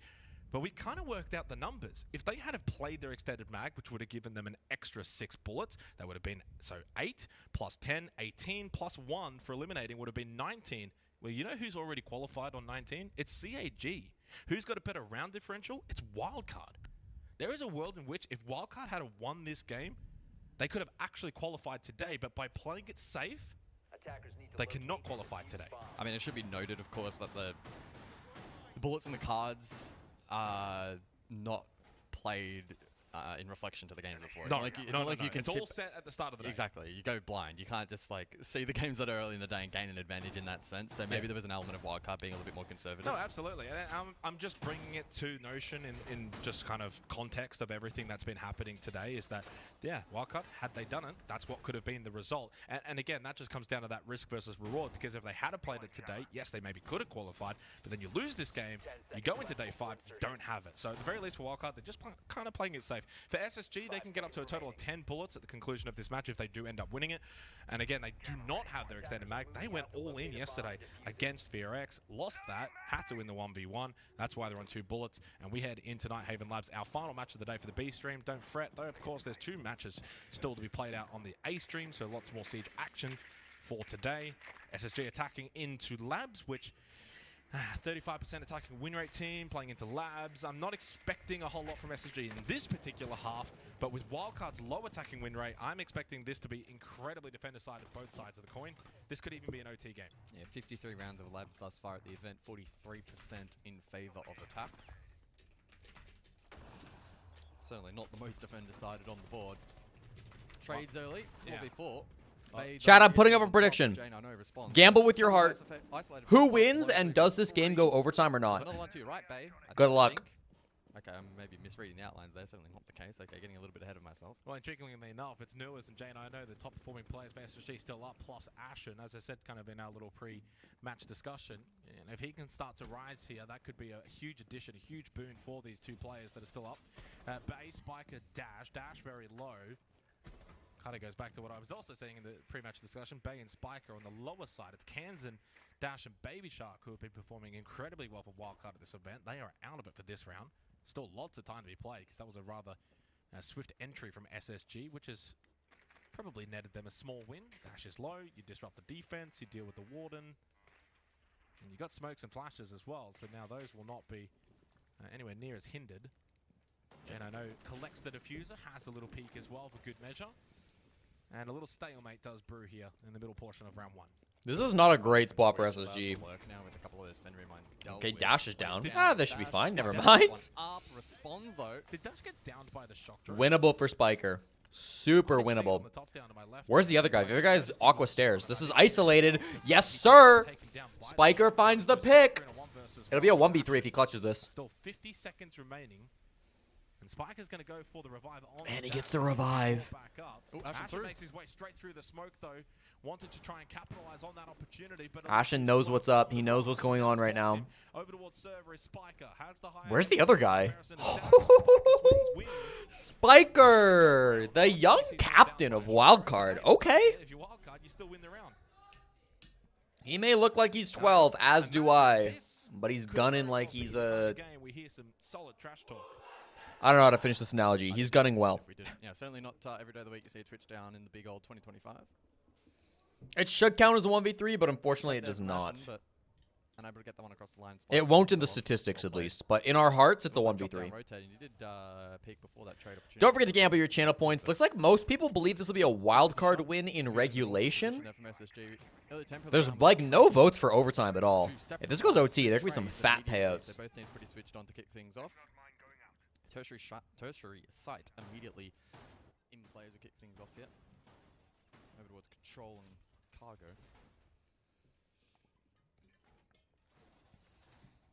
Intrigued to see the dynamic between the Diaz accidentally tweeted a nuclear bomb gif after losing to a Japanese team. I don't think it's that deep, bro. Attacker switch here from SSG. Yeah, massive change up. What's up, Steno? Ashing onto the blitz. Games, I think, have been pretty good today. I don't know. Would have been a really good start, though, for SSG. Nah, not really. I thought the G2 Cloud9 game was interesting. Get that early attacking Even though it wasn't that close. But not to be. Was close. Falcons FearX started good, but by the end of it, it really devolved. Facing elimination, you know, SSG have kind of got that more. Elevate Scarz was kind of, I don't know. Elevate Scarz was fun. It went 14 rounds. Yeah, control storage and intriguing side. A couple of different approaches are available. Can go rather direct with the blitz. Can also use that for a bit of a map clear, vert down. The retake is quite challenging for defense if you are able to maintain that control. Did they ban? No, they didn't ban Bandit Kaid here. I feel like most teams have been banning Bandit Kaid. I'm really excited to basically gather the stats after this tournament ends and create and figure out like what the ban meta has ended up being. After this tournament is over, I really need to just like go through all the statistics and like figure out kind of what ops were being banned at what percentages. Did a map like Nighthaven end up leaning more attacker sided because of the new ban system? Fortunate to be alive. So that certainly was a good opportunity for Bay. Benja caught in the back, shot out by Baby Shark, and almost a chance to Baby Shark is doing. Faults, I should say. Baby Shark is doing it. Needs to get involved on the blitz, but he got caught in the back. It's not over. And now makes it a 1v3. We are still playing. We are Bro, still alive, and somebody fat fingered the controls in production. doesn't have much hope for faults. It happens. I mean, probably not the worst pre-fire on the transition I've ever seen. It would be quite funny if Faults ends up winning this now. He's not winning this. Yeah, he's not winning this. I'll be on the next flight home if Faults wins. I'll be careful. No hope. You watched my Osa hate video. Do I still stand on that opinion? Yeah. Osa hasn't been changed at all since that video. Yeah, losing Nua's there really I was keeping a keen eye on the players in the grave for Wildcard, and they were flicking a wealth of information from... There'll be a 5-hour video I'd watch every minute. I don't know if I'm going to do a video on the operator bans. I might. We'll see. After the opening 2 rounds. Can hear the next team's getting ready in the background. Dude, it's not stealing the joke by going Everybody's gonna make that joke about Baby Shark every cast. Let's not act like it's an original masterpiece. I mean, you've kind of got to at that point. Yeah, you've got to. I think because this is a B-stream game, we're not actually gonna get to listen to the call-ins. Yeah, that's how it worked at SI. This looks like how it's working here. Sorry, chat. Just magnum opus. Benja did get value from Nookie being able to lurk around. You're glad Wildcard picked up some actual good tier 2 talent like Baby Shark instead of some frauds like Stompin. I don't know if Stompin would play for Wildcard or not if he got an offer. Because again, I know Stompin wants to be on a top team, not a shit team, but Wildcard are a very middle of the pack team, so I don't know if he'd say yes. Next bands come through. Yeah, and again, Friday's gonna be a long day, 4 best of 3s. It's every quarterfinal day in Siege, man. We're expecting this to be defend-decided. So I mean, I would love if we could just split quarterfinal days into 2 days. I think we should. I think doing 4 BO3s in 1 day is inhumane. But Ubisoft disagrees. Stompin is not good enough to replace anyone on Wildcard. Nicely going to the second half and then try and get a good roll going. Ashing onto the Blackbeard. I don't hate that take. Stompin is quite good though. Previous round, we'll do so once again here with basement. You want to definitely contest up above, hold some lurk position. The thing is too though, is like Stompin brings more to a team than just his skills in the server. He brings one of the most popular players in Siege. Wildcard would go for a team with, let's be honest, not that many fans, to a team with like probably the most fans in the NAL after Shopify. So somewhat of a roam employed from Wildcard, and it's already been broken down. So okay, good entry. I don't know who's droning in Newers. It might have been Benja. For the map. Yeah, and first time SSG finally been able to get an open and kill. I'm really curious to go through the stats afterwards and just see what percentage of rounds Ashen was playing shields, because he's played so many shields this event. I wonder if in this event Ashen will play more shields than he's played the entire rest of his career combined. I bet you there's a good chance of that. He's been playing for a long time though at this point. Opts to push back. Benjamaster is close by in electrical. Thought maybe there was an opportunity for Bay to catch him off guard. Benja, though, the way he's positioned is almost expecting this. Ashen playing force rolls than I did not expect. I didn't expect it either, but like you've got Ashen, Benja, and Newers on your team, right? Like one of those three players can't be a primary or secondary entry. Like what are you gonna do about it? Benja's still over towards electrical, by the way. Is Bay just circling over towards command? Ashen taking It is odd though. It's really weird seeing Ashen play so many shields. Later in the round. And the logic bomb just pushes Bay. Frankly, I'm not convinced it's working for SSG system-wise. It's just not a great roam strat from Wildcard. Kansan at least gets a trade, but dude, Kansan's got to do some work to bail out Wildcard of this round. He could do it. This drone's actively being watched, though. Yeah, Ben just watching. Or sorry, Jane I know is watching this drone. Has he heard Kansan on that drone? Welcome back, Tink. Not a whole lot, to be honest. 40 seconds left. Wildcard will start to anticipate that. Well, actually, some decent stuff. CAG, Loud have qualified. Liquid are out of the tournament. Storage could provide an avenue on the flank later in the round. Nitrocell thrown out, but it's not going to be able to hit anything. At least nothing of value. Remember, Ashen's still very low. They've got to be watching for this play from Spiker. This is super obvious. Yeah, they flash him. Kansan from above. So suddenly the onside presence now is weak. Even if Kansan wins this, they just don't plant default and they will go deep. Yeah, it doesn't really matter what Kansan does here. Even if he wins it. GG's. At the hands of J9O. Solid win for SSG. Force thrives and shit's a valuable player. I want to give SSG more than just one tournament before I judge their... Especially more than 3 days before I judge their roster move. But if this roster move ends up not working for SSG, I think it's a perfect example of, like, you know, sometimes a role player / a support player is more valuable than just a pure fragger. And the push above from J9O towards the late round in order to consolidate that round. So Wildcard have banned now Ace, Maverick, and Thermite. Also, they've got Bandit and Kaid on the board. Dude, this is going to be impossible to push these next 3 rounds. Dude, you have to play Hibana and can openers every round to finish this off. Good luck with IT wall, dude. Round number 4. Additional bans in play. Fenrir, Thermite. Like, how are we not banning Kaid or Bandit? This is going to be tricks for days, bro. I'm surprised there's no Bandit being brought. Hibana in play. Secondary hard breach still available. Multiple operators though in metal. I guess you're expecting them to just go below with the buck, and so you won't be able to ban a trick anyways, but man. Even this Kaid claw is going to be annoying as hell to deal with. To open up when you've still got the Kaid available.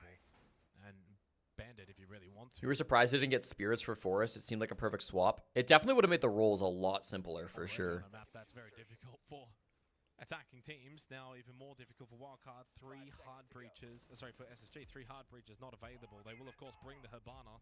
3 SAS shotguns. Yes, sir. And they'll have to deal with the Kaid Electrical. The triple SAS play.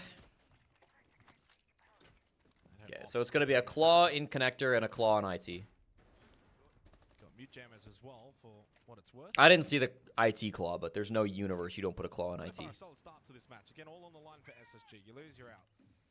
Wildcard, yeah, maybe it's dude, and the only... Yeah, there it is. The only EMPs they have are on J9O. Knocking SSG out of this tournament. I don't know, man. I don't know about these impact EMPs. If J9O misses these impact EMPs, it's just GG. And the drone is like, it's not spotting it, so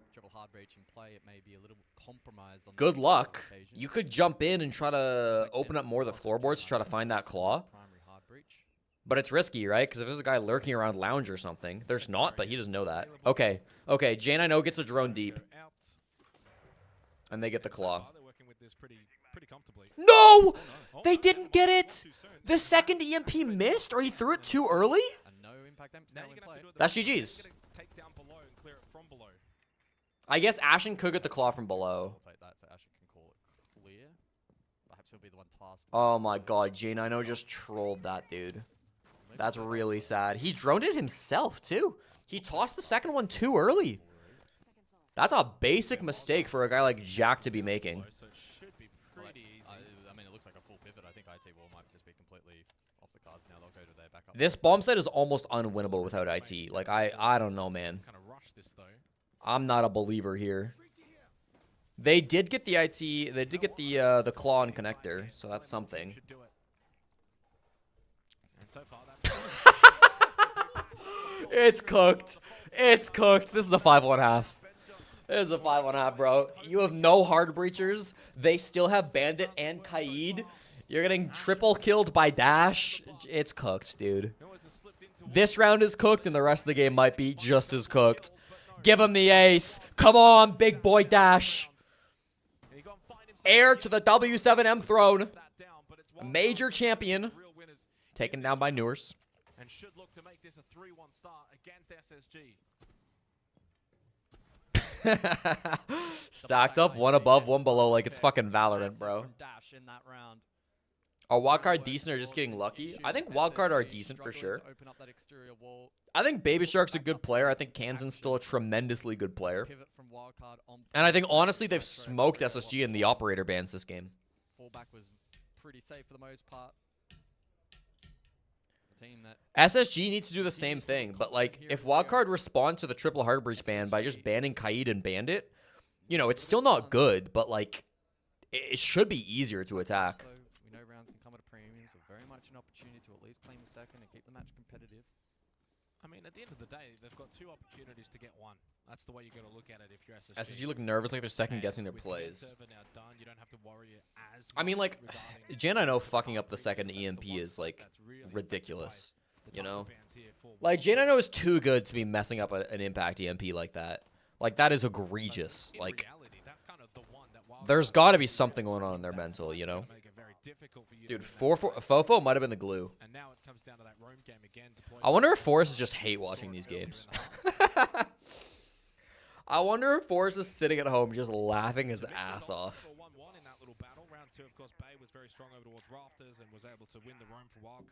Forrest is on... What did he get signed to? Oxygen, right? Forrest. I'm pretty sure it's Oxygen. Yeah. Forrest got signed to Oxygen, so he will be playing in the North American League. He has a job. No, it shouldn't, but... Just can't play this tournament because they're not a partner team. When does NAL start? Next month. I think dates are public, but I don't remember them. Next month, though. Somebody in chat might know the dates. Yeah, double stack up top though for Wildcard. So, I mean, SSG really do need to roam clear properly. Otherwise, if they try and half-ass Yeah, they're on Wikipedia. The second week of June. There you go. Like storage and cargo. I mean, Wildcard are really you work the NAL. How do you not know when it starts? It's in my calendar, okay? It's in my calendar. I will worry about it when it gets closer. I know it's next month. I don't have to worry about it until this tournament ends. As well on the Blackbeard to kind of go through a lot of these doorways and clear out positions on the Blackbeard. So it's a full team effort this round for SSG. This basement round, right? Is this basement or is this storage? No, this is storage. Oh, interesting. Storage, and they're not bringing Kaid or Bandit. Oh my god, they kill Benja. They kill the only hard breacher left. They probably have can openers on the garage wall. And I guess like they have top floor control, so it's not the end of the world they lost their hard breach at this point, but I guess it's probably fine. I'm surprised Wildcard didn't want to hold top floor harder than that. They literally completely gave top floor, like, not for free, but almost for free. They still haven't cleared Spiker though out of storage, and never mind, I literally just called it and he's dropped. Kansas down below as well, so he'll double stack. Not that they're in a bad spot. Spiker's gonna play below for a nitro.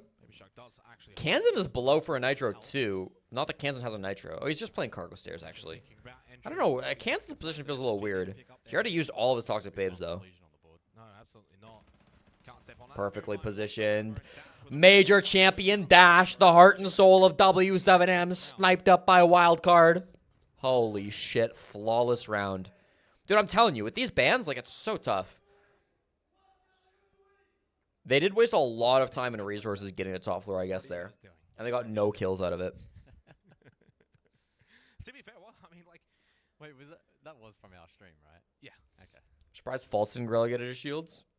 False has never really played shields. Just because he's a support IGL doesn't mean he's good at shields necessarily. Hard bridge, top floor, didn't really translate into whole much, mainly due to strong rotate. Yeah, North America, South America, and Europe all have 10 teams. And then APAC, do the APAC sub-regions have 10 teams, or do they have 8? And by the time SSG had fallen off to then maybe cut off positions from down, Cybers took a big dump on Fnatic. Dude, my fantasy team is like all Fnatic players for today. My fantasy team is KDS, Cyber, and Rafadel. Then I picked Nesk, which was probably, I don't know how Nesk did today, specifically. I picked Rek, who despite losing, popped off on Scarz. And then I picked NJR for my final player. Nesk did awful. Okay, well, hopefully Cyber and Rek can carry me. Did I say Fnatic? I meant FaZe. I did not. I did. Another 3 games on Lab so far. Dude, I'll take it. Day 1 was like all Chalet. I got so tired of Chalet. And that was the funny nature of that game for Team Liquid against CAG, was whoever kind of won that gets top 4 qualifies. But if Liquid had lost, then obviously, as they did, they are eliminated. So it took 6 rounds, but Jack has finally brought out the Thatcher. He said, I am not fucking around with Impact EMPs anymore. And they get the breach they wanted. You know, it's still just can openers, but when there are 3 hard breachers banned, there's not a lot else you can do about it. Banning Mav is so smart, too, because Maverick is so strong if you're going for an EXO finish. Obviously, the Mav got banned, like, immediately, but... This is a miserable push. Faults, yeah. Dude, this push is so all over the place. Fault is in sight with the Fuse Kit taking gunfights. Meanwhile, Ashen is top floor getting 2 kills on the roam clear. Like, I mean, I'm glad Ashen's doing good things here, but, well, Ashen and the rest of the squad, but why is Fault all alone, 0-5, Diffuse Kit in hand, fighting Animus? He's so deep into Animus at that point. I get if you're just trying to sit outside and wait for your teammates to clear. He might not even get punished, but it doesn't feel good.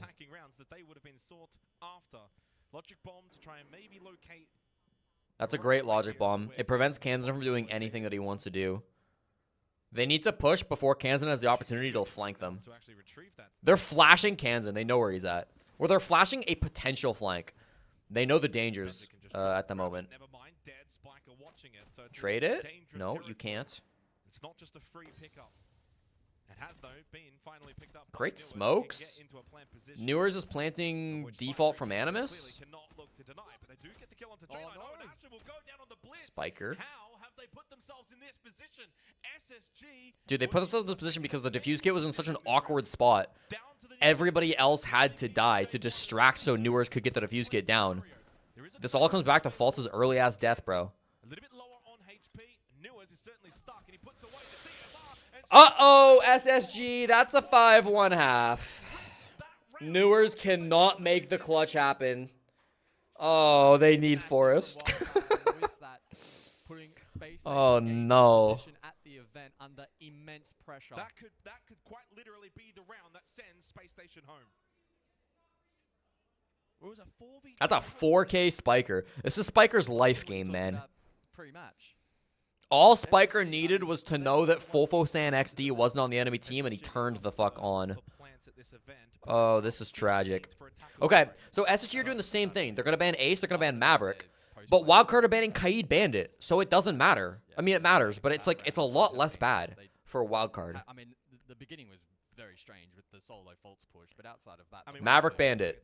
Yeah, Maverick Mira. Oh, interesting. Okay. Plant was amazing. Okay. I don't hate it. They fumble at that final hurdle. They stumble. They fall over. Now they have to... Newers played that so poorly. I mean, Newers is in a tough spot. He had to take a fight. I think Newers played it fine. He just missed. Yeah, they can run Zo below, and Bandit's not a big problem. Little time to reset outside of the fact that we've just switched halves, you go into the ban phase, you have like, you know, a solid 30, 40 seconds to... Ashen is hopping on the Bandit ASAP, so they better bring something to counter it, and Bay is on the Zofia immediately, so yeah, it all makes sense. It's going to take something very special from these players. They didn't ban a zombie, so they've got to find some kind of answer to Rafters, and I think that answer is going to be Dash on the Capitao. They're not the greatest attacking team. They're 18th at the tournament, 30% attacker win rate. I'm not anticipating them to be... SSG needed an all-time crank for sure. They need a desperation crank coming in. Need one to get to OT, so and they again are already kind of... Why is Callout not called attack timeout? Situation where they're getting eliminated or getting a huge amount of bullets. I don't know what you say to your team. Like, on the last half, like, do you call in and be like, guys, we should have banned Kaid? I don't know. It wasn't even really the hard breach that was that big of a problem, though, at the end, though. Like, round 4, it certainly was. But rounds 5 and 6, I mean, they just weren't playing together. How risky will SSG get here? How desperate will they get? New is still lurking warehouse, by the way. Impacts. Oh, they're playing with swagger. Newer says, I got nothing to fucking lose. Baby Shark down. Down. Knows when to fall back. Gets the pick. He's the only one that's really providing options here for SSG. So they look to open up IT. It will be successful. Okay. There was electricity on the IT wall, but he went on the wrong wall. Counterpoint. Ashen, yeah, was a little bit close on that. I mean, it goes without saying, this is a must-win round for SSG. You don't want to go 6-1 down. Have to get a couple on the board here. Good start. IT wall opened up, however, so a point of pressure that needs to be monitored. Do you think SSG's issues with event are just a result of the huge shift to losing a critical player like Forrest, and do we think they'll be back to the SSG we know by stage 1? I don't think SSG will ever be back to the SSG we know. That doesn't mean they won't be good ever again. Wow, Bay! Newer's in the dirt. But they'll never be the same team. I mean, I think a lot of SSG's problems are definitely coming from the roster move. I think Ashen is really struggling with his new roles. To be completely frank, but yeah, Newers is the one that's going to get SSG out of this hole. But like Newers and Forrest are complete opposite players. So SSG's entire structure kind of has to change with this one roster move, right? And so it's like, it's not a question of can SSG get back to their old form, because the old SSG just cannot exist with this lineup. It ends up being a question of can SSG find a way to make this work. That's one, and it's a big one onto Dash, and Faults will find a second. Hold on. Bay doesn't want to lose. Trades are actually good for SSG on the defense. Imagine he wins this. Imagine he wins this. It is winnable. Okay, Spiker. That's tough. Okay, kind of tough for Spiker. He had a chance there. But like SSG, obviously there's benefits to their roster move, right? Like Newers is a great player. And I think Newers himself is playing well on this SSG team. But the team around him is not, I don't know, it's not clicking. It's not being put together very well. They need a lot more time in the lab, I think is obvious from this tournament. So it's not about getting back to old form. It's about making this form work. You know, work on. And Dash giving it to Ashen in the chat. But 2 huge kills from Faults. I mean, it's not about the KD at that point. It's just the impact in the round. And Ashen's a fragger and he's playing support. Maybe it was going to slip away again. Yeah, on attack, he's the guy who's picked up the shields. And like I don't think it's fair to say Ashen is playing support. I think the support duo on this team are still obviously Faults and Jin, I know. But like Ashen is the guy who is taking the aggressive shields specifically. I imagine SSG will obviously. He's the guy taking the blitz. He's the guy taking the Blackbeard, and he's not finding much success with them. And the Montang employed here for Dash. So I don't know. And that can be honestly a very strong operator. SG wanted Spears, I'm pretty sure. Spears would have I think fit in a little bit nicer, but I look to get first floor control, utilize the boogie auto breaches from the ramp. Again, like I don't think Newers is a bad player to pick up. Newers is very talented. They just got to find some way to make the system work. Themselves in to play the roam game, although Ashen has dropped and will look to reposition. Newers will stay in server for now. Of course, playing the Bandit. Shockwire batteries are down, so you can kind of... I'm going to repeat this a couple of times because I think it's important. I'm not willing to call it a bad roster move after one event. Like, it's been so little time. Give SSG a chance to figure out this roster, right? Give them a chance to take some time, practice with this lineup, figure out what you want your roles to look like. If in 6 months SSG's still not qualifying to anything, they still look really, really bad, then you start to go back in time and say, yeah, maybe this was a bad roster move. But I'm not willing to say that yet. And in my opinion, if it turns out that way where they never figure out this new system, I think in hindsight, it's not, oh, who should they picked up instead? They should have just never dropped Forest. Because they were not a bad, they were a very good team when they had Forest. They took a risk dropping him for Newers, and so far that risk isn't paying off, but it could pay off in the longer run. Do rosters actually take that long to see if they work out? Yeah, of course. It takes a good chunk of time for chemistry to build. It takes a good chunk of time to like understand the strategies that work for your new 5-man lineup. Like, look at the teams that have won SI recently or have won big tournaments recently. FaZe Clan have not made a roster move in 2 years. Furia have not made a roster move in 2 years. BDS have not made a roster move in a year. This was not a coincidence. 50 seconds remaining. Still a Nitrocell for Benja as well. They are well positioned in this 8th round. Baby Shark trying to find an angle. Blocked off by the keeper barrier. Wildcard running out of time. Benja's got a wonderful angle here as well towards storage. They've really denied this storage position perfectly. Wildcard have like no position at all here, hey? I don't know. They're weird. They're in a weird spot. They don't have much map control, but they're still deep in on the site. They've got the numbers now. They can play the trade game if they want towards the site, although Bay did get the... That's an odd push. I guess it's just exo focus push.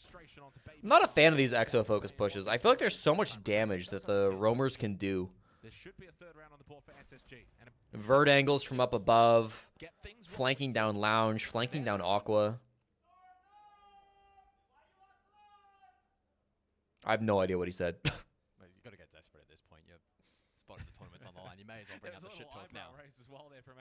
Beast Coast last year came together in 3 months and won a major. Yeah, but I mean, like, then what do they do?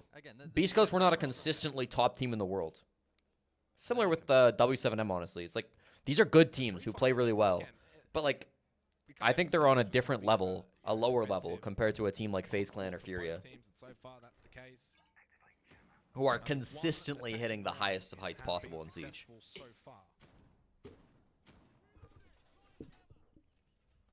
And after this round, it's going to be even more difficult for Wildcard. Wildcard folding on attack, shocker. Yeah, their attack stats, the casters were saying, have been horrible this event. Win this on the tertiary, go 4-5 up. They'll go command server. There'll be 3 hard breaches off the board for Wildcard. FaZe haven't dropped the player and they're drawing with Fnatic. And then suddenly SSG have got the finish line within. Don't tell me that. It's Nighthaven attacks, okay? FaZe will be fine. Don't worry about them. They win that game, they eliminate Fnatic, they're chilling. And Newers is leading the charge. What's up, Revan? Newers joined the SSG server days after SI. I can't pretend to know everything, but I don't think there was any planned moves until Oxygen blew up. Interesting. So it's not like they wanted to. Well, we're speculating here. We don't know for sure, but it seems like it's not like they wanted to get rid of Forest. They just saw Newers was available and thought, okay, we need to get him. Damage exchange though, and so Wildcard can begin preparations for the IT wall to help create avenues towards vertical, and then pressure those on site. Yeah. And again, like, if Newers gets dropped off, if you get it in your heads that you must have Newers on your team, which you can debate if that's a good mindset to have or not, but if that's your mindset, right, we must get Newers, you kind of can't drop anybody other than Forest, right? Like, Faltz is the captain, he's the IGL, you don't have an IGL if you drop Faltz. And then, like, I genuinely just think Ashen, Benja, and Jana No are all too talented to drop. Exothermic charge here from Kansan. And when you kind of look at the numbers for Wildcard, everyone's pretty much playing quite well. There's no sort of weak link in the chain. 90 seconds though, the timer factor for Wildcard. Wildcard is just a really slow attacking team. This might be exposing some of the weaknesses in Spiker as an IGL, to be honest. Because, I mean, there was a reason why Wildcard demoted, maybe demoted's not the right word, but moved the IGL role from Spiker onto Bosco last year. Now they're moving the IGL role back to Spiker as Bosco has been dropped. And I don't know, these pushes all tournament have been a little bit slow. Like, we're entering the top floor at 60 seconds. They got to pick Cafeteria, but Yeah, Ashen just peeking the doorway. Ashen Warden on site also just feels wrong, man. It just feels wrong. With the Nitro, 40 seconds left. Wildcard are certainly going to start to pick up the pace now. Wildcard with vert control, but not a lot of vertical tools, so don't know if they'll be able to gain much from those positions. Faults to tuck himself in the corner. SSG are anticipating a control here. They're positioned for this. A swing through the doorway. Benja goes full swing though, out to the middle. Okay. All the numbers now with Wildcard, and it seems like they are Low time, but they've made this work. I don't trust Ashen 1 and 6 on fucking Ashen 1 and 6 on Forest. I'm not trusting in that one, dude. Or on Forest, on Monty. SSG on the verge of elimination. Wow. Wow. Baby Shark's been very fun to watch. It's, SSG are going to be underdogs coming in. Play the plant below, you bots. Oh, no. Oh, no. There goes the bandit ban. We thought it was going to happen earlier. Wide swinging through the doorways. There's a lot of question marks in that round, and to me, it just felt like a pressure thing. They gave up full top floor control. They had no flank option, so you don't have someone that can maybe look to disrupt that.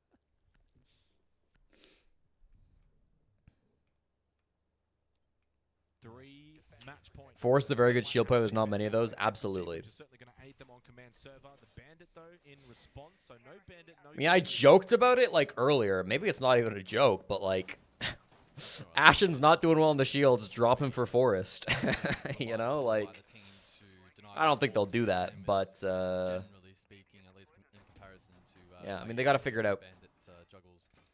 I think right now, this SSG team has more talent than the old SSG team, but they've got to find a way to make it click. There's more to a roster than just how much raw talent and skill do you have. Ashen doesn't belong on Blitz. It's not his style. Yeah, it's very weird. It's clearly not working. So they've got to give him more practice with it, or they've got to mix it up or find something, man. I don't know. Ashen 1 and 7. Yeah, I mean it's been looking to try and get himself in the match, and it's been a very tough tournament. The two players below Ashen is choppy from Scarz. It's better to have no shield player than a not good shield player. Interesting. I think that's a good point. I think Furia kind of proved that point. Hey, like Furia don't really have a great shield player. They just don't play shields very much. I know Philippox tried for a while, but and Furia is still a great team. You know, they've been crushing this tournament. They crushed SI until they didn't. Hypothetically, should more upcoming T3, T2 players focus on becoming good shield players? Seems like there's no pipeline for them. I don't think it's a bad idea. It's awkward because it's like Ubisoft could nerf shields tomorrow, and then it's like then it's like it doesn't matter at all. Interestingly, no impact amps actually in the end here from the attack. This is a little awkward because they have no EMPs, but I assume they're just going to walk in and try to clear the EMP or the mute jammer from the hallway. Yeah, I mean, this should be easy enough to clear out the mute jammer. Only one drone has been taken out so far, so really good drone economy from Wildcard on there. M80 kept throwing Citizen and Kino on Blitz, and look how that worked out for him. Yeah. Is going to be opened up. So, sensing a con hit from Wildcard. They've got holes towards IT if they want to use them later on, but not really enough. I like that Hibana tech from Dash. Obviously, it's like pretty common, but you put X-Kairos in the very top middle and the very bottom middle of a single panel. You pop it, it'll destroy the reinforcement, make the wall soft. Usually it's not worth it, but when the bans are Thermite, Ace, and Maverick, it ends up being the only real way to get a decent-sized hole in a wall. Is Jaeger back? Yeah, Jaeger's back, because he counters Capitao now. That's a hell of a decision for Ashen, bro. That is a hell of a decision. At least he went kind of with a teammate, but just mistimed. Neither hit their shots. Dash is farming. Sorry, Bay is farming. They're both farming. Wrap it up, bro. SSG eliminated from R6 Reload. Good God. Good night.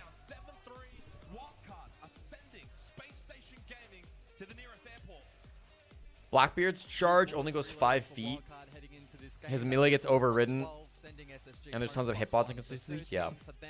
Certainly not enough to qualify them at this point in time, but it sets themselves up in an intriguing position for the action tomorrow.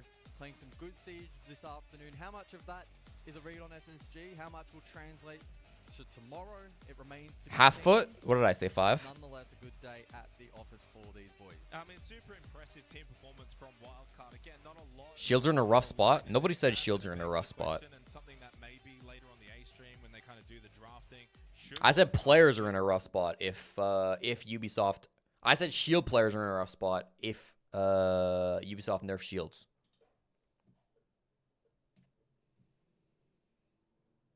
Oh, Revan said shields are in a rough spot.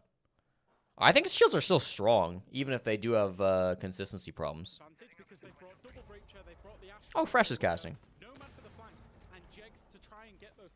There's no execute utility. Obviously, Grim's off the board. There's no Ying. There's no Capto. You're refreshing Forrest's Twitter as we speak.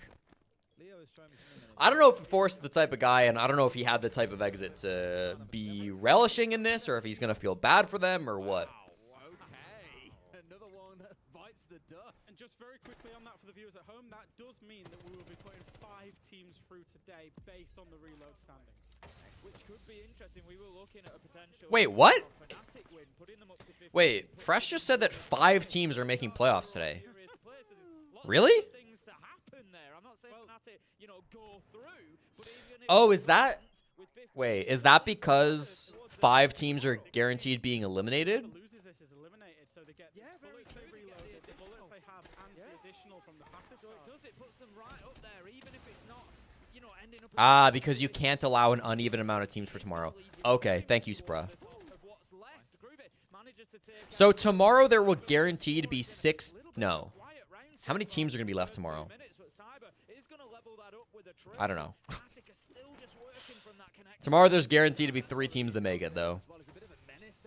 Dude, I feel like tomorrow literally every single player that's not already qualified or eliminated is going to have to go all in on their points.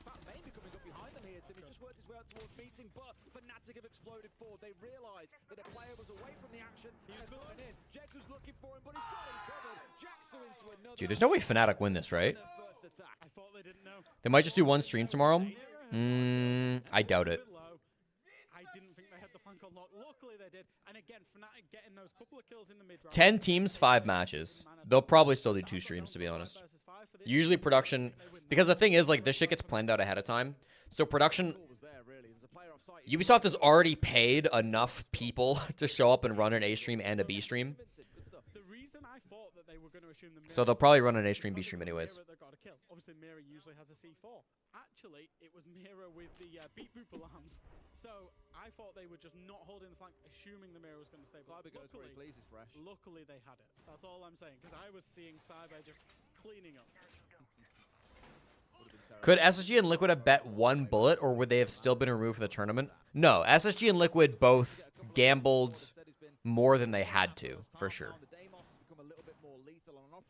But, like, both SSG and Liquid, well, less so with Liquid, but SSG were already in such a bad spot going into this game that, like, if they're gambling 1 bullet, like, they put themselves in a bad spot for tomorrow anyway. So, realistically, I think SSG did have to gamble quite a bit today. Liquid were in a different spot. Liquid probably could have played it a bit safe, but Liquid thought they had a guaranteed win because they were playing against CAG, and, well, look what happened. Oh, I'll end predictions, by the way. Regulation win for Wildcard. Most of you correctly predict that. Cherub Chairman again. Dude, actually just cooking in channel point predictions today. It's actually insane. as you can see on your screen, is going to be DPEG opening up the walls with that Maverick. We saw FaZe leave these walls open, leave these walls closed all together in their entirety, whereas Fnatic maybe are going to put a little bit of pressure. I'm 0-2 in ranked with Groovy on my team, so I want him gone. All right. So the casters mentioned it, but just to be absolutely clear, chat, the loser of this game goes home. The loser of FaZe Fnatic is out of the tournament. I would be shocked if FaZe lost this game. I don't rate Fnatic that highly. I think Scarz is an insanely good player, and that's about where my praise stops of this team. Meanwhile, FaZe are obviously the best team in the world. Cyber's putting up 14 kills. Things you love to see. My fantasy team is going to be popping off that. A little annoyed I picked KDS today. Little annoyed I picked KDS. But he frags on the defense. All he needed was my aura watching him. Come on, KDS. Read him like a book, KDS! My fucking 0-6 GOAT! Okay, I'm noticing they are planting. No, that's actually so sad. Did he thought he downed them or something? Souls is fragging in sight. This doesn't matter. Yeah, kill this guy and go stick. Jags is in Narnia. Oh, it doesn't even matter. Souls is above. The positioning is perfect. Holy shit. Elevate have been confirmed for playoffs. Yo, shout out. All right. So now Loud, CAG, and Elevate are our 3 teams confirmed for playoffs, just as we all predicted. Falcons are likely to lock playoffs too, it looks like. And then probably Furia if they beat DZ today. Is that correct? Yeah. Yeah, if Furia win their game against DarkZero end of the day, they'll definitely qualify.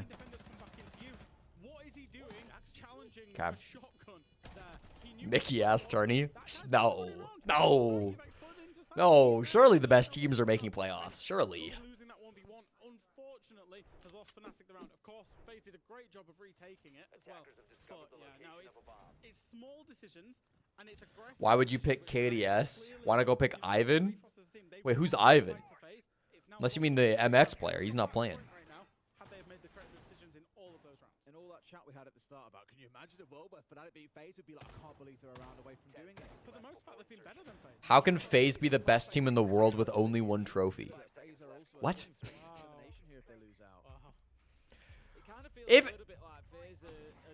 Oh, you were being sarcastic? Okay, I'm a little dumb. If FaZe are not the best team in the world, who is?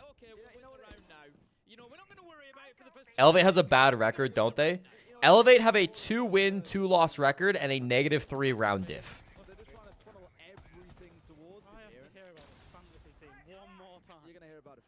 Did both these teams pick the extended mags? Yes. Yes, yes, they did. Did they? Yeah. Yeah, they both did. Yeah. Sorry, I was failing math for a second. Seems to be a bit of a choice whether you open the double wall down into the basement or not. It does prevent that. FearX are the best team. How could it be anybody else? You're right. I'm kind of excited to see FearX. Dude, it's going to be so sad if FearX are the one APAC team that don't make playoffs. Dude, if we have to watch CAG and fucking Elevate in playoffs, but we don't get to watch FearX in playoffs, it's going to be so sad. Because FearX looks like the only decent APAC team. Ah, CAG might do something. Scarz? I'm pretending Scarz don't exist. I'm pretending Scarz didn't attend this tournament because that's what Scarz pretended too. Don't disrespect my GOAT Anaton. I don't know. We'll see. If they get an easy matchup, they could put up a good game. But I am skeptical. It's kind of weird. If you qualify to playoffs on day 4, you're kind of in a bad spot, right? Because you're unlikely to get a higher seed in playoffs.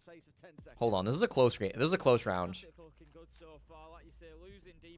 With the smokes, I think this is a Fnatic round. Like, Jaxu smokes into storage, jumps in plants. What is stopping him? Handy is above, but surely there ends up being pressure top floor. Like, Vidiking can just go pressure that if he lives. He doesn't live. Okay. All right, they're gonna plant control instead. That's fine. Command. GG's. What? How? Sarks? Nah, I mean this shouldn't be winnable, right? Just plants, dude. Jaxu, use your smokes and plants. It's been 10 years. You know where he is. Jaxu, you actual troll! Are you joking? He could have planted 9 times in that round and he was just chilling. He was just waiting to get found on the vert. Fnatic? Oh my god, bro. 1v3.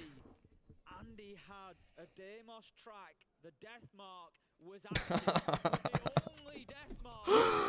Oh my god. Deeply unserious team. No kidding. Are you joking, Fnatic? Send them home, bro. 2 smoke nades in pocket. Doesn't matter. Did they have a... Absolutely not. The reason I was actually going to praise Fnatic, I was setting myself up to praise them on that attack. They had no idea where Handy was. That's why they were triple stacking on the one player that was on the Deimos ping during that round in that 3 versus 2. Loved it. They got it to a 3 versus 1. I'm thinking, great. Now you just need to trade each other out. You'll win the round. As soon as they tracked Handy, it was just really, really bad in the late round. They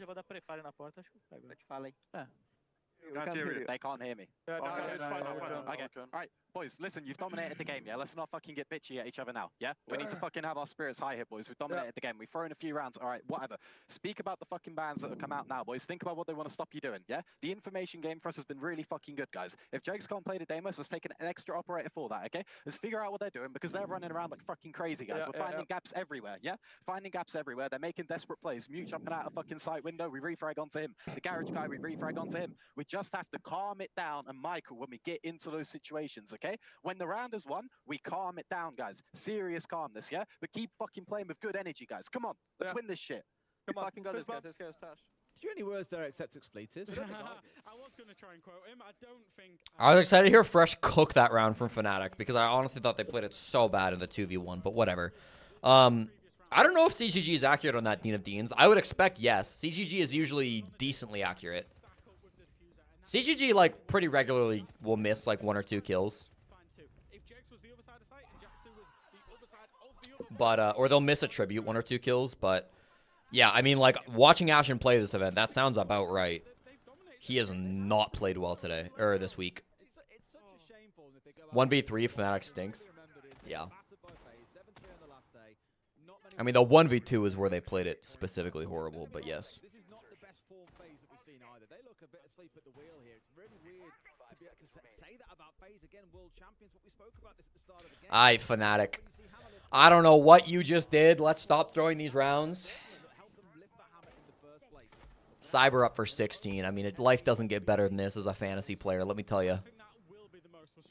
If SSG would have bet 1 bullet, they would have gotten first pick tomorrow, and they would have been able to use their extended mag. Would that still be a bad spot? So, Troton, the problem with that strategy is that the bottom 4 teams today get eliminated no matter how many bullets they had. Now, it worked out that 4 teams have 0 bullets, so that doesn't actually matter.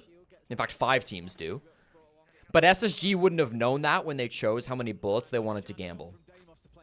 So if SSG only bet 1 bullet, and, like, Team Liquid didn't throw, and fucking, like, I don't know, a bunch of other teams didn't throw, then they would have been eliminated anyways with 1 bullet and without have even used their extended mag. So SSG basically had to use their extended mag and go all in today. Oh, they also already wasted their extended mag? Oh, there you go then. Yeah, they lost it to FearX yesterday. That's right, that's right. Yeah, so, I mean, they needed to basically make 2 risky bets to possibly make playoffs. And, well, they made the best. They just lost it.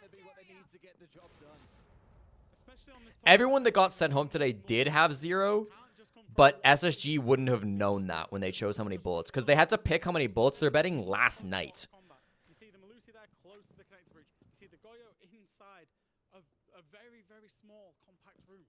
Wait, what did Fabian tweet? I do want to watch this round first. What could have been for Fnatic will be the question they hold themselves, but not many will remember. KDS, we know, has had a pretty poor game, and Groovy reminds me of that fact. Slams him down to 4-4-4 as the call from Scarz rings out here. Spoke to at least keep Fnatic at bay for now, though, Tim. Can they hold them back? There's two stacking up on the door. Could be a double shotgun kill coming through, but no, Handy with just the one. Deepak really wants to get this wall open. He is now going to be able to achieve that. A little bit of damage has been done. Handy continues with the shotgun. 3 versus 2. GG's. Thanks for coming, Fnatic. Maybe you'll make another event in 2 years. GG's, bro. We didn't see the early part of this game, but the ending part of that game was embarrassing. Okay, let's look at this Fabian tweet real quick. Oh, B stream's just over. There's one more game on the A stream chat. It is DarkZero Furia, which actually matters a lot because Furia could lock playoffs here.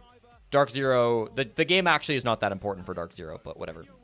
Okay, this is a good tweet from Fabian, actually. In the draft tonight, we will eliminate a team just by picking them. They can only gamble 4 points, and therefore most likely will not make it to playoffs. Deadass, I was talking about this earlier. If M80 choose to challenge a team that does not have their extended mag left, which is a lot of teams here, the max they can get is 4 points. The max they can gamble is 4 points. So they're just in an impossible spot where even if they gamble the max points possible and they fucking win, it doesn't matter. They still don't make playoffs.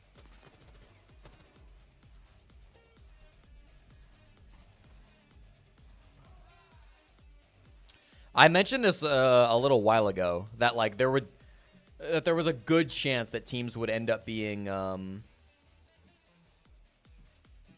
eliminated even though they won and gambled the max. But yeah, I didn't realize that like literally M80 would get to choose. Now M80 does not just get to choose who they want to eliminate. Like M80 needs.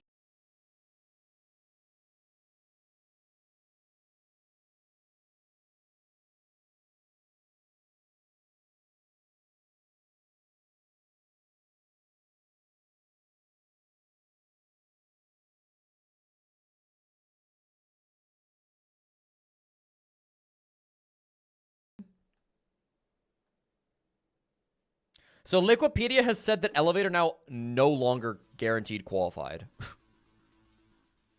Liquipedia are now saying W7M are guaranteed qualified and not Elevate. Because remember, W7M don't play today. They have a bye. So W7M receive the average number of bullets that all other winners got on this event or got on this day. So I guess W7M will get a guaranteed return now that bumps them up ahead of Elevate, is what I assume that means.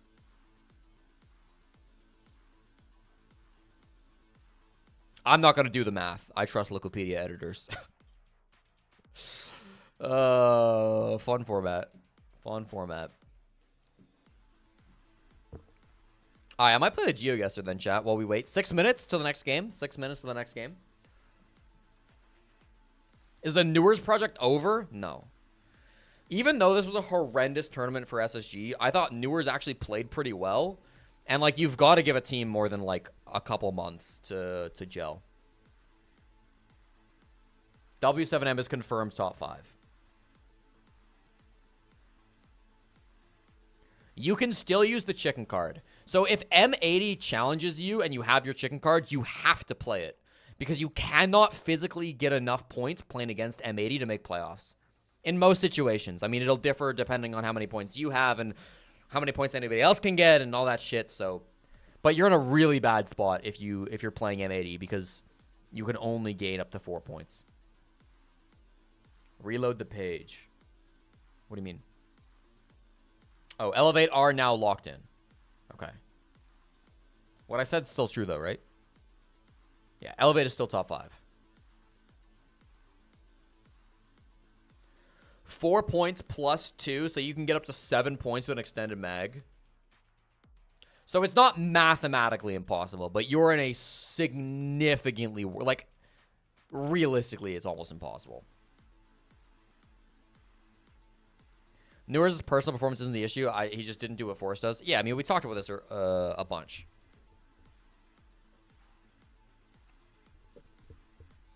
I'm not going to keep repeating our SSG takes, but it's like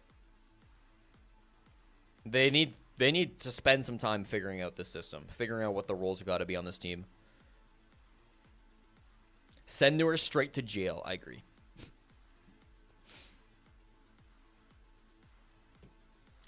All right.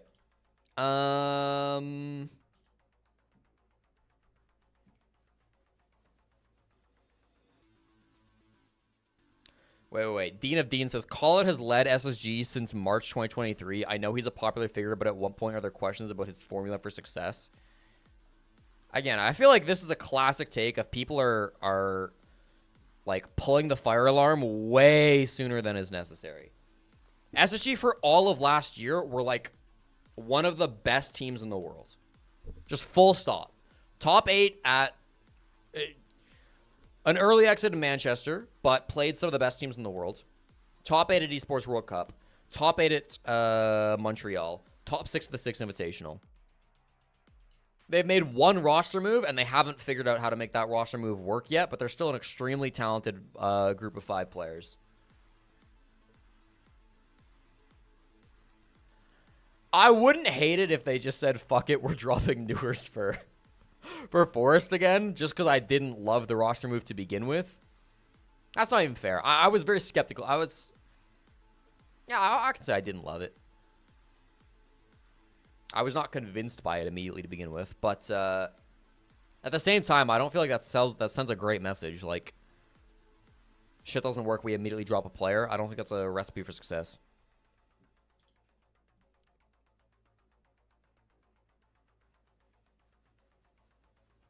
Pice is with a show cat. But the cat is not here, so you've wasted your points. I'm sorry.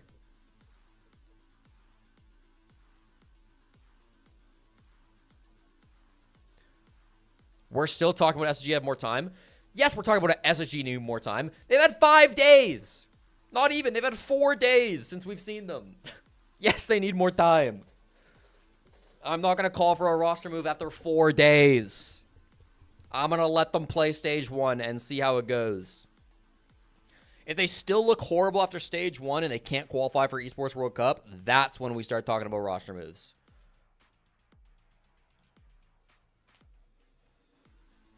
Oh, you're agreeing with me. Well, too bad. Okay, chat is redeeming hydrate, but also my water bottle is empty, so I have to step away for 5 seconds. I'll be right back.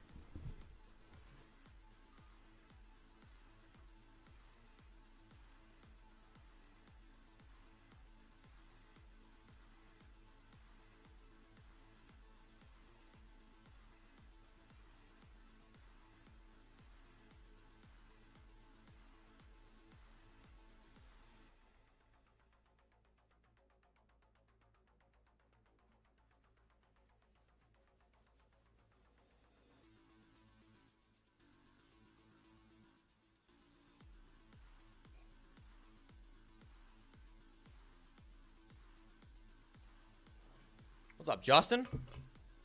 Just got back from the capital.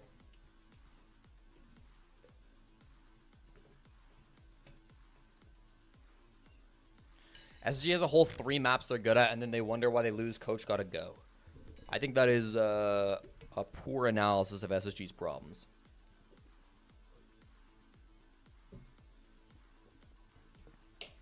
Wish we saw Shopify Rebellion. Unfortunately, just not a star-studded lineup of players on Shopify Rebellion. Unfortunately, they're just not superstars, as we heard. So, that's on them.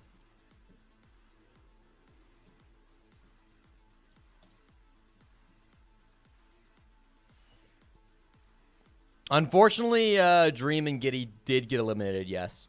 So the eliminated teams now are Liquid, Spacestation, Talon, Scarz. Sorry, Cloud9 are not eliminated or anything. They lost, and they're honestly, I don't think they're in a great spot. I think the teams that are in the worst spots are like these middling teams, because they don't get to choose their opponent like these guys. So they'll probably get chosen by like these bottom level teams, which means they're not going to have much of an opportunity to earn more points. And like the teams down here are not that bad. I feel like Cloud9 FearX are in some of the worst situations right now. I think the key of this game was because Cyber and Handy, they are playing very well. Handy make a clutch, and Cyber are getting a lot of open kills for us. So I think this is the strength of today, and hopefully we are going to... Maybe this is a bad take, but I wish that they would just let the Brazilian players do Portuguese interviews and translate. Anxious, and so... A little bit, so... Anxious about, like, not qualifying, you say? Because, I mean, FaZe Clan is not qualified yet, but winning the game helps you. I think it's what everyone feels about the game. We want to qualify very quickly, and we started the tournament very bad. So I think this makes us a little bit nervous to play. So I think this is the... Yeah, it's normal, right? It's very normal. Let's talk about the map. You guys picked the Night Heaven Labs, and it's really such a great map. It would be sick if they pre-recorded a Portuguese interview between Maria and KDS. Then they got Maria or somebody else to translate it. They play it in post. They don't play it live. And then in this spot, live, they could like interview Fnatic and do like a losers game. Yeah, you could sub it or you could dub it. So I think this map, they think will be good because in the screen is a close game, and hopefully we won. So next time, don't pick. So against us. FNJL, that's a great question. They tried to. No, that's fine. Furia tried to chicken out against DarkZero, but if they had done that, that would have forced a match between DarkZero and W7M. But DarkZero and W7M already played each other on day 3. So DarkZero were forced to challenge Furia. Furia tried to chicken out so that they could get the free win. But then the admin said, you can't do that. So I think this is the main problem we are having. You think you're communicating less than you should, or it's just like disorganized? Yeah, a little bit disorganized because it's the start of the tournament. Normally, FaZe start to communicate very well in the playoffs because it's best of 3 and it's another word. So, yeah, I think this is the problem. Okay, congratulations. And you know what? It means a disorganized communication, it's farofa. Eles estão farofando. What the fuck is a chicken That's out? what it means, Milosh. You can say that on the next match. To be honest, like, I think it's the right decision from the admins because, like, if you're the admins, you can't just let a team play another team on back-to-back days. But, like, the fact that the format is set up in such a way that that can happen is obviously like, the problem, you know?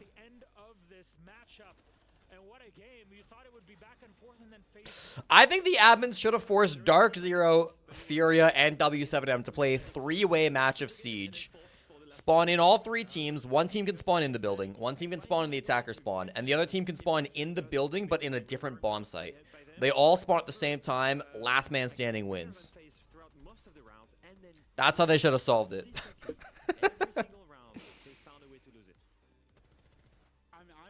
The other option is you make Furia play W7M. Yeah, but then you're just giving the free win to DarkZero, who deserve it even less than DarkZero, or than Furia. Like Furia then are still getting fucked over. You're just, yeah, rewarding a worse team. Why not? Because DZ had fewer points. Today's top 4 teams are locked in. Yeah, but we send 5 teams to playoffs now.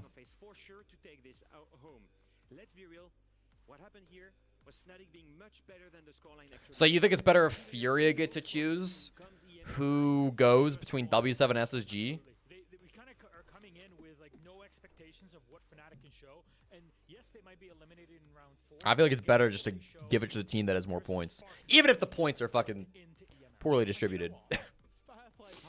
Sure, it's an option. Sure. They should have won. They didn't. But fair play to them. All they had to do with this format is not allow teams to be able to reload up to 8 if a team had more than that with the extended mag and force them to reload all they have in their reserve. Yeah, I think the extended mag card really ruins the format. I'm not going to lie. I'm curious how it would play out even without the extended mag because I'm not convinced it would be perfect, but it would definitely be better. I don't know how good it would be, but it would definitely be better. Okay, so let's look at the standings instead of looking at that replay. So in playoffs right now, Loud, Cyclops, Elevate, and W7M have all qualified. Again, W7M are getting a free win. We just don't know exactly how many points it'll be, but it'll be enough points to put them up into top 4. Because there's an odd number of teams remaining, we need to send a 5th team to playoffs today so that everybody can play a game tomorrow, okay? The only teams still playing are Furia and DarkZero. DarkZero only bet 1 point, so they cannot get up into first. Furia bet... How many did a Furia bet? Let's go see. Furia bet 5 bullets. So if Furia beat DarkZero, they move up to 17, which puts them ahead of Falcons, ahead of FaZe Clan. So if Furia beat DarkZero, they will be the 5th team qualified to playoffs. If they lose to DarkZero, then it will be Falcons as the 5th team qualified to playoffs. Yes? I think that's correct. Yes. So Furia are playing... The last game of the day is Furia DarkZero. If Furia win, they make playoffs. If DarkZero win, then Falcons make playoffs instead. Exactly what Fnatic did. If one was in the west side of storage and one was in the east side of control, it would have been 2 1v1s. Plant could have gone down. It was in summary, Game of Throws. Round 1 was a throw. Shouldn't there be a cap on how much you can bet? There is a cap on how much you can bet, but it's very high. So the cap on how much you can bet is 8 bullets. But then you get a one-time use extended mag, which gives you a bonus 6 bullets you can bet. So your cap, realistically, that you can bet is 14, which is kind of insane. Chicken Guard is unusable in round 5. Oh, okay, good to know, Spra. Good to know. So M80 literally just get to pick who they're fucking over. Regardless, I think it was quite clear what had happened. Fnatic, we say goodbye to them. FaZe Clan live to fight. If DarkZero win, they go up to 7 points, which would put them into 12th place above Secret. If DarkZero lose, they go down to 5 points, which would probably keep them in the same place at 13th above BDS. So DarkZero only bet 1 bullet, so they'll either go to 7 or they'll go to 5. So, like, yes, this match matters for DarkZero, but very little. Who knows? Maybe 1 or 2 bullets could make the difference tomorrow, but we'll find out.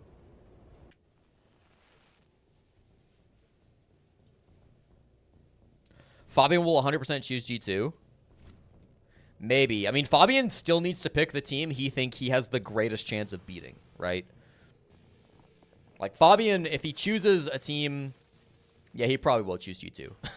I'm just looking at his choices, and it's like... If you're M80, you must choose a team with at least 8 points. Because if you choose, like, BDS, then you can only gamble 5 points yourself, and that you're just fucking yourself if you do that.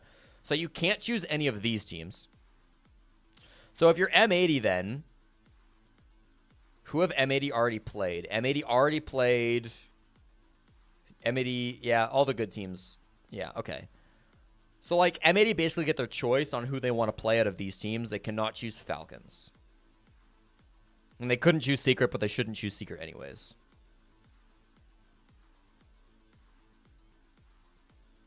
So, yeah, M80 will choose who they think they have the best chance of beating. Probably G2 or Cloud9. Depending on who they think is worse. I think Cloud9 is worse than G2, based on what G2 showed today. I mean, literally, I guess they proved that by playing against C9. I think M80 will choose Cloud9. But we'll see. What's our timer looking like right now? 6-minute timer, dude? We'll keep yapping.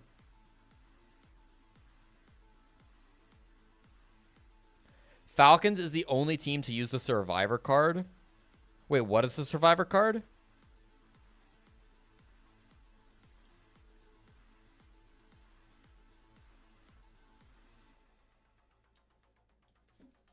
Team Falcons got a Survivor card for beating FearX. They gain 1 extra bullet.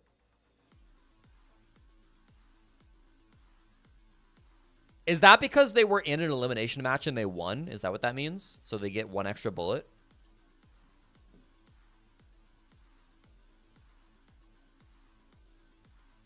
Oh, if you start the day at 1 bullet and you win, you get 1 extra bullet. God. Jesus, bro. I feel like that's so irrelevant. Dude, some of the cards are like extended mag, game breaking, destroys the whole format. And some of the cards are like survivor card, used once to give 1 extra bullet to 1 team. That's the bullet that qualifies them? I guess you're right, if DarkZero beat Furia. I don't know, it's just a little goofy. So you could get 18 bullets in 1 match. You could bet a maximum of 8, plus 6 if you use your extended mag for 14, plus 1 if you eliminate, plus 2 if you flawless, plus 1 if you're a survivor. So yeah, 18.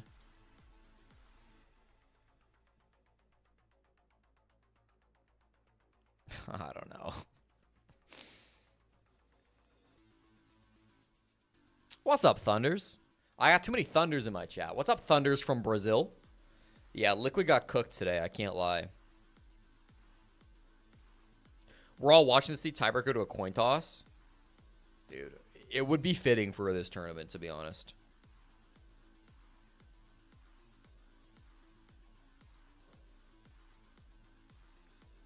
A team could go wild betting all their bullets on the team they know to be bad, gain a shit ton of bullets, and be really high up even though you're second worst team in the league.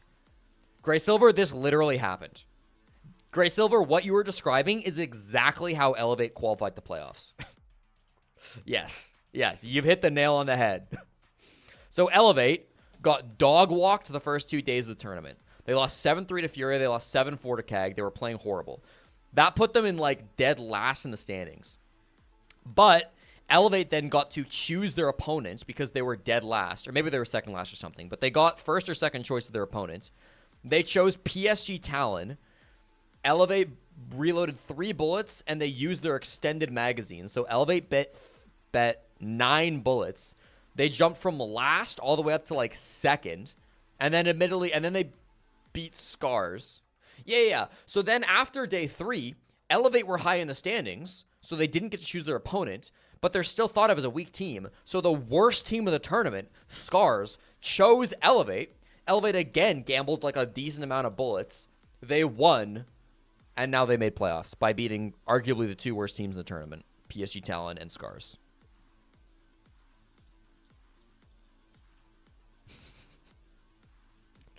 Yeah. Is this a major? No, but it replaced a major. Secret have 3 wins, 1 loss, and they have 7 bullets. Yep.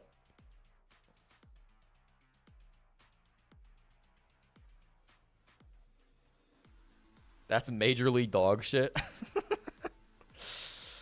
Yeah. Sprabunny, do you know how seeding works for playoffs? Because here's my question, right? Say the 5 teams that make... Wait, 1 second, actually.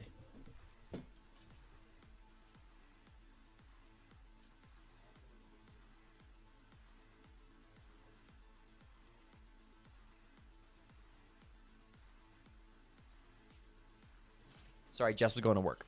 Okay. So suppose today, right? Suppose the 5 teams that qualify to playoffs are W7M, Falcons, Elevate, CAG, and Loud, right? Does Loud get first place on seeding because they have 22 points and they qualified today? Or if tomorrow FaZe Clan gamble and they get more than 22 points, do FaZe Clan get first place on seeding?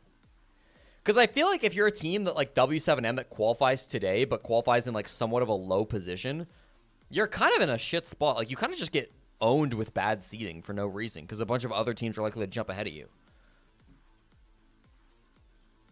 Right? I don't know how if top 5 gets separated out or not. Okay. Epi, you said earlier it's possible for a team to go undefeated and still not make playoffs. Is it possible to go undefeated and still not make playoffs? If you start with 6, if you bet 1 bullet every time, you would go to 7 to 8 to 9 to 10 to 11. Yeah. But I feel like you'd have to be an absolute moron. Technically, it's possible to go undefeated and not make playoffs, but you would have to make like the worst bets of all time.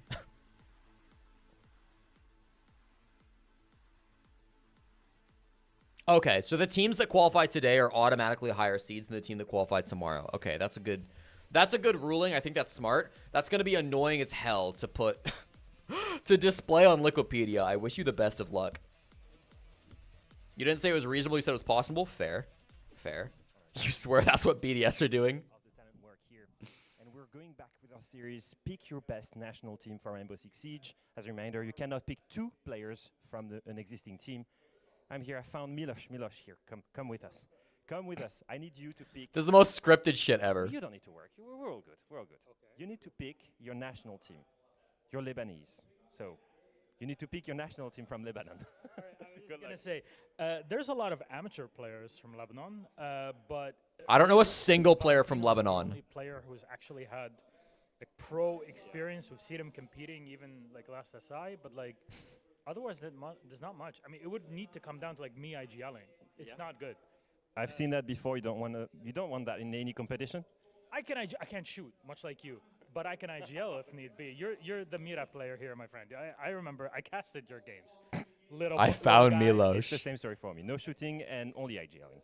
See, same. Understandable. I will say, then, if I made a MENA team, is that okay? Yeah, let's go for a MENA team now.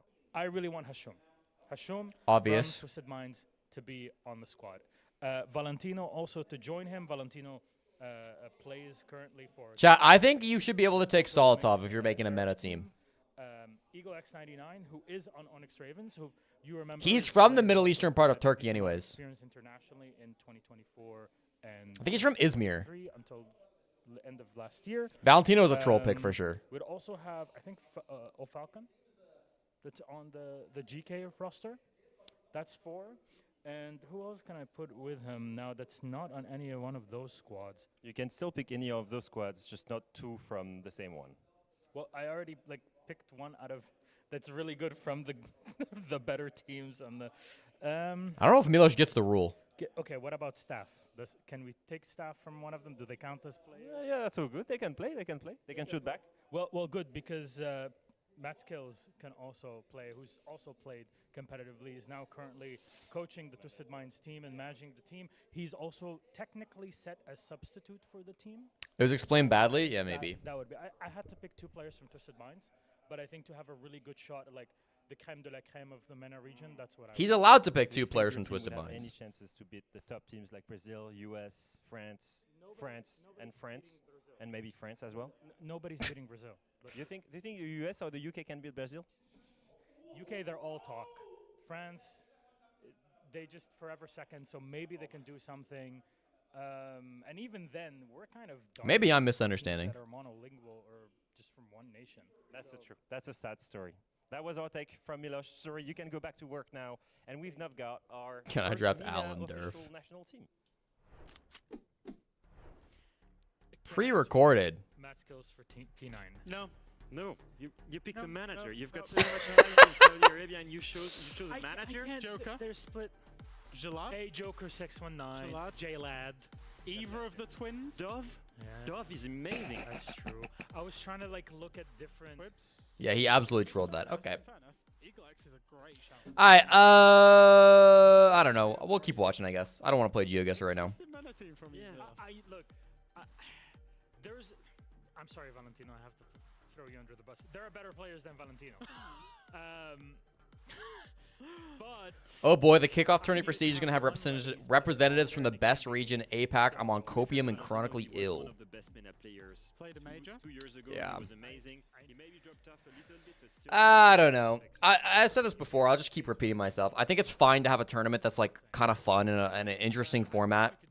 I think the fact that this format is complicated and confusing is not the end of the world. I don't mind them trying something like that, but a format that just rewards teams that play bad, I think is tough. I don't think you can hand wave that away by saying oh, it's just a for fun tournament. It's it doesn't matter in my mind. You still can't just be rewarding teams that are bad. Yeah, cheat code. Way too many people. Let's see what they have. Citizen. Hey guys, welcome back to pick your national team for Rainbow Six Siege. Are they running this again? You cannot pick 2 players from the same team, and now I found some of my favorite American talents to help me. I also have Foxy, who's from Canada. It's not fun or interesting. It's just convoluted. I think some parts are fun. I think the 1v1s are pretty fun. I think All right, I need you to give me gambling points is interesting. It's kind of fun. And you only have the right to pick 2 players from the same team. But like again, rewarding bad players or rewarding bad teams is not fun. That's the issue here. There's 1v1s. Yes. Yeah. There weren't very many 1v1s though, which I think is a big problem too. Then hot and cold, you'd have to get as IGL. Then I think you get. God, we have so many. Who do you start with? Now. Yeah, you have a lot of talent. I think you throw Diffuse on there. He had a good rookie year, so I think that's a good shout. I think you get. This is a tough one. Put me on the spot. Dream's just the first to come to mind for a good support player. You need a good support player. So you got Hot and Cold as IGL. You have a Diffuser. You're basically building Biscos that won the last major. NJR, J9. Yeah. You want some support-focused players? Mix and all around. Honestly, NJR. You got to throw NJR There you in go. There you go. Like an entry flex. DS isn't And American. I think you either Good try, Justin. grab Ashen or J90, but I think I'm going to have to go with J90. And that's Ambi's a good pick, too. Coach, I'm going to have to say call out. Call out for coach. That's a really good pick. Really good pick. Decent teams all over. We've got some Brazilian, Australian, French ones, UK ones. But the French would take it 100%.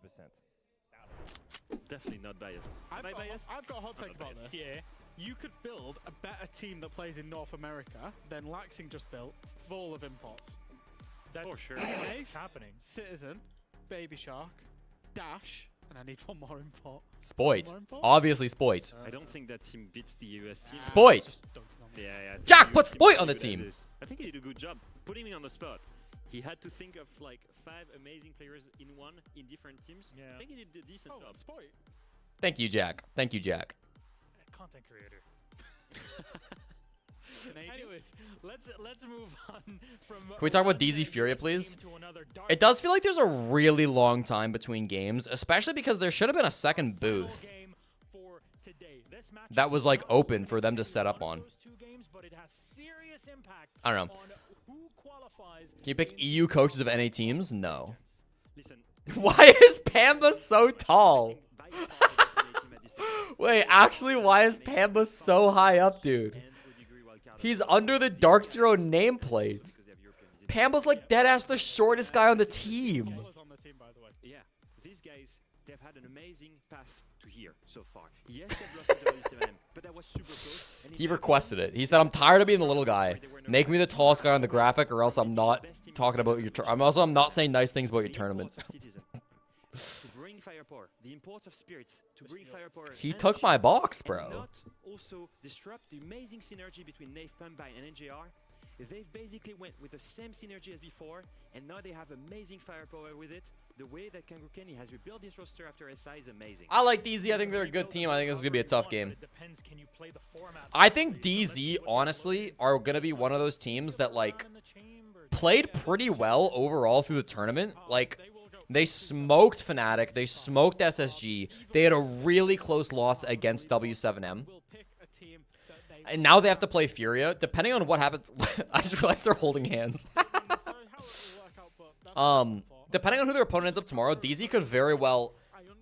Like, DZ very well could go, like, 3-2 and miss playoffs, despite playing some of the toughest teams in the world.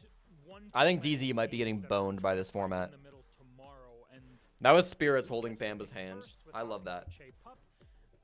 It's going to be a tough fight because you can't chicken out of any of the games. Yeah, and that's a big issue for me when playing it too safe, is that I'm afraid that DarkZero right now may just be shooting themselves in the foot because they didn't reload enough. They might be slightly too low to even... Don't grab the mic. Like they go to 7 bullets. Imagine they go with extended mag and everything they can tomorrow. If they don't get the right opponents that has enough ammunition to steal from... Who redeemed Showcat last? Pisces. But they got scammed. Sorry. Falcons or somebody big. The reason being is teams don't want to play DarkZero. Why is one of their reasons Spirits? Because he's so good on the shield, but he's also What's the cooldown? Half an hour? It was 28 minutes ago. He's a real threat, and teams don't want to deal with having to play against the quirkiness that he brings. Well, let's talk about I'll give you a free show, Cat. End of that board, of course, the squad that won the Invitational here in Brazil. They want to make it back again, and they're actually not far away from qualifying. I feel like it's the only team that's not stressed about this format. They're winning it all. They're not stressed They're about making anything. fun of everybody. They don't care about how much they reload. They just win every single matchup. So at this point, they just, you know, it doesn't matter how much they reload if they will win everything. I absolutely love them. You know, we've seen them in and around the venue and the hotel. They're talking to everybody. They're loving life. They're trying to get everybody energized. They're on social media. It's absolutely incredible. The last time we saw them feel like that was in Sao Paulo when they won the World Championship. So this is completely vibe space. This is not objective stat space.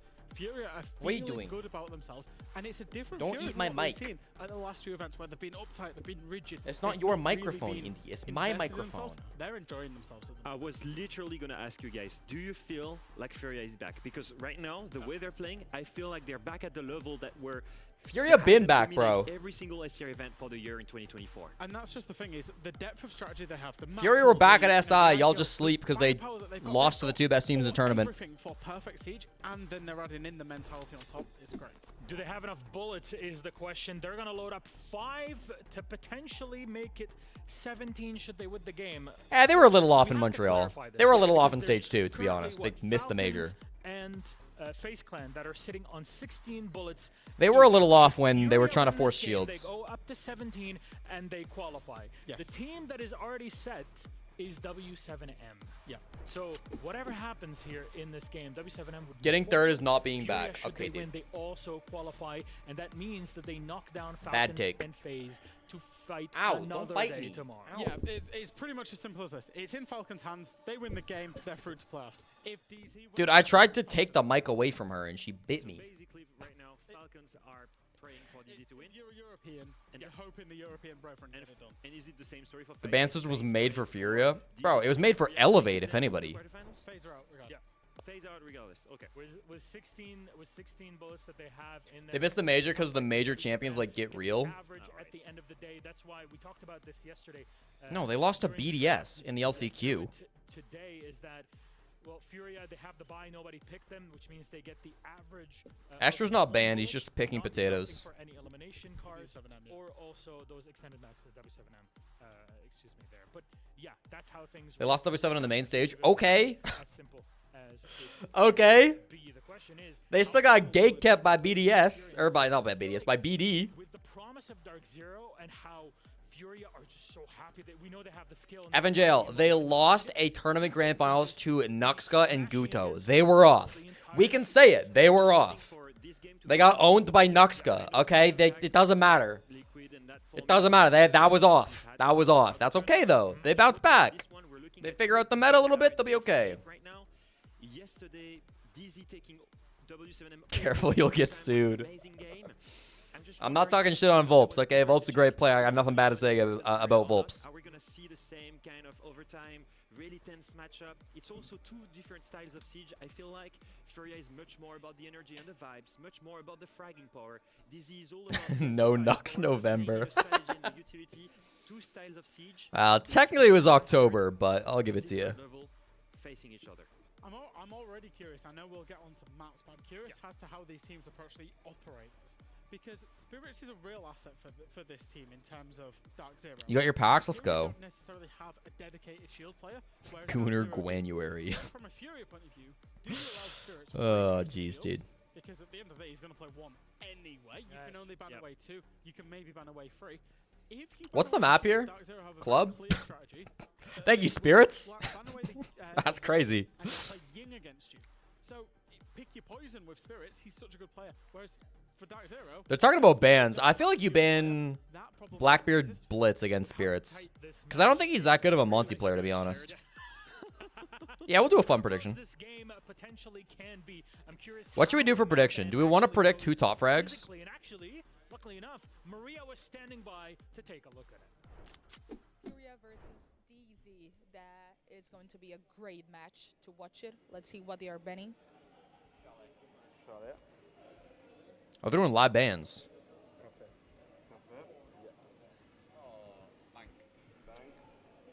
Bro, it's just showing his laptop? Bro, they just straight up showed all of Kangaroo Kenny's laptop in spreadsheets. Oh no. Dude, they're doing it again! Dude, I'd be pissed if I was Kenny.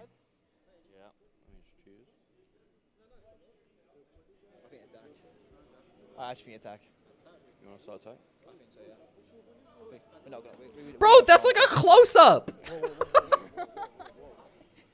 If they're talking about some strategy, you know, that's a secret.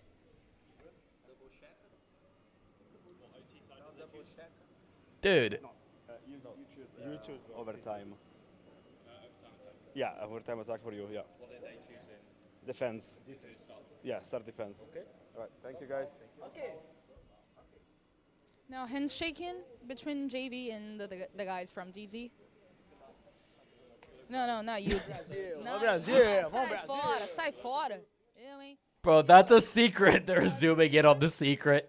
And Nath, come here. Let's talk about the veto you guys just did. So, what's That's gonna happen wild, here? bro. Clubhouse. Clubhouse, what do you think of that?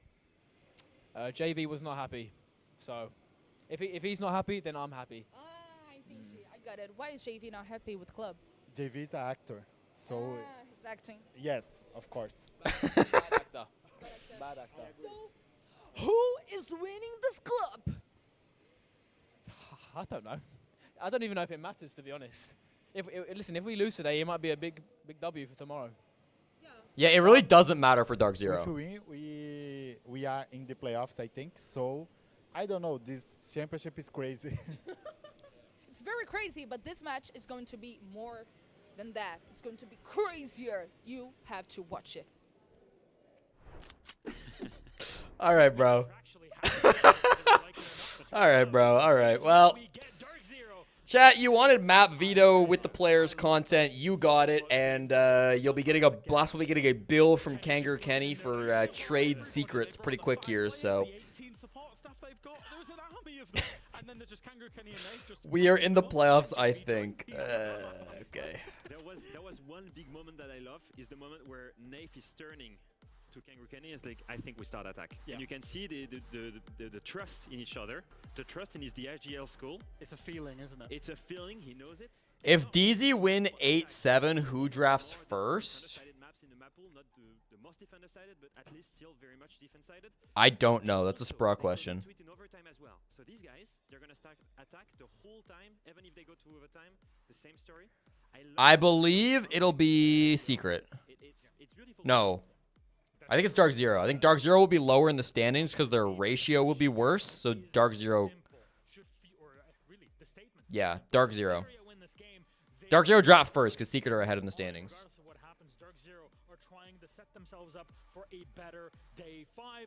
Let's find out. Our casters are standing by. So that's best case scenario, right? Assuming the final playoff spot doesn't come down to round diff. DarkZero's best case scenario is probably an 8-7 win. Because then they get the points and the round diff. They get the point to go above Secret, but they don't go too high on a round diff. That's so silly. Oh my god. Alright. Chat. Will JV92 be happy this game? Yes. He goes positive. No. He goes negative. Meh. He goes even. That's your gamble. Go ahead. 5 minutes. Put your channel point predictions down. Will JV92 be happy at the end of this game? Is he going positive or is he not?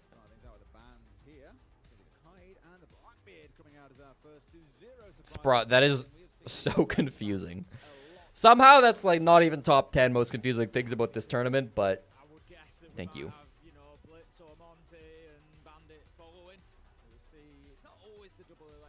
No, the chicken card cannot be used tomorrow.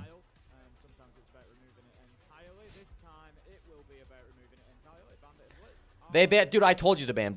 They'd ban Bandit Blitz. I told you they would ban Bandit Blitz. How is it going to impact us on Clubhouse? Well, it's going to make The top floor. Okay, I'm gonna leave you with Ace and Dez. Sorry, I'll be back in 2 minutes. There's not going to be any wall denial that can realistically stop them. Yes, you can put mute jammers on there, but it's not going to do you much good. You can just pop those external charges on at the top corners, and they will open the wall nonetheless just as easily. So we should be able to see a little bit of, even though DarkZero are quite defensive, quite a slow team, we should be able to see a bit of aggression out of them really on the attack, getting in there, getting those objectives done early, ticking boxes, opening walls, and getting themselves into a position to execute.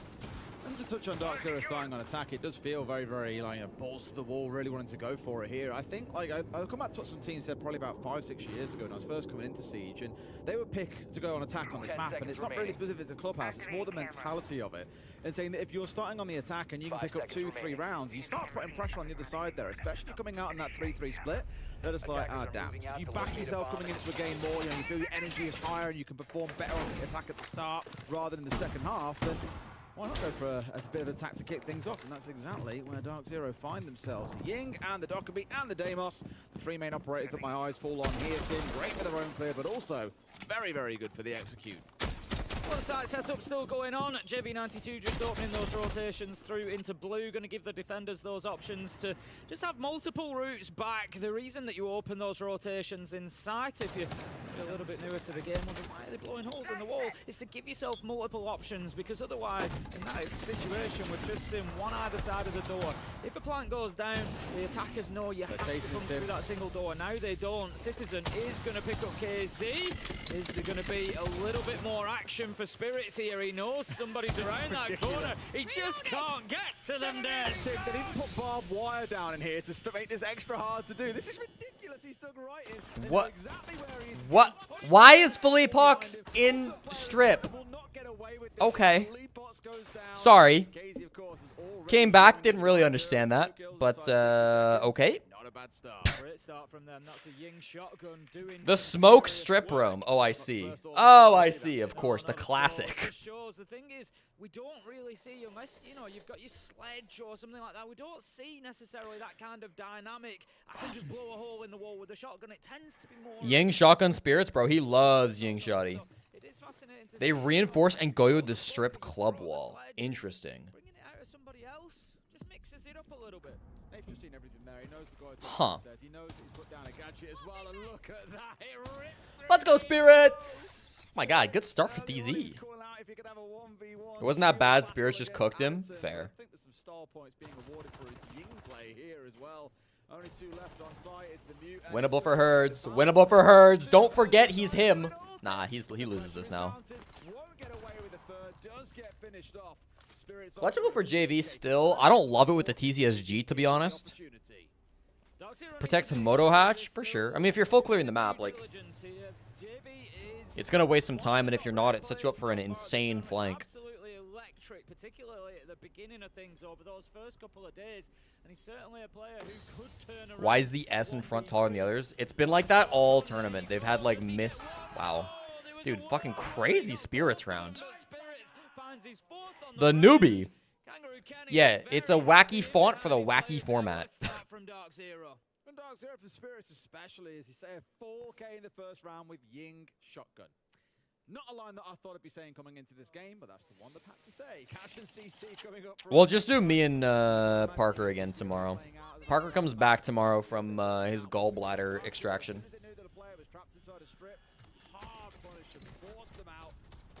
Into a smoke as well without losing a player. That's exactly what you want to see. Very well executed by DarkZero, leaving no gaps for Furia. Is it against the rule to throw this game for better picks? Probably. I don't know for sure, but probably. Is it actually better for DZ to throw this game?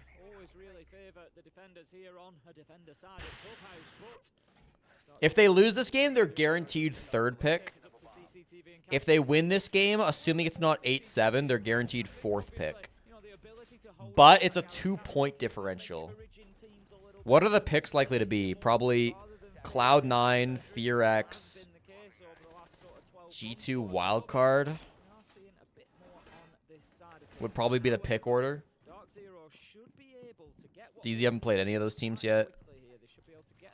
I think for DZ, having 2 extra points is probably worth more than playing the stronger of G2 versus Wildcard.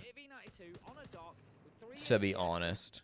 That's going to be tough. That's going to be tough to clear out. So they may choose to go and push for Leapox in bedroom, go through that side and try and get construction. And I think that is going to be There's only 5 matches tomorrow.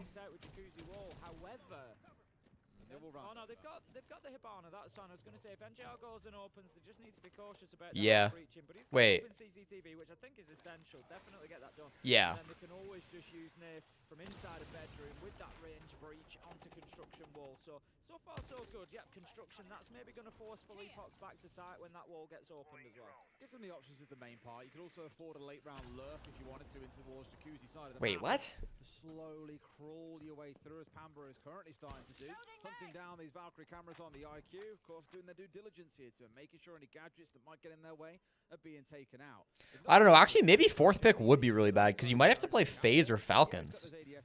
Right? I think it's because they expected to see DZ bring along a Capital to survive through the fire, but there is no DZ. They've not even bothered. So as you were suggesting, No, yeah, you get FaZe or Falcons. DZ will have to play FaZe or Falcons to make playoffs.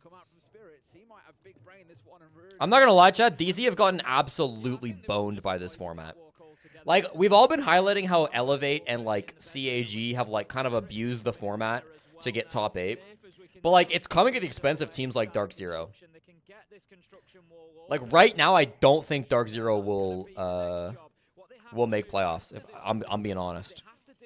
Yeah, Secret's also getting boned. I mean, it's not just DarkZero, but like DZ, Secret, these are teams that are doing pretty well, I would argue, in the tournament. But abuse the format better next time. I mean, yeah, you're not wrong. Well, I'm just letting you know, like, this is how it goes. I'd expect them to run deep and try and plant on table as well. It's worth stressing. You've got Nade sat at top ready, can disrupt you if the time comes around as well. But they've got to force. Why did DZ only wager 1 bullet? Because they're expecting to lose to Furia. Straight up. That's why they wagered 1. Leapox could be key here as well. He's currently playing around red stairs and he has a nitro. That's actually been expended. But KZ managed to Do you think Spirits is just gonna run the shotgun literally every single game, every single round? They must be banning it after this, surely. Nice try. Dude, I remember when Pamba used to be... I for a point in time, called Pamba the best Ying in the world. I mean, I think Spirits is probably better than him now if he's taking the role, but... DZ used to be, like, a real... DZ used to be the, like, oppressive fucking Ying team. And it was largely off of Pamba. But now it seems like, I mean, they haven't been a big Ying team for a little while, so it's not like this was recent, but now it looks like Spirits has taken up that role and they're becoming a Ying team once again. Furia are scared. We'll see. I expect them to ban the Ying after this round.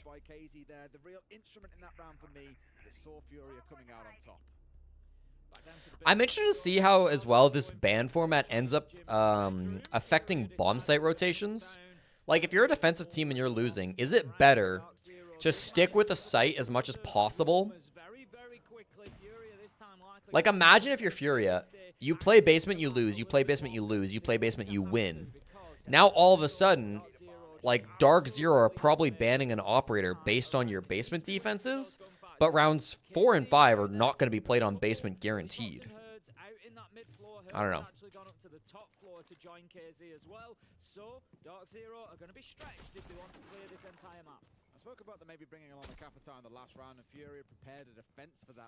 I don't know if it'll actually end up making a difference or not, but I'm interested to see. You're banking on the fact your team losing? No, you're not. Because you can make the decision after you lose. Like, if you lose basement once, you might be more incentive. You might have more incentive to try it again because you continue to hide your other bomb sites, is what I'm saying. You're not throwing on purpose. I'm saying if you lose, if you happen to lose, you might have a higher incentive to repeat that bomb site, which, like, here we go. Man, it's good intel. It's good follow-up. It's like Furia here. It's not going 1, 2, 3, but it's like they're repeating a bomb site they played earlier. Whereas, like, if it was the old ban system, I don't know if Furia would go back to basement. I don't know.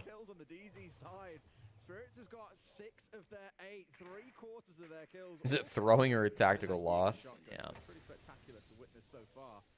Still though, halfway into this round and only one down, that was of course upon the top four. We've got to work our way through the So if DZ lose this game, slow down DarkZero, at least temporarily.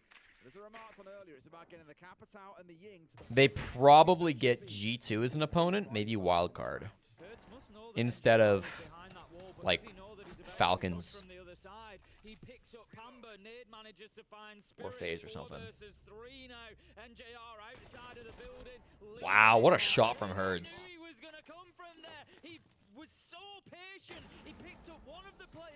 Did we get 8? 8 plus 4 would put them at 12.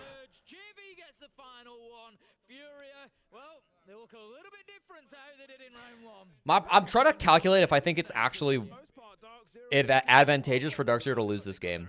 So if DarkZero lose, they go to 4 points.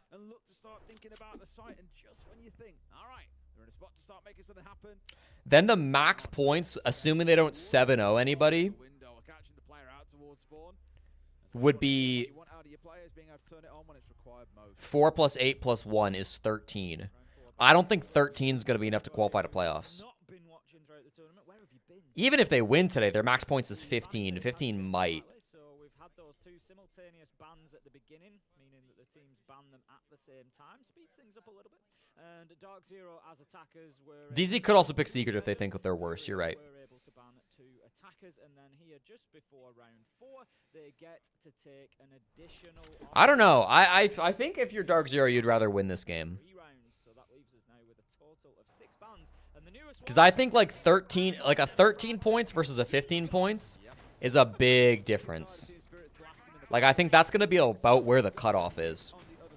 We're obviously assuming DZ win tomorrow. But, yeah, would you rather have an easier opponent but max out at about 13 points? Or a much harder opponent but max out at about 15 points? That's the question if you're DarkZero. DZ have their extended mag? Do they?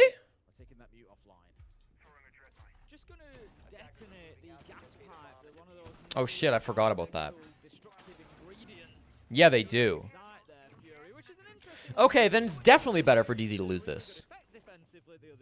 Because then, yeah. Yeah, it's definitely better for DZ to lose this game. He went in, the pipe had been detonated, it was, you know, due to explode, and he had to...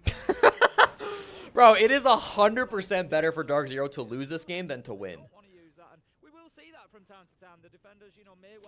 Because this is going to be the difference between playing a team like Secret or G2 versus playing a team like Falcons or yeah.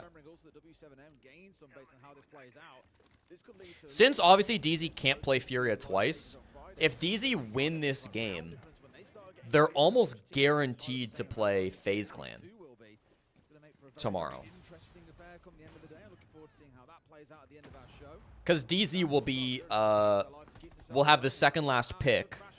The last 2 teams, if DZ win this game, will be FaZe and Furia. They cannot choose Furia. Why can't they play Wildcard if they win? Because if they win, they have the second last pick, right? So presumably the last 2 teams they could pick will be FaZe or Furia. Because if they win, Furia doesn't make playoffs.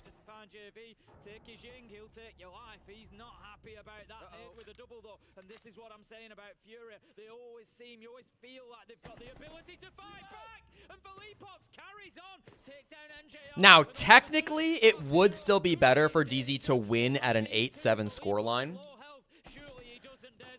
So I guess if you're DarkZero, you try to get an 8-7 scoreline. That's your best case scenario. But if you go up 6-X, you throw till overtime. Because a regulation win is bad for you.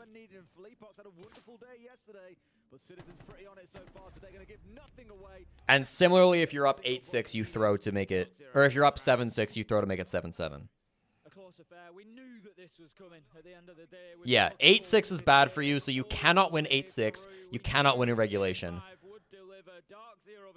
Does DZ ever win without an 8-7 scoreline? Good point. Good point.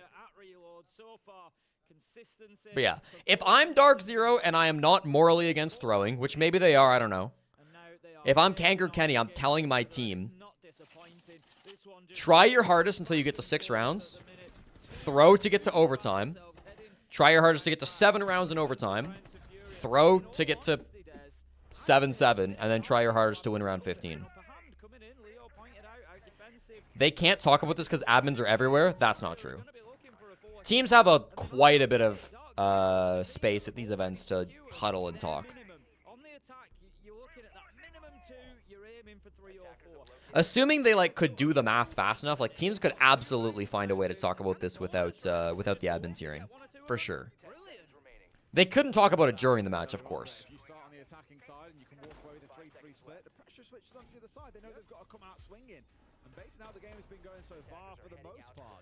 I don't think they're doing it, but obviously DarkZero know that losing is not that bad.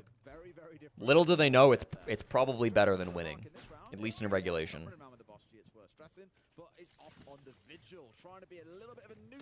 I mean, even right before the game, they were interviewing Nafe, and Maria was like, "Nafe, who's gonna win?" And Nafe was like, "I don't know. Honestly, it's not even that bad if we lose." So he seemed to kind of know that shit might actually be better if they lose.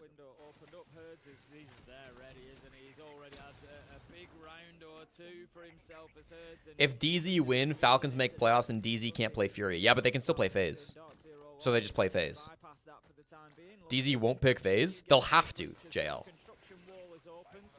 JL, their only 2 options, if they win this, will be FaZe or Furia, and they physically aren't allowed to pick Furia, so they will pick FaZe. That's how it works.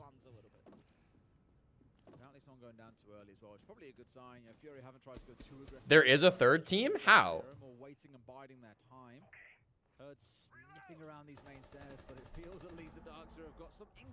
But Secret gets to choose ahead of DarkZero if DarkZero win. So Secret will choose Wildcard or whoever the hell they want. And now it's under the chair. We'll 100% see him regardless. There's no buy team. They're just going to hold this angle. The thing is, DarkZero don't necessarily need to push this. They just need to prevent him from coming back up. Yeah. So long as they've got the manpower to work into construction and open that wall as they wish to, which you can see they've got plenty of numbers there. They can kind of just hold him. And there's 2 off site him. They might read this and say, guys, just hit the site now. They're 2 away from site. We can go and make this happen. If there's a tech pause, I'm going to draw this out. Suppose, right? M80 take FearX. BDS take fucking Cloud9. Okay. Secret take Wildcard or G2. DarkZero's left with... I guess DZ could get Wildcard. DZ take Wildcard, and then FaZe take... Falcons. Or FaZe take... Yeah, FaZe take Falcons. No, that's actually fair.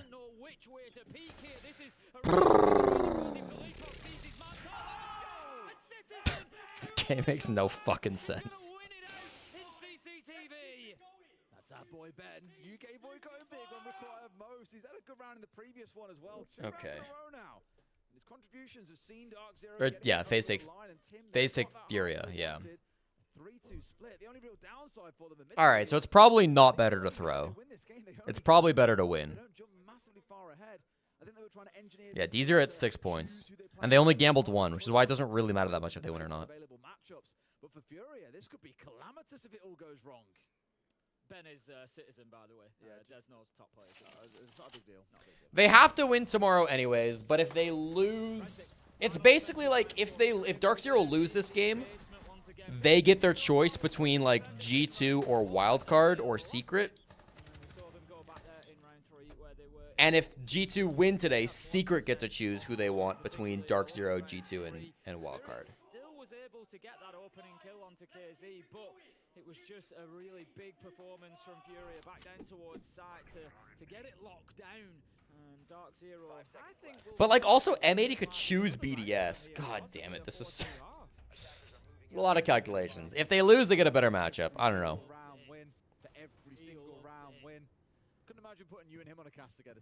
No, but you won't choose BDS, obviously, because then you can't get enough points. Sorry, I forgot about that. Yeah, that's another thing. DarkZero will not choose Secret because they can only win 7 points off of Secret. But I guess they have extended mag, so maybe it's not that big of a deal. DarkZero win, they go up to 7. Suddenly both of them then fighting to choose who the competitors are tomorrow to even have a chance of staying in the competition. JV told you he's going for 20. Late at that point. Even for G2 as an example, they went up to 10 points today, they win tomorrow. JV is slightly positive if you're following along for the channel point gamble. Tomorrow, remembering that only our top 8 teams in the whole tournament qualify. 4 will qualify today and then 4 more will follow tomorrow. Good chance there's going to be a good few bonus points available tomorrow with eliminator cards when people play. If you do eliminate another team, They have the extended mag, so it doesn't matter who they play tomorrow. Or sorry, so it doesn't matter how many points they have going into tomorrow. If they lose this, they're at 5. Extended mag plus an 8-point win gets them to 13 plus 6 is 19 points. 19 locks them. Citizen over in Dirt Tunnel, I think. No, he's just behind the chains. Sorry. Oh, +1 for eliminated team. Further out, it's actually Nathan Pamba that are going to be working their way through Dirt Tunnel, and Nade and JV, as we can see. DarkZero lose this, they go to 5 points. DarkZero at 5 points also makes them less likely to get picked, because you don't want to get picked by M80 or BDS. Not that they're likely to get picked anyways, but in theory, being at 5 points makes you less pickable than if you're at 7 points. So DarkZero lose this, they go to 5. They get the best opponent they can possibly get. They end up with, I'm just going to math it so I don't fucking lose my mind. They end up with 5 plus 8 for winning, plus 1 for elimination, plus 6 for extended mag. They end up at 20 points. They qual. No, yeah. Yeah, we're going to have to see whether they've got sufficient time to do that. Nath is rotating towards Kitchen. Pamba's holding a presence still inside of Dirt, so still going to be a focus around that area of getting the plant down. But It's just that Ying Shoddy is banned. I know. Those bastards on Furia. Citizen's going to try and lock them in position, but 30 seconds left to go. DarkZero, they got So, okay. I know I've changed my mind on this like 10 times. But in conclusion, it is better for DarkZero to throw. Because if they win tomorrow, it doesn't matter how many points they go into tomorrow with. They'll have enough to qualify. In conclusion, DarkZero should throw this game. Or ensure they win in 8-7. inside of the tunnel there. We could see that's when it really started crumbling. Citizen could then turn Holy shit, bro. About the player coming out of the tunnel any longer, and that was the round for DarkZero. Every team tomorrow will get an additional point for eliminating a team. Yes. Pretty comfortable at the minute, and this Why are they making us do math to enjoy Siege? Oh boy. Because with a win here again, Furia would find themselves going through. They'd have enough to sit in that top 4, but DarkZero are not making it easy. Dropping down to 7 will really make life tough for the side. The crazy thing is, again, reminding everyone, they of course lifted the hammer last year. Like, this is a team that you look at and think, well, they'd lift a hammer. Surely You thought they were wagering white bullets at the top, not orange? No, white is how many they have, orange is how many they're wagering. DarkZero really starting to put the pressure on. The Thermite ban, a very interesting one to be targeted against Furia.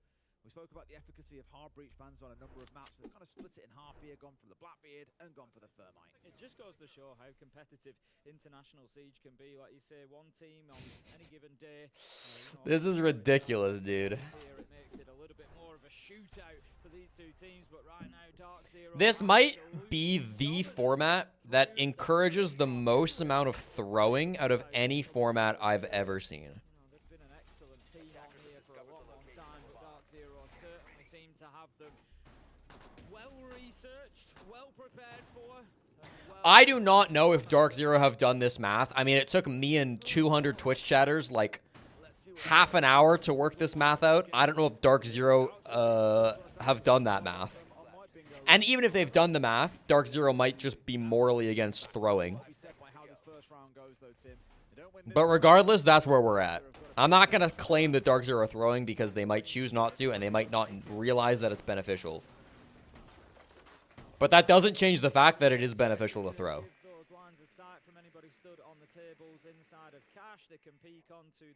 Jeez, you got every other format for 2 years wrong. Okay, bro. Okay, bro. You could have done it in 10 minutes if it was your job. Yeah. Yeah, I mean, none of us were like so concerned about getting it ASAP. Brought along as well by KZ. We've already seen this out of Furia before. It just helps to force anybody away from that wall, clear utility, just make it a little bit easier to get it up. Everything inside the side for sure. That means B is now wide open. No one can play on the wall. No one can really play inside. Call Kenny right now. Being in below, they'll be able to blast you out free. Imagine if when they were doing the map vetoes and they showed Kangaroo Kenny's laptop, imagine they zoomed in on the laptop and just said, "We should throw this game." See the angle across here and start to give it a little bit of challenge. FearX very much dug in here alongside the Azami. They really do not want to give this up. No, so much utility has been dedicated to that area, and it could be a good choice from DarkZero because Furia do want the catwalk. They've brought the shield along, they've brought the Capitao along. They are trying to get this locked down, but it's not going to be straightforward for them. I hope they've got a plan because otherwise they're going to spend a lot of time. I'm just glad we're not in a situation where both teams are incentivized to throw. Imagine watching a match of Rainbow Six Siege where it would be better for both teams to throw. Also, Rafters with Jaeger and a zombie up has got to be miserable, dude. Spears is like fireproof, literally, and Philippox just kills both of them. What? Oh my god, they were so panicked because of the fire. That or they're genuinely trying to throw. Could be either or. Yeah, Jaeger being buffed is going to once again change the catwalk meta. Because now Capitao becomes a lot less powerful. Catwalk becomes a lot less powerful for the defenders.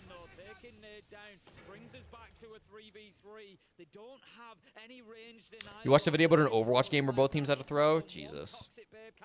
Is all that stands between DarkZero and a plant going down. 30 seconds left. Casey was desperate to get NGR through the drone hole then and couldn't quite do it. Now you've not told the story, Raven. Revan. To make something happen. No C4 on side, a single smoke canister still to work with, and Philippox here should be in a great spot to make this work. He can afford to back away from this and order smoke if he needs to, but here we go. That's good that's good Monty play by Philippox. I'm glad Philippox is playing better on the Monty. That guy used to be a fucking weak Monty player, I'll put it that way. Just need one bullet onto that planter. They've got to go and take the challenge. Surely there he goes. Philippox, he has to come off and go back onto the diffuser. DarkZero does. They've played it absolutely beautifully. Naif hops out of a window, forces the Philippox to get off the plant, and that is round defining. I thought I saw JV on our other monitor down below, covering that in case someone went down red, but it was the one thing they forgot about, Tim. The thing is, when you get down to 3 players on the attack, it's tough to have somebody in lounge, because you kind of want somebody on catwalk to cover top red. You want somebody on the breach. It's difficult to shift a body underneath.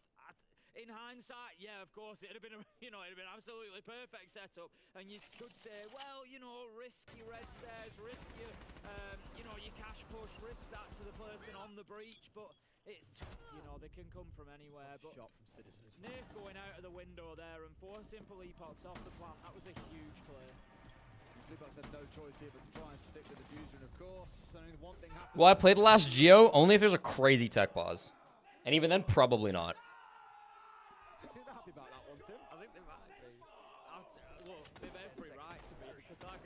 That is a round to watch back. That is a round to watch back and see how you defend CCTV and Cash, because when you've lost when you've lost Garage, when you've lost Catwalk, when you've got the breach open, it is if you don't have anybody underneath with a Nitro, for example, very, very difficult to hold on to that site like that. The attackers really should be winning that more often than not, because you can't move from Cash or Red back into CCTV to challenge the planter.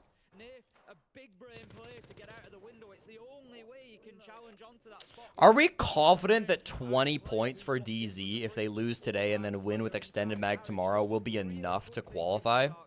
Is there any chance 3 other teams get over 20? Across the CC window there. Enough still, DarkZero working their way through the map. It is this gym bedroom defense, don't forget, but working their way down through the basement is Naif right now. Of course, C4. Like, couldn't there be 3 teams that get over 20? Give me a sec. It depends on the available extended mags. That would be the only other question. You posted a paragraph story? Giving themselves some cover. If they get a swing onto this, though, Hertz could be in danger. Run the Vector, you fucking donkey.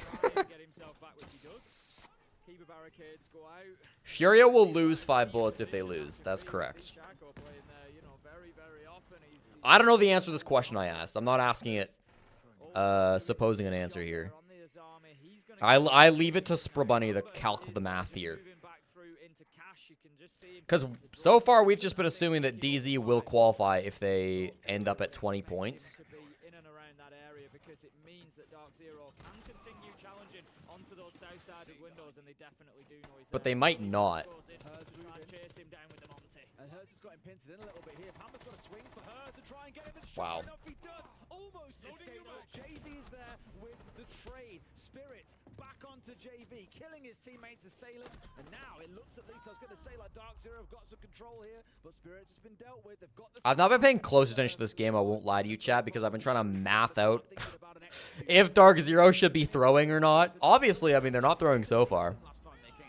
If DarkZero get to 6-2, by the way, and all of a sudden DarkZero start losing in really weird ways.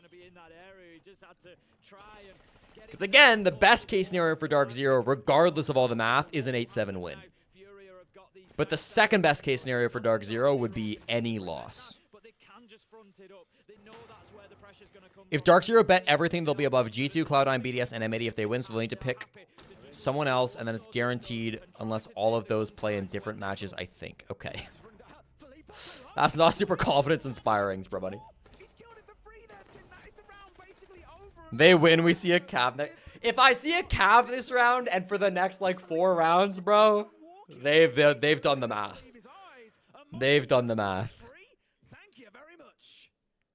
Getting bullied on Clubhouse at the minute. There's no other way to put it. DarkZero absolutely dominant, running rampant over them right now. So much so, Furia, they're cold. This is so goofy, bro.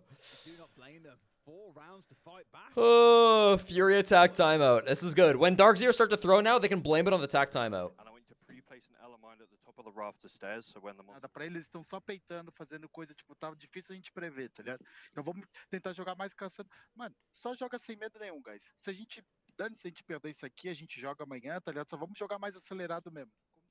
Kind of thought we could listen to Kenny, to be honest. All right, well, some great insights, I'm sure, from Igor here. The fact that DZ only bet 1 bullet is horrible for them. I mean, like, if they thought they would lose to Furia, which I think they did think, then I see the logic behind betting 1. With the benefit of hindsight and them going up 6-2 against Furia, it's horrible, but I think if you assume that Furia will beat DarkZero, which is a reasonable assumption, then I think betting 1 bullet is totally reasonable. Dude, if I'm like Furia's analyst, I'm crunching the numbers and I'm running to Kangaroo. I'm being like, look at the math. Look at the math. Yeah, we talked about Igor's post. I think Igor is making a great point, but I unfortunately think what he's asking for is unenforceable.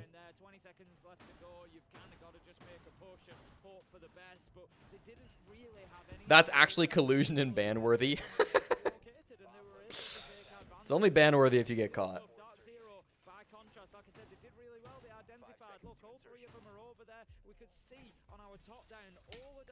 Also, is it collusion? Because collusion would be throw this game and you can earn money. Right? Throw this game and we'll pay you. Throw this game and put a bet on it and we'll pay you. But is it collusion to go to your opponents and say, look, this is in your best interest? Maybe. I'm not a fucking admin. What happens when inevitably nobody picks W7M or Furia and that's all that's left for DZ to pick? No, there will be at least 3 choices when DZ pick.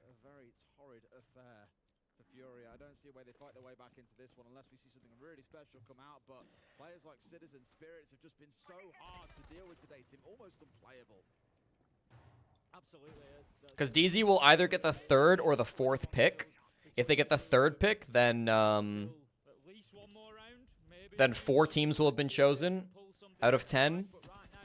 And if they get the 4th pick, then 6 teams out of 10 will be chosen, which leaves 4 teams remaining. DarkZero is one of those 4. So that they'll have 3 options. So their options will be like FaZe, Furia, and they can't choose Furia, and then like probably Wildcard or G2 or something. We've been over this math. You're 20 minutes left to the math calculation. We did think about this. You got about 9 more rabbit holes to jump through, but you'll get there.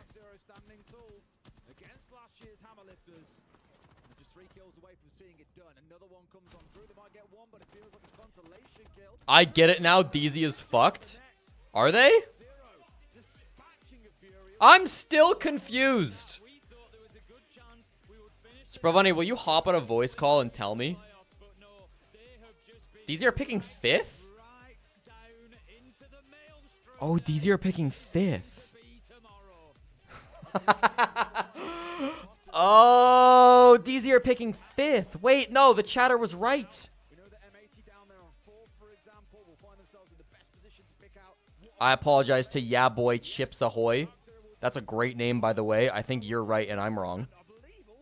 No, I think I get it. I think I get it. So, this is going to be annoying because this won't update for a couple minutes. But, DarkZero win. DarkZero jump ahead of Secret, which puts them in 12th. But Furia lose points, which puts them below DarkZero. So, DarkZero move up to 11th. Which means, assuming nobody picks DarkZero, they get 5th choice overall. Which means DarkZero will be forced to play FaZe Clan tomorrow. DarkZero 1,000,000% should have thrown that game. 1,000,000% DZ should have thrown that game, right?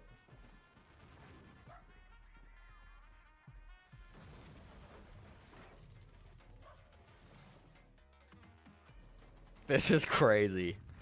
Yeah, DarkZero should have thrown 100%. Or Falcons? No, Falcons just qualified to playoffs because Furia lost. Falcons just made playoffs. Why not bet 5 points and then go to 1, and then if you win, you get 5 more? Cohen, the reason why DarkZero wouldn't bet 5 here is because at the start, because the bottom 4 teams today get eliminated no matter how many points they have. So leaving yourself with 1 point was really risky. In hindsight, we know that 5 teams ended up with 0 points. So that actually would have been a fine strategy. But when DarkZero were choosing how many points to bet, they wouldn't have known that. That's why you don't bet 5 if you're DarkZero.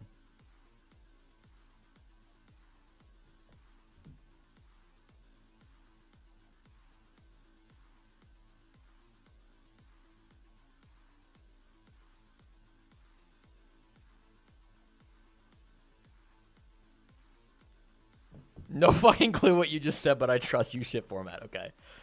You cannot play against teams who are already qualified. That is correct. So, like, nobody can play against CAG or Elevate, because CAG or Elevate just don't play tomorrow. So, because DarkZero won this game, they are now jumping ahead of Secret. They are jumping ahead of Furia, which puts them in 11th place, which means M80, BDS, Team Secret, and Furia will all get to choose their opponents before DarkZero. Presumably, that means DarkZero will be forced to play against FaZe Clan, because nobody is going to choose FaZe Clan. So, yeah, DZ have boned themselves here.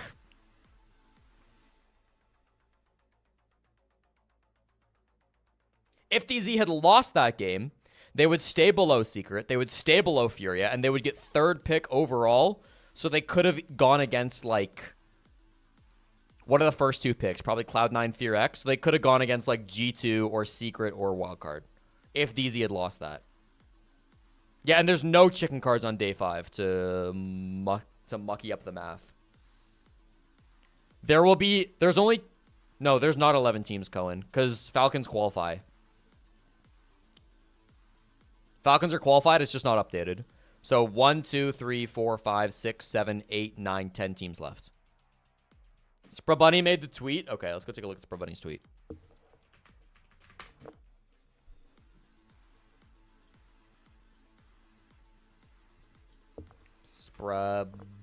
Sprabuni. This is really unfortunate for DarkZero. They just beat Furia 7-2, which means they went from a 3rd team to pick their opponent tomorrow to the 5th team to pick. This means they will have likely have to play the World Champions FaZe Clan, all because they won. I'll retweet it. This is wild. This is cool low-key. Is it? Is it cool? Is it cool low-key? I don't know about that. I don't know about that. Absolutely ridiculous. Do we watch the draft? It's 3:45. We finished a bit earlier than previously, and the draft should be faster. Fuck it, we'll watch the draft. Fuck it, we'll watch the draft. We'll watch the draft, but I do have things to do today. So I'm gonna need some Prime Gaming subs, please. I'm not gonna hold you to it. I'm not gonna fucking hold it ransom. But if you're watching the stream and you're having a good time and you want to watch the draft with me and you've got a free Prime, why not send it out? It'd make my day. Axon did Prime sub earlier today. Fair enough. I got things to do at the Capitol in Washington, D.C. But this is interesting. So what do we think is going to happen then? Let's predict the draft. I'll make like a Word document here. So M80 get 1st overall pick. M80 choose. So M80 will get 1st overall pick. I think M80 will choose Cloud9. I think the weakest teams left are Cloud9 and FearX. M80 no Cloud9. They're an NA team, and they have some former teammates on Cloud9. And M80 tweeted before the tournament, or a couple days ago, that they thought FearX were a very strong team. So I think M80 will pick Cloud9. This is my prediction. They might go G2. G2 played really well today, and they smoked Cloud9. I don't think they pick G2. Unless Fabian is just trying to like make it dramatic. But I think they'll play for their best interests. Keep in mind, if M80 choose G2, they're basically fucking G2. Because then G2 can only bet up to 4 points. And G2 already used their extended mag, right? Did they? Yeah, they did against Wildcard and they lost with it. So I think M80's best choice, and I think their most reasonable choice is Cloud9 here. Your analysis is so bad. No, don't pull that shit when this format is absolutely ridiculous.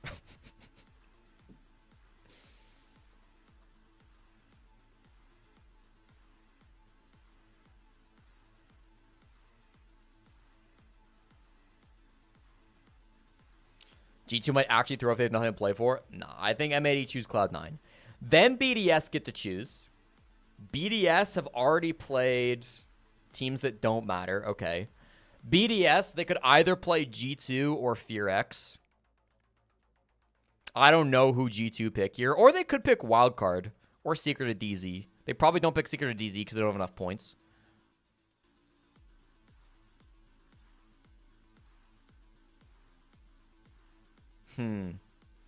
If I'm BDS, I think I take FearX over G2. I think I bet on APAC choking. I think BDS will choose FearX.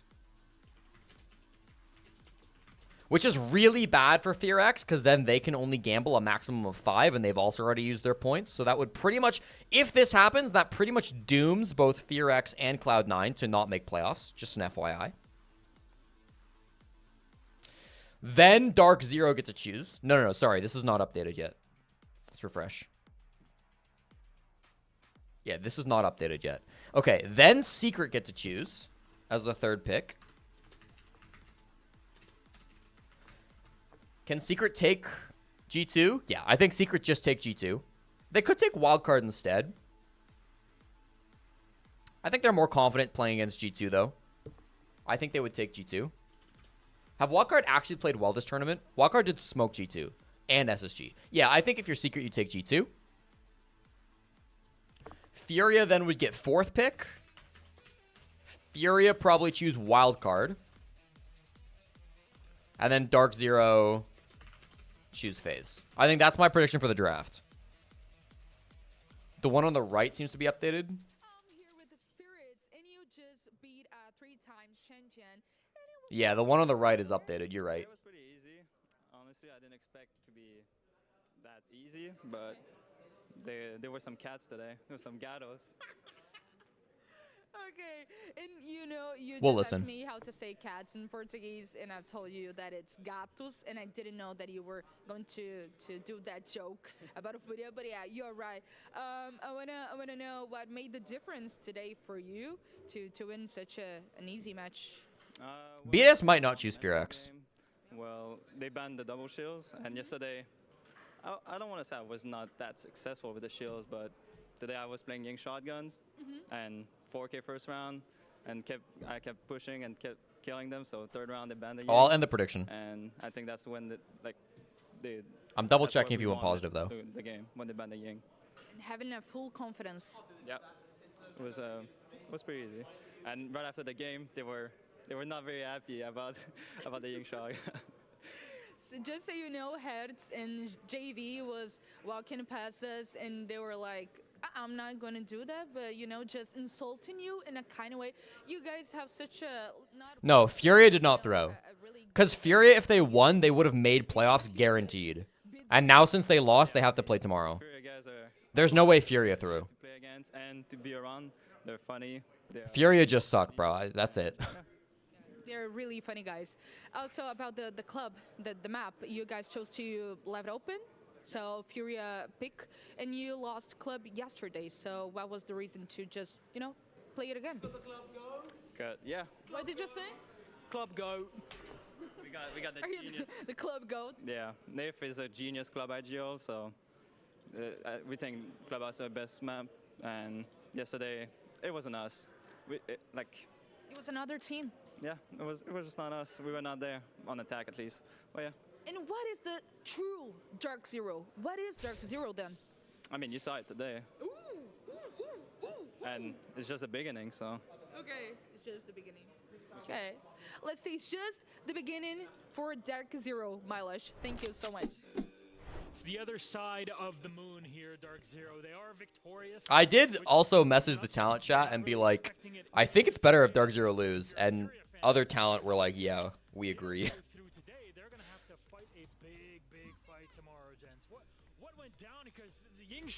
So the talents are aware of the situation for DarkZero, but obviously, like, I mean, we called it, didn't we? We called it as soon as they were going to go for the double shield ban, Ying shotgun was you can't, I don't know.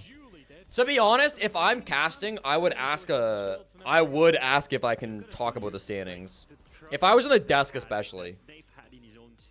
Because I feel like as a broadcaster, like, it's shitty to lie to the viewers.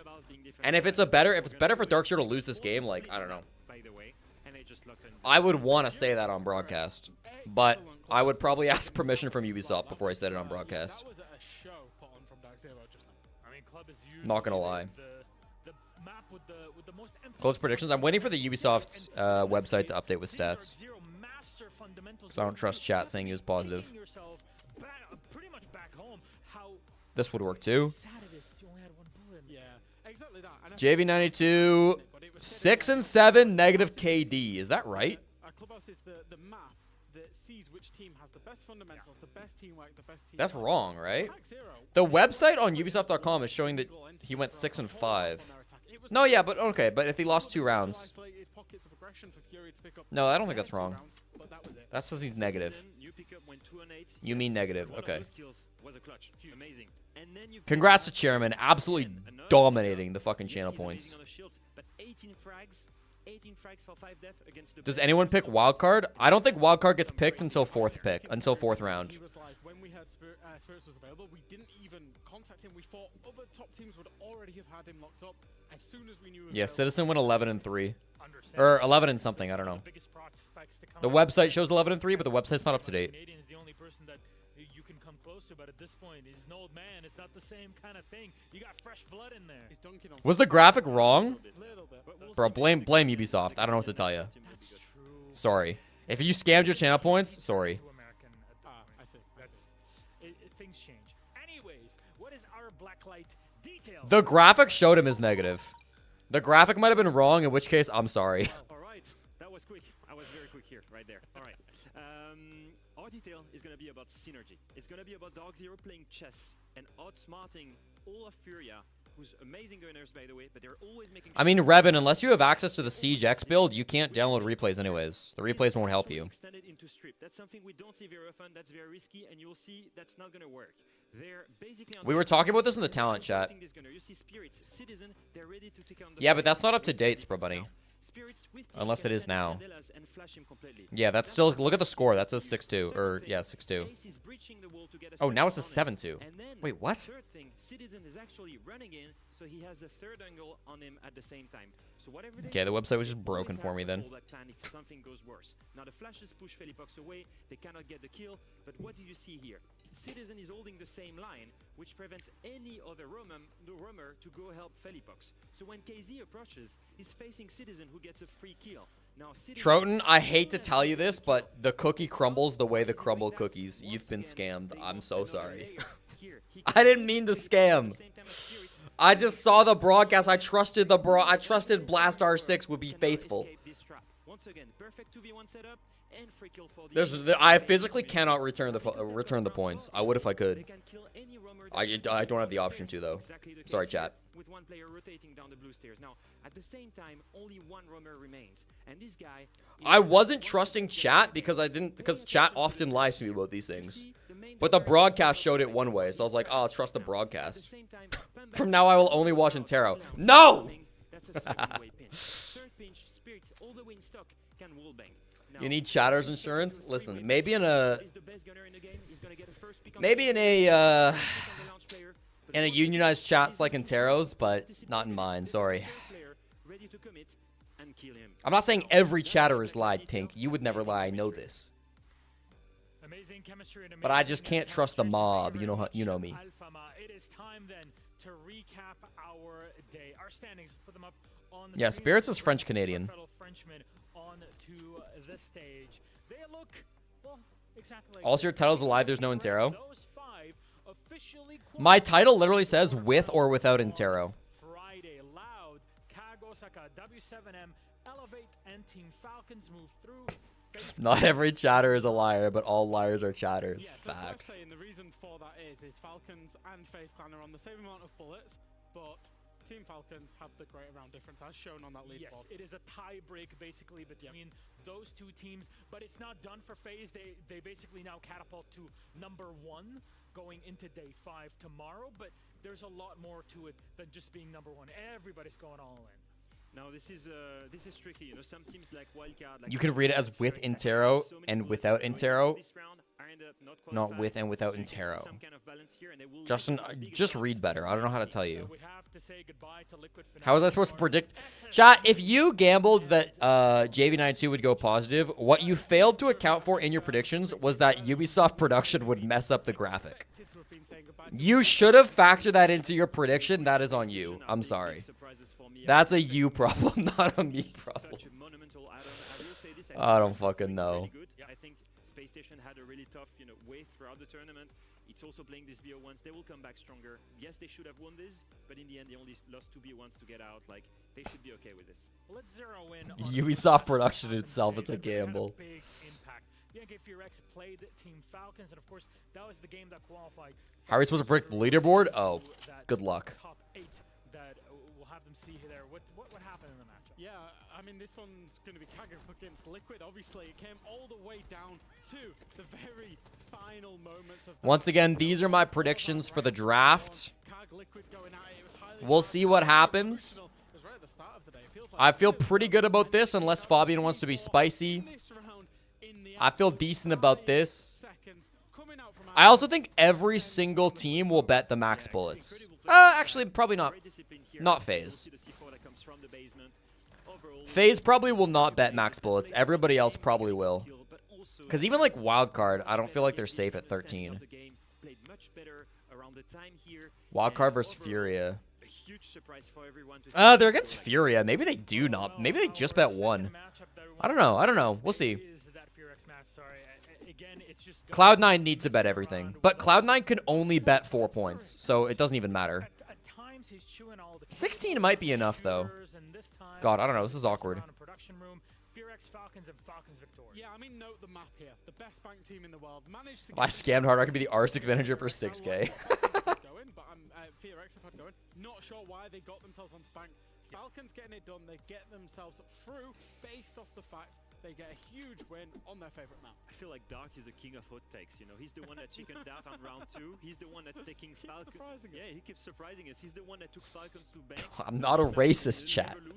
Parker's not even here. And maybe there is a reason for it, because that was an easy 7-3 for Falcons and a great way for them to get and qualify. It did start out a little bit ropey. They went down 1-3 as well.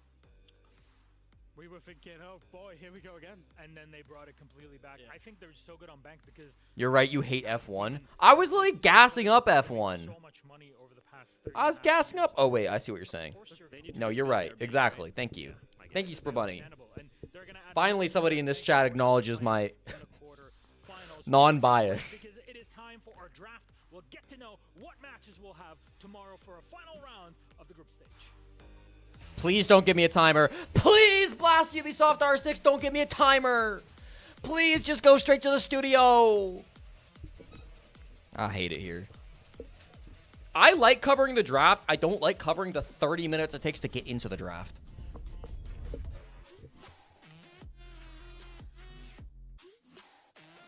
All right, I'm going to play the GeoGuessr then. Fuck it. Fuck it. GeoGuessr time, baby. Let's run it. This is the game you guys already played. This was the one that's been pinned in my chat. So we'll see if you can beat me. All right, obviously we're in Malaysia. That's kind of a cute little thing. No, this is clearly the UK. Can we get a city name?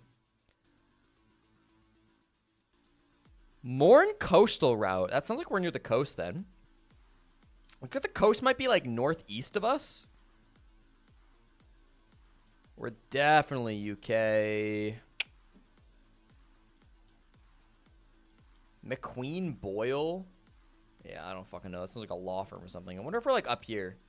We're like Norwich, something in the northeast. God, I hate Northern Ireland, dude. Why is it so far away?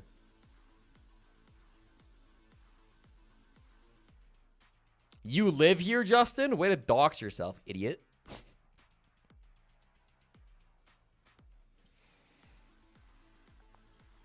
All right, everybody know that this is where Justin lives. He probably lives right here at this little authentic Malaysian, Vietnamese, and Thai place. Owned. It said Quay on the sign. Is that a city? I don't know what Quay is.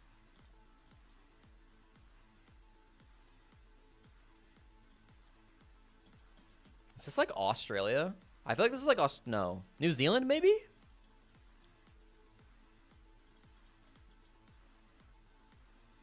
What is this? It feels American, but like the vegetation's all wrong. It's too hot. The road is all wrong. I like Australia, but I don't think Australia has any yellow road lines. So I'm thinking New Zealand. I can't really tell if we're driving in the left or the right here because it's just one lane. Fuck, I don't know. I'm going to go with my gut here. This could easily be like South America or South Africa. What? That is the wildest Indonesia I've ever seen. This looks nothing like Indonesia, dude. Are you kidding? I'm going to be shocked if anybody got Indonesia there. That's wild. For me, that doesn't feel like Indonesia at all. All right, we're in Israel. We're in Israel because we have... I always forget the name of this language. But we have the language they speak. Hebrew. We have Hebrew on the signs.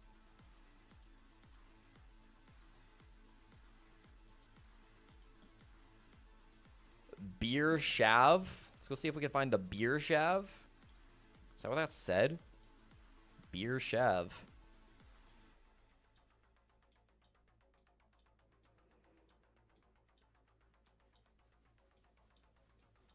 I don't know. I'm happy.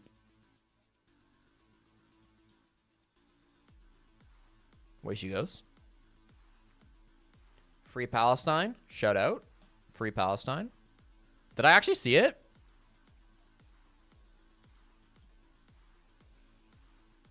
Go Berengo de la Provincia.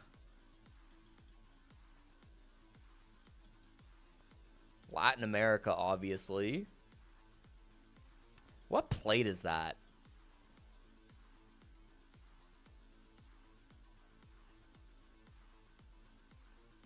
Yeah, I have no idea.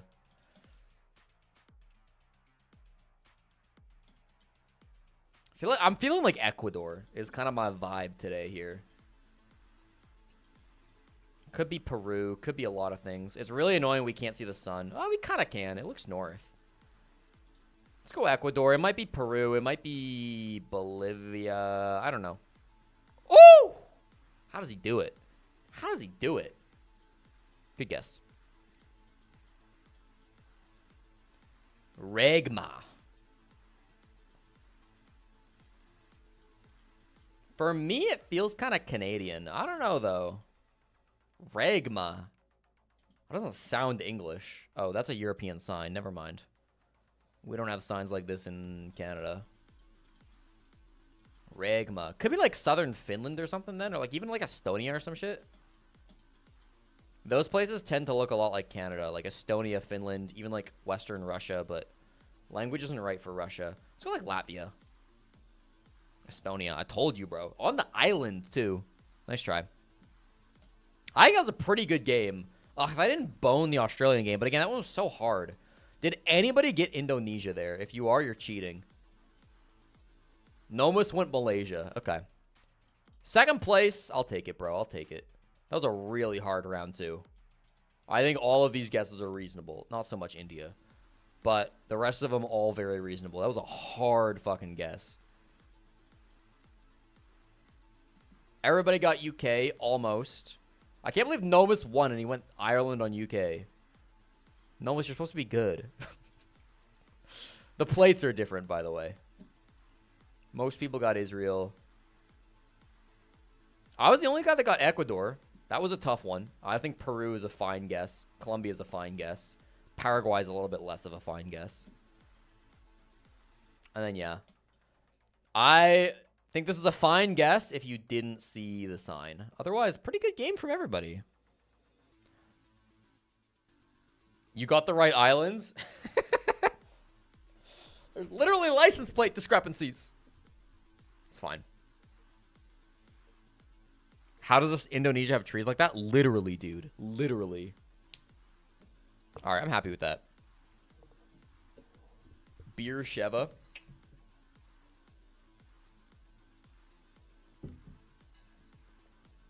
Aren't M80 already out since they can only get 18 more points while realistically every other match should get more? So why don't they Aura pick FaZe? Is that true? So M80 are at 4.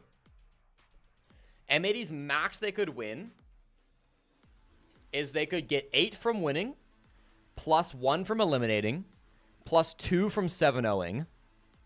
Do they still have their mag? They must, right?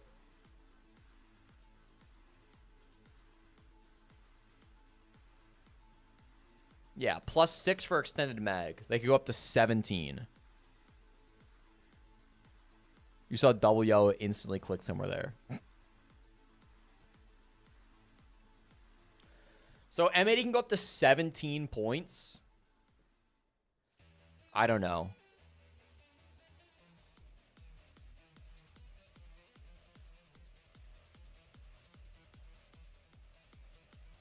I mean, in theory, like, if other teams bet really stupid amounts. Yeah, it'll depend on the matchups. Draw show, Leah. We've had 5 teams eliminated. How are Falcons qualified but not FaZe while having equal numbers? That means there's only 3 spots left. Round diff. That will be competing, and because by law, it is written into the rules that we must have 5 teams qualified today, so top 5 just auto-qualify. Now, these 5 teams get taken out of the standings, and the top 3 tomorrow will also qualify. Round diff percentage, yes. So far has been full of surprises with teams like, you know, so it doesn't matter how many teams could get above Falcons. The top 5 teams qualified today no matter what. Technically, it could have been top 4, but it's top 5. That we saw come into play right at the start in, you know, round 1, round 2. Really, whether they will be, you know, damn, we got quite close to a coin flip qualification then, hey? Quite conservative and being in the middle of the pack right throughout. And today, or this draw show, and tomorrow is do or die for them. You have to mention DarkZero right there. You know, they were playing against Furia. They were playing in one of the best teams right now at this event. Honestly, why do we have coin tosses? Just do a 1v1, bro. Literally, why would we ever have a coin flip for a tiebreak when you could just do a 1v1? We've already established how to do 1v1s in pro play. Just do a 1v1, dude. Well, M80 are going to be the first team that's able to make the pick because they have the lowest amount of... I know that's not what the rules say. You can't change it at this point.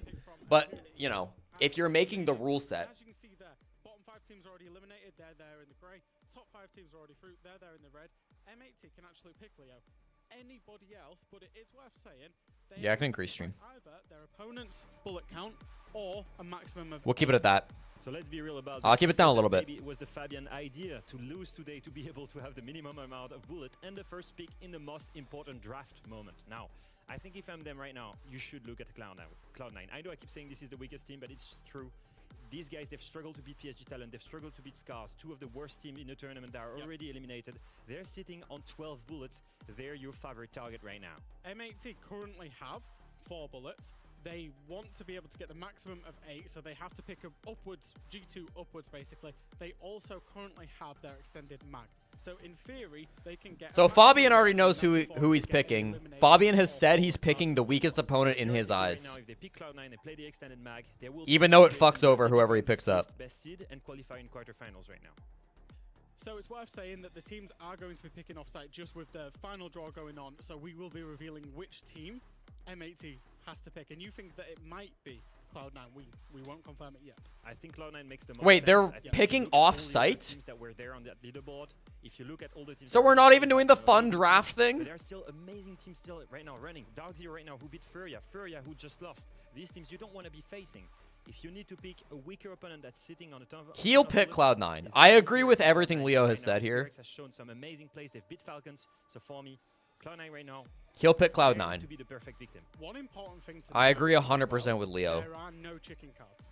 And that's going to be massive, which means whoever M80 pick, because M80 only have 4 bullets, are going to be limited to a maximum reload of 4, plus any extended mags that they are currently holding. And realistically, the only reason why M80 is in that position in the first place is because they went a little bit risky, also because they played some of the best teams in the tournament. So this is what... Secret today. Yeah, 5 against Secret. Is that fine for volume chat? Secret has been playing amazing this event, and they proved it against M80, and it was rough. It was like a 7-2 on Clubhouse. So if you look, the rules are written so that the top 4 teams at the end of day 4 auto-qualify.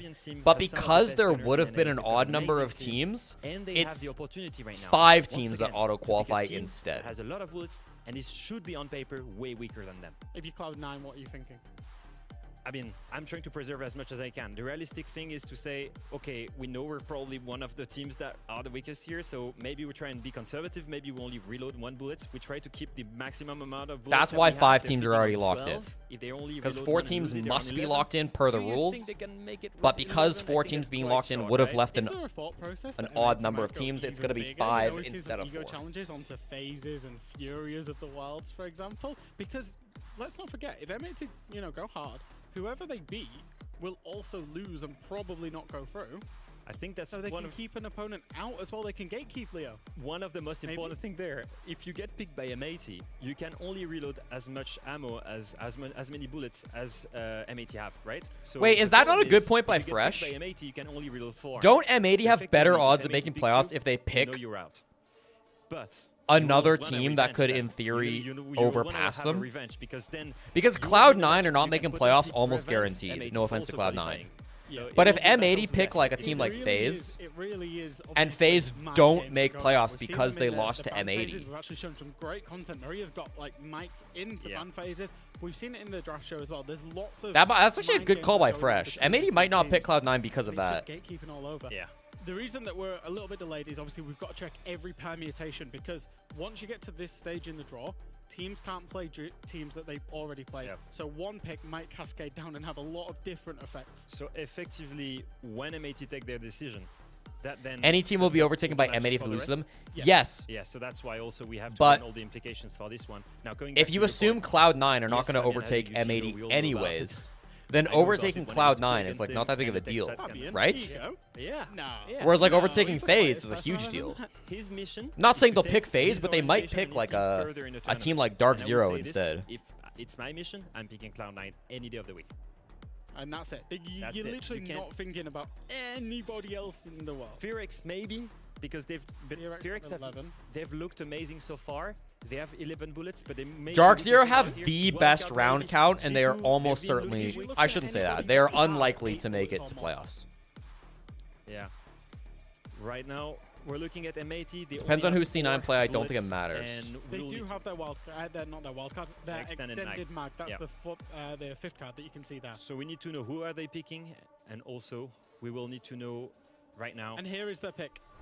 Cloud9. They pick Cloud9. All right, so that makes the most sense. Obviously, like we've said before, on paper here, one of the easiest opponents that they could pick from, and 12 bullets. Now, what will be interesting is to know how many bullets they can reload. Realistically, right now, 1 for 5. there's no downside of picking the maximum amount of bullets. I wonder if the reason why it's not live is because the players refused, because they're actually putting like more thought into it this time than in previous times.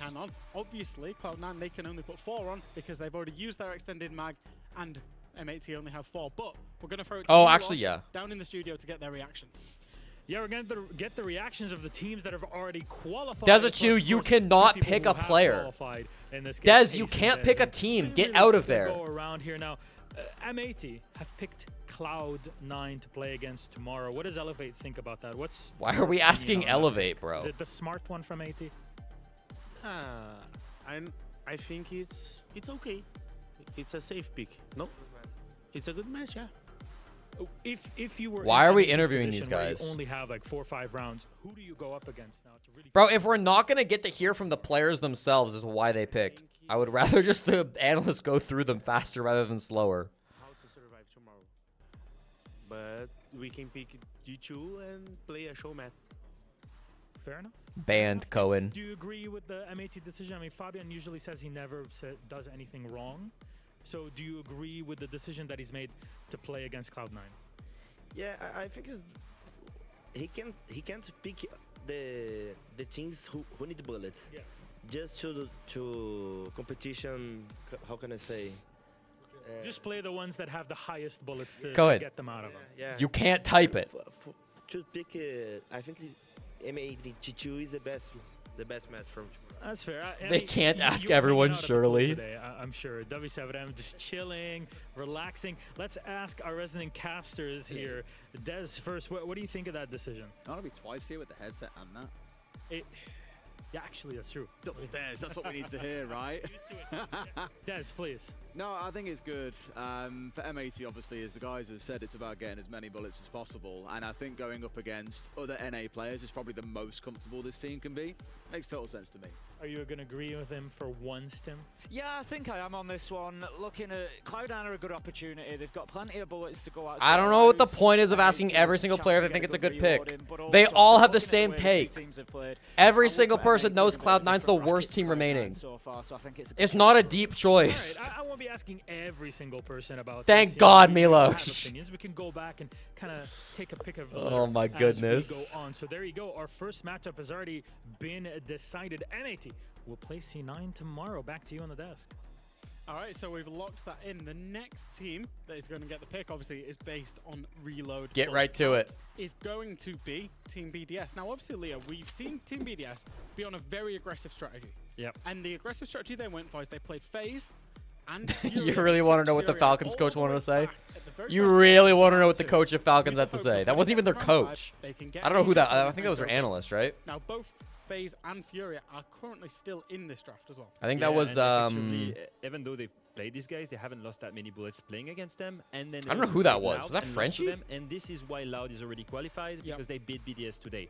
Now I will say that was this, Frenchie. they have a lot Yeah, of yeah. talent on the team. Okay, I got there eventually. With these 5 bullets to pick To be honest, yeah, I don't know Frenchie's face, but I knew it wasn't any of their coaches, and I didn't think it was Stuflux. So. All right, so they picked FearX. The one that they picked. This isn't the opponent that they can pick from. This is the opponent right now. have picked. Nailing it. Me and Leo together. Right. That does make sense. FearX probably one of the don't weakest teams out of the ones remaining here. Once again, you know, you have Furia here, you have Secret. It will be tough to get a better opponent than this one, to be honest. A worse opponent in general, because FearX probably is... I knew it right wasn't there with Frenchie. Cloud9. I thought it must have been It like a makes sense second from the analyst that I didn't know they let's had. see what Milosh and the rest I've of hung them out with down Eagle there in Me's a the decent studio. amount. I like Eagle Me's. BDS picking FearX. Now, BDS need to collect some more bullets to really get them into a proper position. FearX is an open target. Now, what does Cyclops believe about this? Do you think it's a good decision? FearX right now looks scary, so I don't know. I really don't know. You have to risk at some point, right? Like, you get to day 5, it's... Alright, bro. I guess, but yeah, I don't know. I don't know about FearX right now. They're kind of scary. Even CAG are Great takes from R. Cully. FearX. Well, who knows? I mean, everybody should throughout their run, and we'll go over to Falcons in this case, kind of asking, all right, BDS FearX, would you be afraid of any one of those two teams at this point? You've qualified, you squeak through, but what do you think about it? I mean, we have done the same with picking FearX yesterday, so I think it's a good pick for BDS. They had a tough match against Loud, but I think they can beat the Korean team. That's fair. A Korean team. Everybody's afraid of the Korean team, gents. Like, No wonder. Hang on. Yesterday you were saying it feels like they've run out of road. Well, I thought they had run out of road yesterday, but they found a bit more. All right. I kind of want to read a big laxing tweet essay. They've maybe shown a little bit of weakness, but the thing is... I'll keep it up just so we can keep the things here, but I want to read this first. Laxing says, first of all, this format is not something that will be at majors. This is something fun and different and also kick off a new year. Sure, fine. Second, every team is the exact same opportunity as other teams of cards and reloading bullets. It's a pick your poison type of game. End of the day, the teams are the one choosing how many bullets you'd like to reload, whether that's high or whether you reload low. But at the end of the day, that's how the formats work. You need a fair amount of bullets. Sure. Third, all of this, Secret's choice next. All this first phase really does come down to strategy, not only in the match itself. While being a BO1, it's the ultimate 50-50. Everyone has the exact same opportunity and resources. Sure. Is the system perfect? No. And they chose Wildcard here, chat. So I was wrong. They chose Wildcard instead of G2. Interesting. Laxing says, is the system perfect? No. Things could have been tweaked and adjusted, absolutely, but it goes back to where I said everyone has the exact same opportunity of how you want to use their bullets and who they want to challenge based off winning or losing. As a format as a whole and the cards, it creates a very fun and different approach rather than what we've seen over the last 10 years. So stop complaining that your favorite team isn't winning or having the best result, blah, blah, blah, blah. I don't think anything Laxing is saying is wrong, but like the problem with this format is not that it's weird or wonky in my opinion. The problem with this format is that it encourages throwing and it rewards teams that lose. And I think Hot and Cold, you know, has the correct take here. He's like, hell yeah, losing on purpose is always fun. Who's losing on purpose? PSG. They have argued Falcons. I want to say I don't think anybody, I'll say it this way. I'm not accusing anybody of throwing matches. I don't think anybody necessarily has thrown matches. Regardless, I mean, here, Team Secret, we get to see them. But like, dude, teams definitely should have been throwing matches if they weren't. I think Gabe is missing the point of the criticism here, unfortunately. It's not going to be an easy one for the whole region. But I do look good today. Secret look really good. I fancy them winning that game tomorrow. Opinions are divided. Sir Duke with the 7 months of prime. Thank you very much, Duke. It's tough right now. You have G2 remaining. You have Furia, you have FaZe, you have DZ. Now we have 4 of the best teams in the world with G2. That's kind of been struggling, but he's now rejuvenated. Yeah, and the next game, actually the rest of the draw has ended up being a lock with the way that the games have worked. The next team is going to be Furia. 7 bullets. Big loss today. Yeah, in the draw, Furia can pick FaZe Clan or G2. Chat. They could have qualified. Chat, if you were playing for a spot in the grand finals, would you want to play... Oh, wow. We ended up with FaZe and Furia. Wait, they chose FaZe? That's a throw, right? These teams deserve it. That's a throw, right? 2024 grand final. I think FaZe was one. That's just an ego pick. Dude, DarkZero actually got gifted a fucking silver platter. DarkZero whipped fucking Furia's ass, made sure they wouldn't stay in playoffs, and Furia was like, here's a fucking golden platter here. Yeah, I mean, you can see. They're having a meltdown over it. It is a meltdown. So Furia. It wouldn't. No, it wasn't locked. In this case, and especially our Brazilian squads are going wild. Like, wait, why would you do that now? you were afraid of maybe having one less team. I'll check, but it shouldn't have been locked. They were just saying that like the 4th pick locks in the 5th pick because there are only 2 teams. That's what they said. Why Furia pick FaZe and not G2? G2 don't have a good championship. Because if Furia picked G2, that's fine. There's no problems there. They haven't played before. That leaves DarkZero with FaZe. That's fine. Those 2 teams haven't played before. The matches have worked out, and yeah, it would have been fine. Things have been. They kind of have to play one another in this case. So regardless, that's ridiculous. The situation does get complicated. Are all the gambles? Oh, we don't know the bullets yet. Our last matchup, we're gonna have to send DZ can still qualify. DZ always could qualify. We just assumed that they would have to play against FaZe Clan to qualify. But they get G2 instead because Furia threw. Will it be too little too late? We don't know, and obviously we do know. Maybe Furia would rather play FaZe in a BO1 than a BO3 or BO5. I think honestly FaZe just thought to themselves, this tournament doesn't matter. Sorry, Furia thought to themselves, this tournament doesn't matter, let's have some fun. They have their extended mag. I think that's as deep as it goes. Because they wouldn't play them in a BO3, at least in the quarterfinals anyways. Anyway, what happens is G2 just out now? The max G2, the maximum points G2 can get is no, G2's fine. The maximum points they can get is like 7 plus 2 plus 1. G2 will play. They don't have their extended mag. 7 plus 2 plus 1 is 10. They would end up with 20 points. No, I think G2 are fine. Maybe we get another European team that goes into quarters. Secret is on there. G2 have bad odds, I'll tell you that. Even if they win, G2 have bad odds. Thanks to us, we got qualified because they beat Furia and they're a really good team. So I think it will be really, really hard for G2, to be honest. A hard matchup, no matter. Someone needs to run the simulations tonight and figure out which teams mathematically have a chance and which ones don't. Because I would imagine teams like G2 and Cloud9 and FearX probably don't have a chance. But I'm not 100% sure on that. Me? Wow, Super Bunny, if you're offering. Are we talking about like NA versus EU? Isn't this like 2 EU teams facing each other here? I mean, give or take, but I'm excited about the G2, like the NA EU. Let's respark the rivalry. G2 look better today. Wait. No passion. Let's sit for a good game. Gents, are you casting tomorrow? No. Do we know how many bullets they're going to gamble? Are they going to go over that now? So you're not as sad as we think you are. No. Okay, I mean, that's the team's picked, chat. I do have things to do today. Thank you all for coming out and watching the stream. I really appreciate it. It's been really fun. We'll be live tomorrow, both Interro and myself, with the last day of groups where we'll watch all of these games. I'm sure somebody between now and tomorrow we'll do the math and figure out who actually mathematically has a chance and who doesn't. But in the meantime, I don't think anybody knows. So thank you guys all for coming by. I'll hit you with the outro song. I hope you have a wonderful rest of your day. Good luck in fantasy. I don't know if I won my fantasy game or not. Cyber cooked. I probably did. Anyways, have a wonderful rest of your night. I'll see you tomorrow. Same time, same place. Me and Interro live streaming as usual. Last day of groups. Thursday we'll be off, and then we'll be back Friday, Saturday, Sunday for all of playoffs. Have a good night, chat.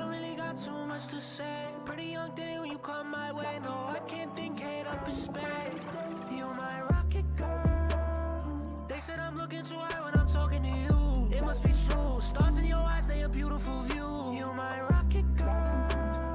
Every time I see your face, got me feeling confused. Man on the moon, I told her, baby, I'm coming down soon. That girl a trip, yeah, she out of this world. When I'm hitting her phone, my head spinning like satellites. Baby, you killing these bitches so bad, they gon' probably still hate on your ass in the afterlife. She never cared what I got in my pocket. She told me she loved me as long as my past were right. Know that I probably won't have it twice. Know that I probably won't have it twice. Throw some up in the air one time so I see your face when you pass me by. Be like that when you up so high. Shit, I can't look down, no, I don't like high. Smoke one down when you don't come round. Smoke one down when you don't come by. Take your time, girl, you know I don't mind. We fell in love with apologies, I'm always saying I'm sorry. You spill your train of thought, head on collision, we late to the party. Little too much too late, I don't really got too much to say. Pretty young thing when you come my way, no, I can't think head up in space.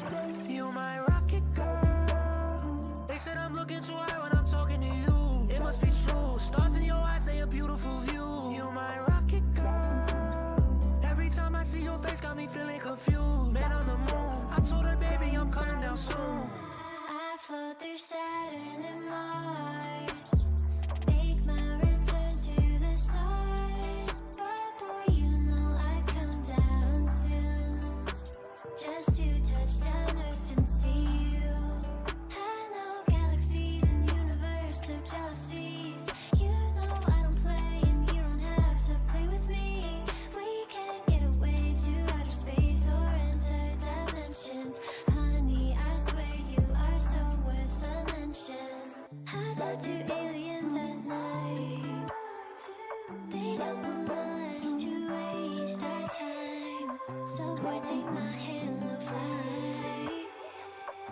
touch the sun and ride into the sky.